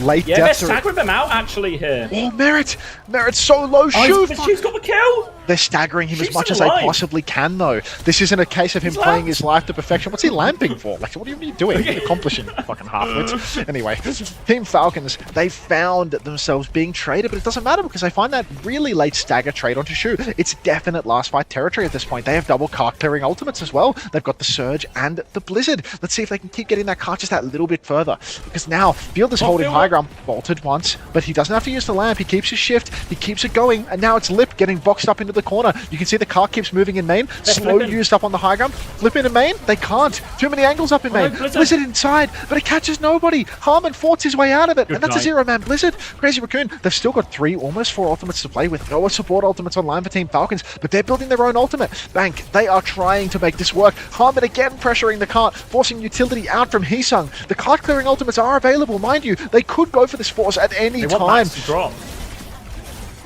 Yeah, they need Max to drop here before they invest it. More pressure onto Heesang. Now Max has dropped. Now a chance for Falcons to pull their combo, but Stalker's had to de-peek a little bit. They are fighting on the ground right now. Merit has his top right position as well, taking the challenge, but there's a remark from Merit's not aware. But Blizzard on point, but no one's there. Max is going to do his best impression of jumping. Get in, Blizzard as well. They don't kill him before Annihilation, though. Max still has the Annihilation. It's going to be so hard to deal with. Beat over the top. Jerome with the later beat. Catches all 4 remaining members. They turn on to Stalker right now. Falcons still have more ultimates, but they've got no players left. They can't invest into this one. They have to reset the combo. They didn't even use the Terror Surge, but it doesn't find the value. They can't kill Max before Annihilation. But Crazy Raccoon, they are out of ultimates. This is the final turn. 30 seconds on the clock. Stalker has gone Tracer. Must be concerned about the touch, but they have so much time left, and they have this huge bank of ultimates too. 3-0. This is the best chance that Falcons could possibly ask for. The only thing that they need to cope with is the pressure. This is series point, Xavier. This is LCQ point right here, right now for Team Falcons. Anything that goes wrong will cost them their spot in OWCS Korea. It will cost them the chance at qualifying through the Korean bracket. Harmon touching the card early on. There's no C9 as of yet. Slow up on the high ground comes through. That's boxing up some members of Team Falcons, but nobody wants to pull the ultimates early. They're happy to take it slow. Max forced out early on the high ground. Stalker gets it done. Harmon continues to force the card. The window has been kited though. It's time for another layer of ultimates. Bowler comes out. Stalker catches a kill onto Chirong. Lamp has been forced. Merit catches Shu.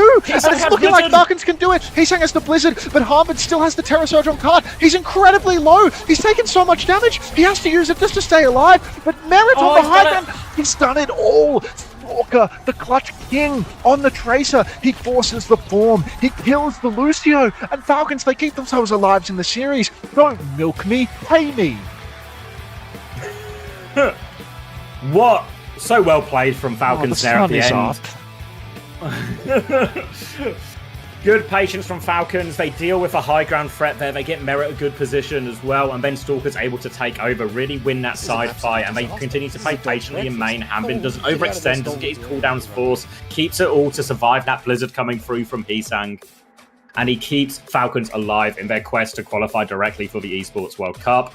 They still need to win the next 2 maps in a row. It's far from over yet, but they've given themselves a lifeline. Problem is now, Crazy Raccoon, they get to pick the next 2 maps and the next 2 opening bans.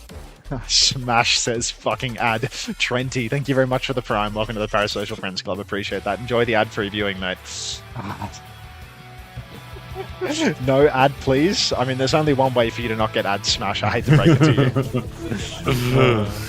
you. Somebody put him on, you know, he'll figure it out eventually. And give him some smaggers as well, for the road.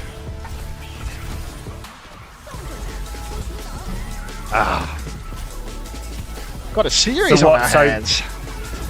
I know. And this now also means the maps are open again. Every mode available except for the maps we played already. Ban-wise, we're probably looking quite dry, right?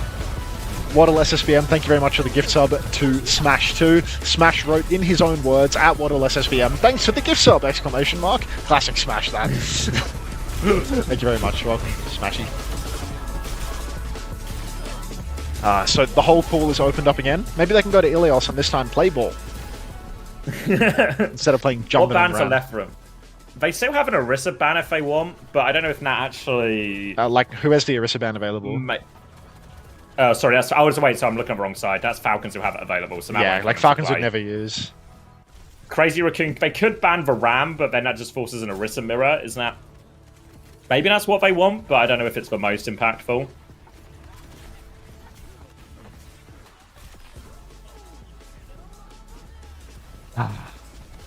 Just got the Twitch Turbo free trial to make sure Unta doesn't get my money. I literally get ad revenue from people that have Twitch Turbo, so eat shit. Like, you've unfortunately fallen right into my trap. Somebody really wants that Ram to die. Oh my god. Aofi says Gibraltar ban Diva, probably the obvious choice.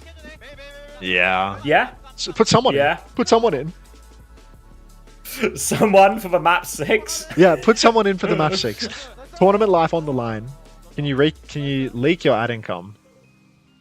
It really, really varies on the day. Like, I don't know, somewhere between 100 and 1,000. Completely inconsistent. Like, yeah, it's like Yeah. outrageously inconsistent. This is an Like absolute disaster. This is a dog's breakfast. most Go on, delectable get out of Australian this cuisine. dog. GFC Connor, thank you very much for the 8 months of Tier 1. The only time that you're allowed to say New Zealand greater than Australia. Welcome back. I will be obedient and watch these ads, don't worry. Hashtag small streamer support. Yeah, unfortunately, the ads just like never stop. So like you're gonna quite literally have to watch the Just ads keep like, coming. yeah, like every 5 minutes or something. Like it's just fucked. Can you leak your How SSG was the salary? wedding? Billions Okay. of dollars. Sorry. Just Yeah, DD asked how the wedding was. I'm sure I've answered 90 times. Yeah, I'll do a full recap on Saturday, or like to go through it properly. But sure, yeah, best weekend of my life, easily. his best weekend of your life? I think so. Yeah, like you were with me on Monday. You know, I was in like the afterglow was incredible. Yeah, you did have like quite the smile on your face as we tucked into a couple of pies. Like Yeah, when we went for the old pie and kai, I was feeling. The Pie X Kai combo was fucking crazy, actually. That was a really good finisher. Like, such a good closer was to the trip, the Pie Kai. 2 pies, 1 kai. Yeah. What could you want? What We also could you ask got for? the picture with Robin Hood. That was clutch. Like, you know. Yeah, wait, I've still got it on my phone actually. They tied the trip together. Yeah. And Kai saw You guys us in wanna the see that? distance doing it. It's like clowning me. Like, what do you want a picture with Robin Hood for? Like, it's like, Yeah, it's like it was his wife's come idea. on, Like, mate. leave me be. Yeah. It's like the tourist thing. Wait, what's I can't get it off my phone quickly, but I can show you guys a picture on my phone. I don't know if any of these photos are good, actually. We're not. Thank you, James Hannay, for the 9 months as well. You're blinking in that one. I'm blinking in this one. Yeah, we actually took 5 pictures and none of them are good. Maybe this is the best one. Can you see, chat? What have you got? Let me boot up Xavier's stream. See what I'm missing out on right now. Wait, let me do it. I'll do it big out of respect. The focus isn't great. I'll get it up properly when we do on Saturday. But yeah, Robin Hood and 2 blokes. Yep, just 2 blokes and a man that gives from the rich. I mean, steals from the poor to give to the rich, or at least that's my understanding of Robin Hood's law. So,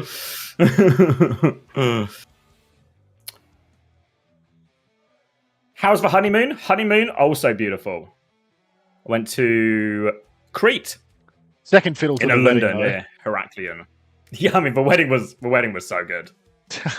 What a weekend! What a weekend!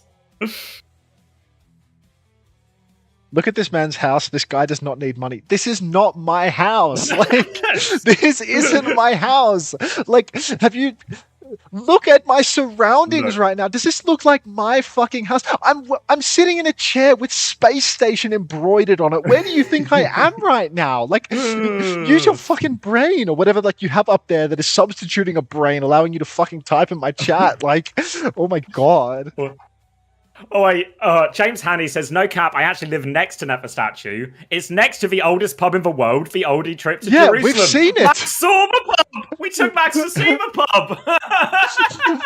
pub! You're in hell, obviously. I am literally. Yes, I was obviously at the honeymoon too. There's a space station house. I thought OWCS was too broke, gang. Like, I think they use this house for everything. Like There's a reason he's sharing with the Siege players and the Rocket League players. There's your big ass body was definitely not blocking the SSG chair. Yeah, no, my bad. Because I'm so fat and repulsive. You can't see the space station branding on the chair. Gaming house? Yes. Sharing a gaming house with your teammates? Hell no. Literally though. Like, I want a gaming house for myself. I want my own space. I don't want these fucking Rocket League players leaving shit in the kitchen every day. But that's okay. Do you guys not have maids? No, there are no maids. No maids? No maids. That was what saved the London houses. It was a maid carry. A maid carry. Yeah, this is a cook for yourself, clean for yourself, live with the Rocket League children. Oh, there's no chance. Situation. There's no It's chance. like I showed up at the house. And they were actually really kind. They were genuinely really kind. To their credit, when I showed up at the house, they vacated the room with the big bed and they dragged a mattress from that room into a big room that they have, and they're all sharing a room together. It's 3 blokes sharing a room together. And they just gave me the room. What they also did was they took the pillows and the bed sheets off the bed that they left for me. So I had to go into their room in the middle of the night and be like, "Hey, do you have my pillows?" And I didn't even bother with the bed sheets. I took a single bunk bed and I'm sleeping with a single doona. But like, they just took all the bedding off the bed that they left for me. Like, what kind of like half-baked logic is this? Like, how many fucking pillows do you guys need? They respect their elders, but like not enough. You know, like they need more elder respect. I am the oldest person. Respect, but I am the oldest person in the house, though. Like the Rocket League coach is 25. I want to say. Okay. I feel like even when I was in the London house, like my room was next to the League of Legends coach. I forget who it would have been at the time. If anyone knows who the Cloud9 League of Legends coach was, I guess like 2023, 22 and 23. I lived next to him. I didn't see him once in the house. I saw him a couple of times in the league house, which was a different house, but we lived next to each other for an entire year. Didn't see him once, just different schedules. Thank you, Beezy, as well for the Prime. And here we are, the someone map, but no Winston in play for either side. There is a diva ban out from Crazy Raccoon, but Crazy Raccoon are not going to take this as an opportunity to play. I'm 34 years old. They're not going to. Okay, they are going to take this as an opportunity to play Winston. They were just teasing me. But interestingly, Falcons had an Ana ban available, I think. Surely Falcons had an Ana ban available. Yeah. And they have instead opted to ban Baptiste on Gibraltar versus a Winston player. So I'm afraid we are going to have to shoot 9K with a nail gun in the back of the head. Because this might be the stupidest draft I've ever seen, unless there's something that I'm really failing to comprehend here. Like, why have they not banned Ana? They couldn't ban Winston because they banned it on Colo, but why have they not banned Ana? They had second ban, support ban was open, and they've done this. So it's going to be Kiri Brig versus Ana Brig here. So I'll let you guys try and figure out which one is a bit more of a classic. But Stalker is still Stalker and has immediately killed Lips. So they'll be all right for the time being here, Falcons on the defense. Payload has sort of moved underneath, though. Charong's going to just take bullet after bullet into the face there. And it will be a quick reset for Crazy Raccoon. Quick reset indeed as Merit goes hunting Heesung into the spawn. Heesung just setting up behind right now, has to take a mini health back, get some passive healing to get back into the game. But an easy initial hold for Team Falcons. Bans be damned, if your Tracer one-clips the enemy hit scan instantly, it's not a bad start. You can see Harmon actually peeling back a little bit right now, looking to see if he can just turn around and deal with the Tracer behind. Jumpman jumps up onto the high ground, and there's nobody in position to contest him. Now Harmon has to jump back up top, but I mean, Hazard is not Harmon's signature hero. This is not a burner situation right now. I would have preferred to see the Harm Winston at this point, but the counter slash, the counter wall, he's a beast of Hazard. He's so good at Hazard, like I was saying. Perfect play from him, but Fielders had his Suzy Q forced already.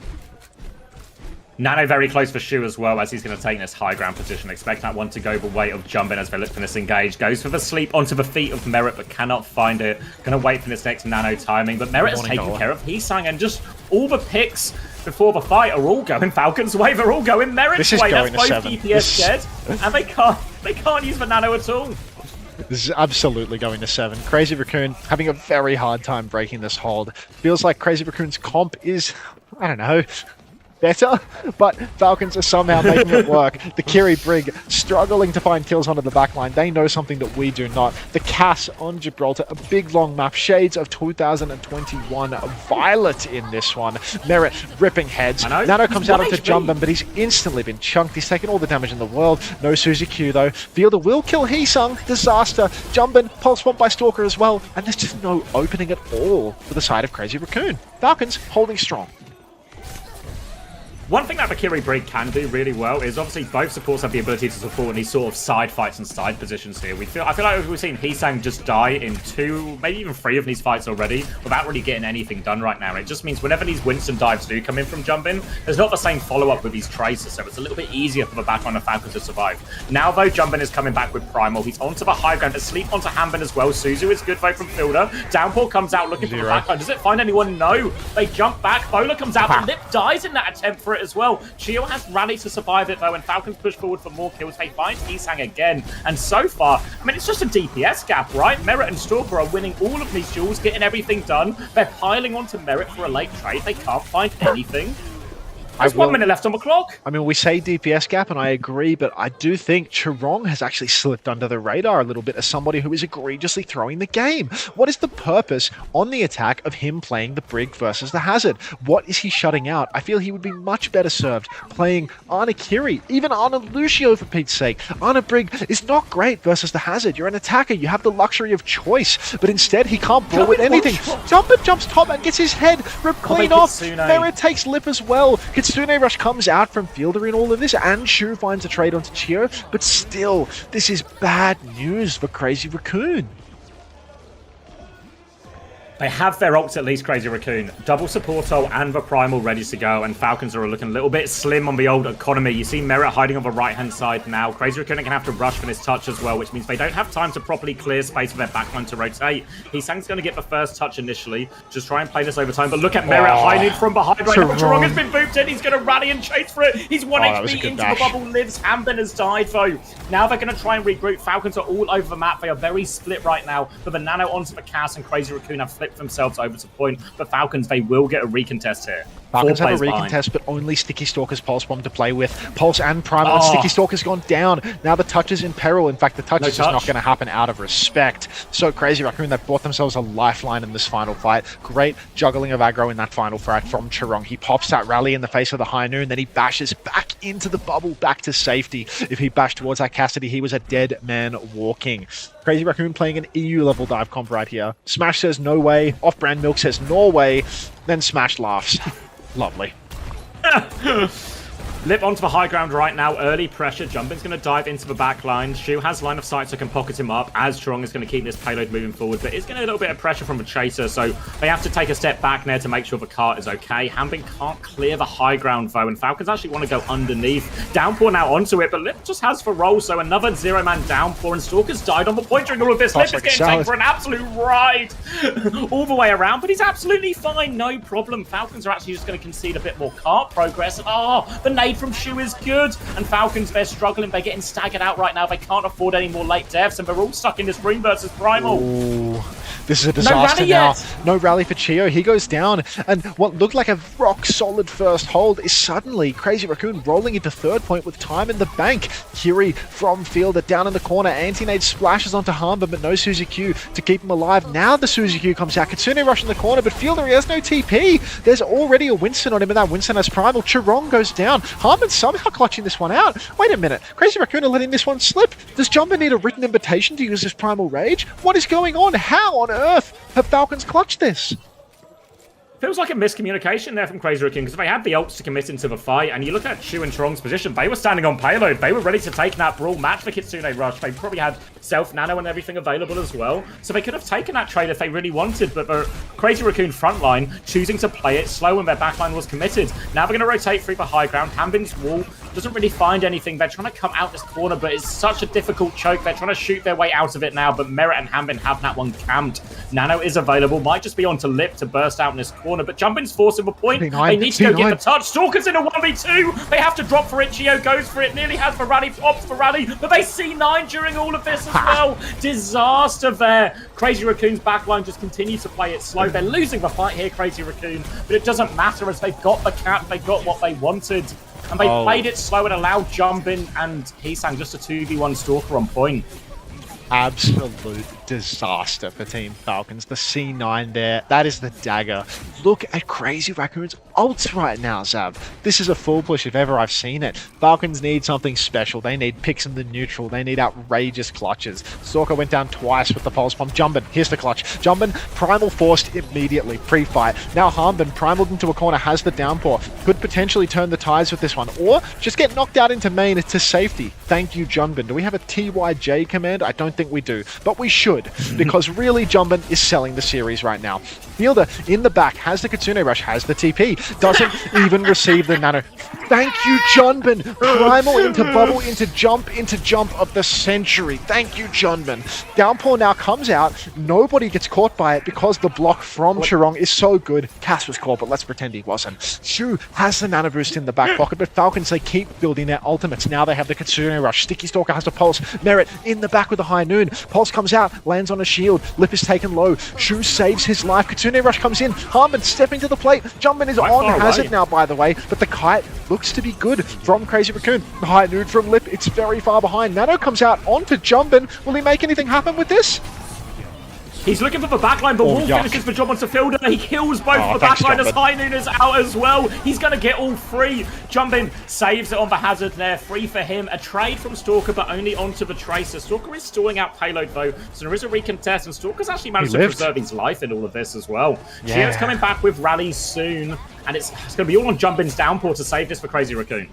Stalker playing his life to perfection right now. Junbin has that Downpour just around the corner, but there is a one-player advantage briefly for Team Falcons. Downpour about to come out, but Junbin is taking a beating. Chia has the rally. He can pop the rally. He walks on the left-hand side. Merritt goes down. Chirong goes down as well. Downpour comes out. We need to touch card. Merritt kills Shu while rooted. And Junbin, he's the only one left standing. Team Falcons, they hold on third. They give us an opportunity to go to map 7. The rerun is going to be so good in the second half. It starts to become a bit of a familiar case, right? Crazy Raccoon on an Escort or a Hybrid, nearly pushing to third point, but not quite, and then Falcons have to try and redeem it.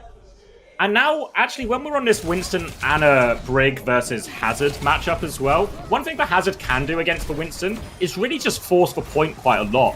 It's really difficult for the Winston to drop and contest in some of these situations here. And the Kiri Brig, a little bit more durable, a bit easier to rotate because the Kiri has so much mobility compared to the Ana. So a chance here for Falcons actually just to play a slower point-based approach to their attack here on Gibraltar if they continue with the Hazard, which I very much think they will.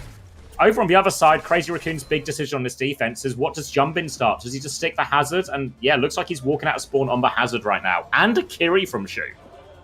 Kiri coming out from Shu. The Kiri Brig is apparently the meta comp. So Crazy Raccoon, they're going to go away from one of their strongest backlines and just out of respect, play Brig into Hazard no matter what. Harmon, he has supports with brains in their heads. So you can see now Chio is going to play Lucio instead of Brig for no fucking reason into the Hazard. So Falcons now, I'm liking their chances for the attack. Why does the Ana Brig monkey comps look so rough nowadays? I don't know, mate. I don't know. Bit of this, bit of that. they took 50 armor off Winston. Okay, onto the high ground for Crazy Raccoon. We're just going to drop and contest at the corner here is Heesang. Obviously, since we're just in a Hazard mirror right now, will be pretty even in terms of cart contest. Falcons, though, with the Kiri Lucio, really have a lot of ability to sort of do these 5-man dives. Worth noting, Merit is actually on the Freya as well. So a chance Merit maybe gets left behind in a few of these aggressive plays from Falcons if Fielder and Chio commit forward. But speaking of committing forward, yep, they've just taken care of Chio and Stalker, no problem. Hambin, limited healing available now, and they'll all turn their attention to him. The payload won't get any further than this for now. Falcon's going to have to full reset. Ooh, look at this comp for Crazy Raccoon. There is a lot of pocket for Lip with Chirong on the Brigida. Really has no job other than that. And Sticky Stalk is actually going to make a move over to the Sombra. Tracer's available, but he's going Sombra for all of the marbles. It may be time to exclamation mark play. Manual hack comes out onto Junbin, but doesn't land. So much damage! He's spooked in by the wall. Can they connect the kill here? No, they cannot. They can keep pushing the cart though, and Barrett will fall. No way. He's on foot. A late kill onto Merit, but Falcons, they flip the card underneath. They're all balled up. The Suzuki is good. The wall is good as well. They're playing their lives. Chio is isolated. Theo isolated finds a kill on Lip. Jumping gets hacked out. What is going on? Trades left, right, and center. But God, there's a lot of colors here. Somebody call Jaws. Fielder and Stalker are able to TP out to the high ground, but they want to push for kill. Shu's going for it as well. Gets traded by Fielder. Fielder's 7 HP, so they do trade that one out eventually.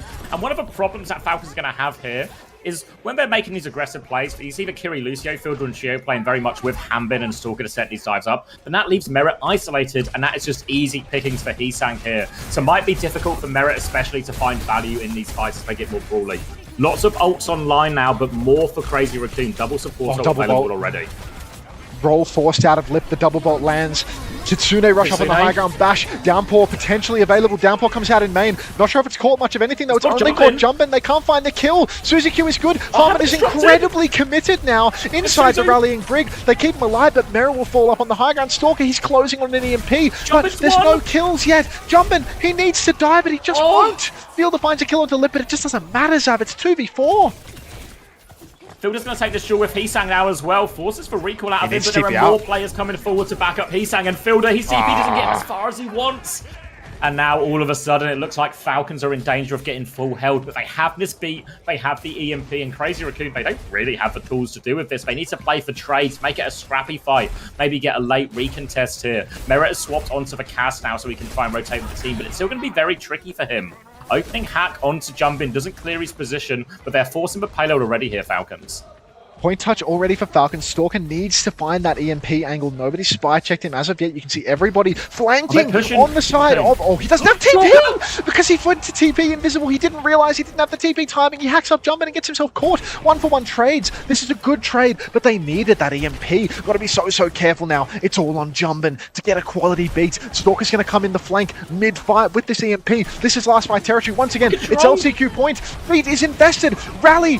EMP, everything in the kitchen sink being thrown into this. It's classic kitchen sink theory, but they're good for it. There's almost no way Crazy Raccoon can clutch this one out. Manual hack lands on Jumpin, and it's a 5v1. Falcons, they're going to cap first point by the skin of their pearly whites. Yeah, 19 seconds to spare now, and Falcons have a lot of time to make up if they want to try and win this map, keep themselves in this playoffs, and keep themselves with that important chance to qualify directly for the Esports World Cup. Had to burn their B and the EMP for that one. Pulse Bomb is out as well. Will be a trade, actually. 1-for-1 on points. So this payload can keep rolling forward, but Jumpin's actually died. They're on the high ground right now. Merritt's going to drop down. High Noon used as well. The wall is good. Good Suzu, actually, but not enough to save him. But High Noon gets two as they flood in to try and save Sharon. Merritt with 3, and now they have the high ground position. Payload is still quite far back, though, so Crazy Raccoon, they do get a recontest with this double support hole, but it's so tricky playing into these high ground positions. So tough to retake now that Falcons have this high ground position. You can see Merritt beaming down from above. Harmon as well has the wall choke. Walled out his lip, and he's going to instantly go down. Downpour is Suzu'd off. Downpour from both sides. Jumpin, I'm not sure if he's caught anyone at all, but Merritt, he's just maintaining top. It's 5v3 now. Is he going to drop, or are they just going to kite it out? Leave Merritt up on the high ground. There's no way for Crazy Raccoon to find any kills here. Suzu comes out in main. Zhurong has the rally to keep people alive, but now Jumpin's been hacked up on the right. He's isolated. They're crashing out on him. The counter rally, the bash, they find a kill into Chio. No way! 5v3 and they find that trade. Where's Merritt's damage in all of this? Merritt will go down to Lip in the end. And Falcons, they've let an easy win slip. They're going to stall out Fielder here as well, and this is going to bleed a bit more time off the clock. Wait, Fielder's killed Heesang, actually, so... all right, Fielder will respawn. Different wave, though, from everyone else, so still has to get picked up from spawn. Chio's getting close to the B, and Stalker's getting close to the EMP. And these were the ults that sealed the deal for them on first point, and they need the same on second here. They are rotating early already. Don't know if Fielder's quite with them yet. Hammond has to be careful. Suzu's been used very early just to try and make that rotation.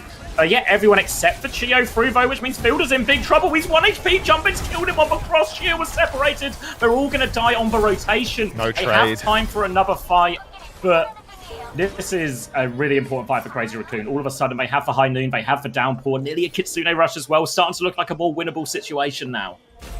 Really rough for Team Falcons now. They have fantastic ultimates, but they have all the pressure in the world on their shoulders. Shu has the off angle on the right-hand side. You can see him looking for a flank, looking to get some damage in. Forced out immediately. No TP for Shu. Rotation for Falcons up on the high ground. 20 seconds on the clock. They're retaking into the High Noon. High Noon comes out. No kills secured. Downpour lands on the high ground. Catches Merritt. Merritt pops the High Noon for the mitigation. Gets double pump. Fielder misses. It's over. I mean, the series is over. There's 2 players left. EMP's still available for Siki Stalker. Harmon finds a trade, but they need to perform miracles. Do you believe in miracles, Xavier? They're not even going to try and touch.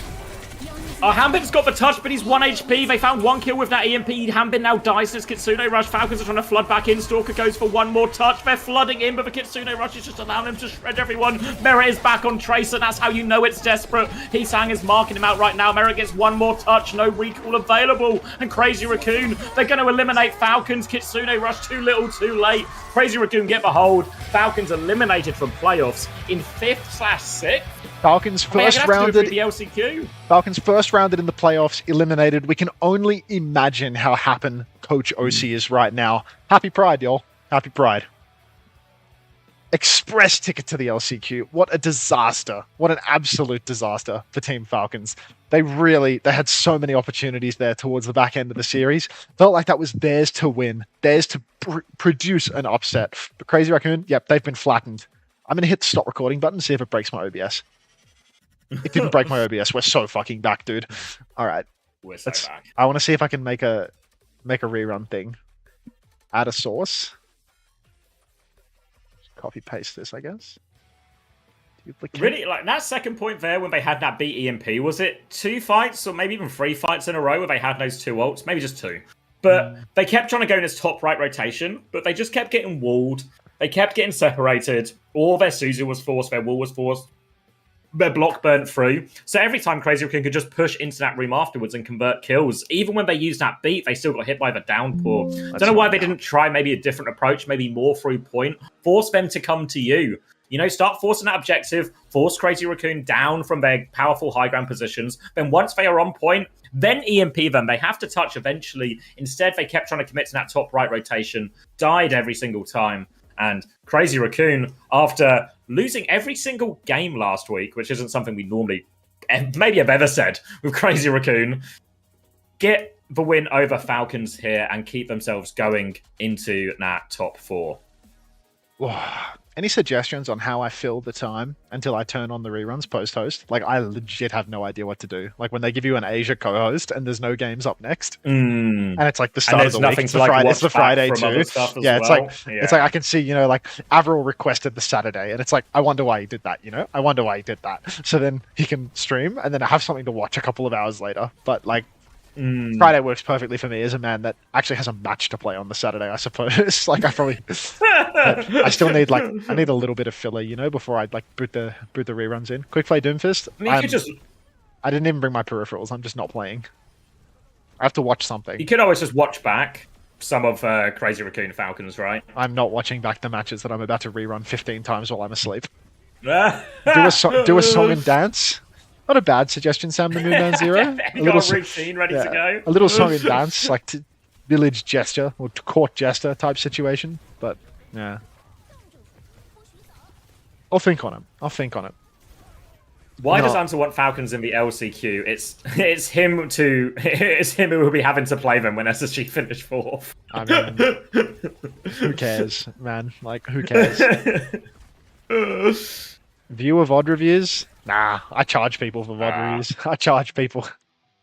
People pay more than $50 an hour, so that's not happening.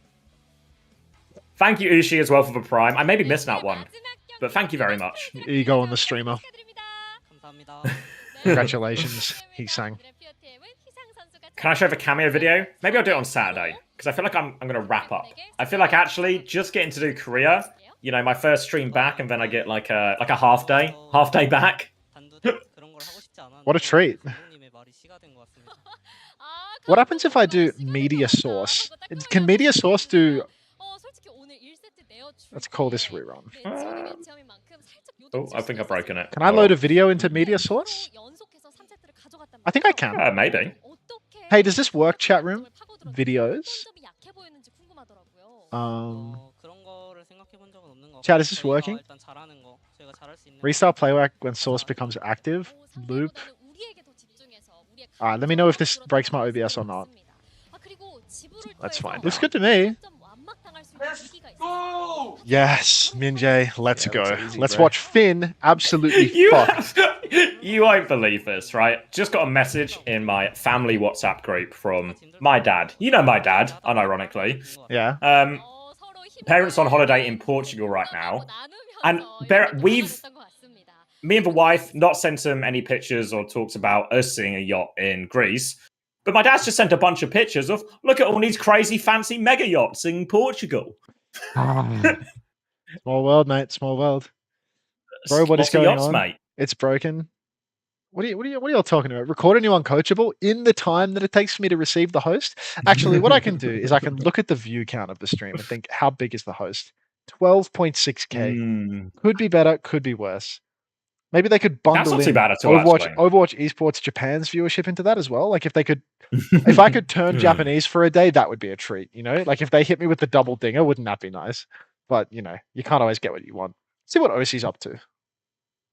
Does Falcons not make the major in Saudi now? No, they can still make it, but they have to go to the last chance qualifier, which will be 2 weeks before the main event at the Esports World Cup. So they have to basically play in a 16-team tournament, I think it is, and they have to win the entire thing. Obviously, they're probably going to be pretty heavy favourites for it, but really not a good look. And the real repercussion, I think, of having to go through the last chance qualifier is not that you have to play more games and there's all these elements of risk, because they are going to be heavy favourites. The bigger problem is, what's most likely going to happen is if it's the same as last year, and there's going to be this scrim bubble, probably in Korea if teams boot camp there.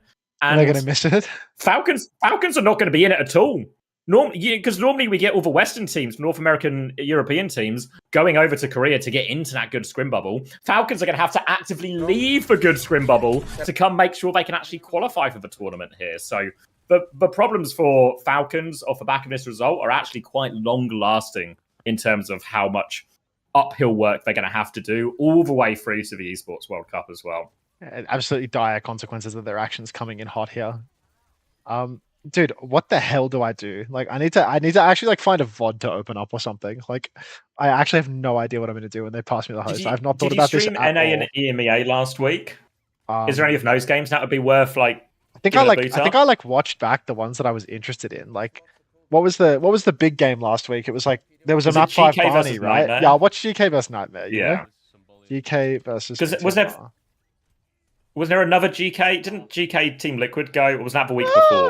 look at how goat this thumbnail is from Tomathan, by the way. Tomathan is just like so outrageously fucking funny. Like he makes these thumbnails like just random YouTube live streams. Like, come on, dude. Like, who is doing all that? Like, TU hate watch? I don't hate TU. Like, oh, wait. I've actually from CJ the Pizza Man. What about the Pacific Finals? I would rather. Apparently, they were quite good. I would rather watch GK Nightmare than watch Punk winning. Wait, FLX Red Eyes also said you could watch Pack. That's 2 for Pack, but it's like, dude, nobody cares about Pack. Like, seriously, like I'm still strongly considering becoming King of Japan. You know, like. Did you never do any Japan streams in the end? I never did it because I was really busy and I was home for like literally one day that I could have done it. Pack was really good. Pack was so good. Who streamed Pack? Did anyone stream Pack other than the players? I think Tomathan did. Tomathan might just be him. Like, Tomathan's got 700 on fucking YouTube right now, dude. Tomathan is the king of YouTube. He's big on YouTube. Yeah, he really is. Yeah. Oh, I should end my YouTube stream too, shouldn't I? There's like, I'm about to start like thieving content, so I should probably kill my YouTube stream. I guess I'll just leave it up for like, YouTube hates that. Yeah, YouTube hates when you click on videos. I don't know, like I think it was only on Twitch. I could watch Tomathan's co-stream of the Nightmare GK game. I've never watched a Tomathan co-stream before. Tomathan is he still doing the Admiral setup? Probably in queue. He probably slot maxes like a beast. I still don't know how he does that shit. Yeah. Man. Like I have no idea how to set up anything to do with the stream. I don't know. I could watch that or I could watch Pack. Tomathan did not do Pack though. Like he doesn't have a live for Pack. I thought he did do Pack. He doesn't have a live for it. Then. I feel like people are just lying to me. I guess actually, yeah, no, Red Eyes is right. There's the official stream as well, right? Because they actually had one for playoffs. Wait, for Pack? They did? Yeah, because it was playoffs, right? So they had like Thai language, you know, but oh, so it's not on the Overwatch Esports channel, it's on a different channel? Yeah, I don't know where it'll be. Oh, apparently he did Pack only on Twitch. He did Pack, but only on Twitch. Why has he done that? What's that all about? Maybe it's a bit of an experiment. Can I even find it on YouTube? Like, I hate watching stuff on Twitch. Oh, he said it. Apparently, it was last minute, which is why he couldn't make it. He couldn't make a cool thumbnail for YouTube, so he just couldn't do it. Like, it wasn't possible. Meanwhile, I am rinsing this SSG image for the last 100 streams. I've got my picture of my mate's tattoo. You know, oh my god, they're just speaking in Thai. That was an affront. All right, let's see what we got here. Let's boot up. videos. There's a 30-minute thanks for watching VOD, and I think this is it. It's only a 2-hour match, really. All right, we'll watch pack. I could watch the game versus the team that we're literally going to play on the weekend, or Oh. I could watch Pacific.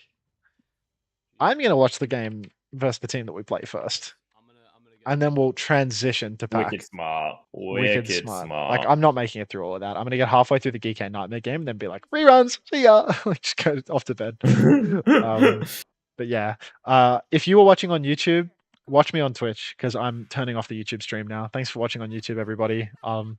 I'd say like, comment, subscribe. I literally have no idea what drives YouTube live stream engagement, dude. Like, I don't know how to be the likes are actually really good for YouTube. Yeah, okay, I think likes are really good to help promote. Drop a Right, little well, like. Liking a VOD as I go offline is probably completely useless, but like, next time, like my YouTube live stream. We should say 192 it at of the you. start. Yeah, we should. Yeah, 192 of you are watching concurrently. There was like, I don't know what the peak was, maybe like 300 or something, not a lot today, but like 300 people were watching concurrently and only 30 of you liked. So you know what? I'd say you're good people, but I'd be stretching the truth very, very thin. Thanks for watching on YouTube. Get ready to watch on twitch.tv for as long as humanly possible. Go to the multi-stream plugin. Goodbye, YouTubers.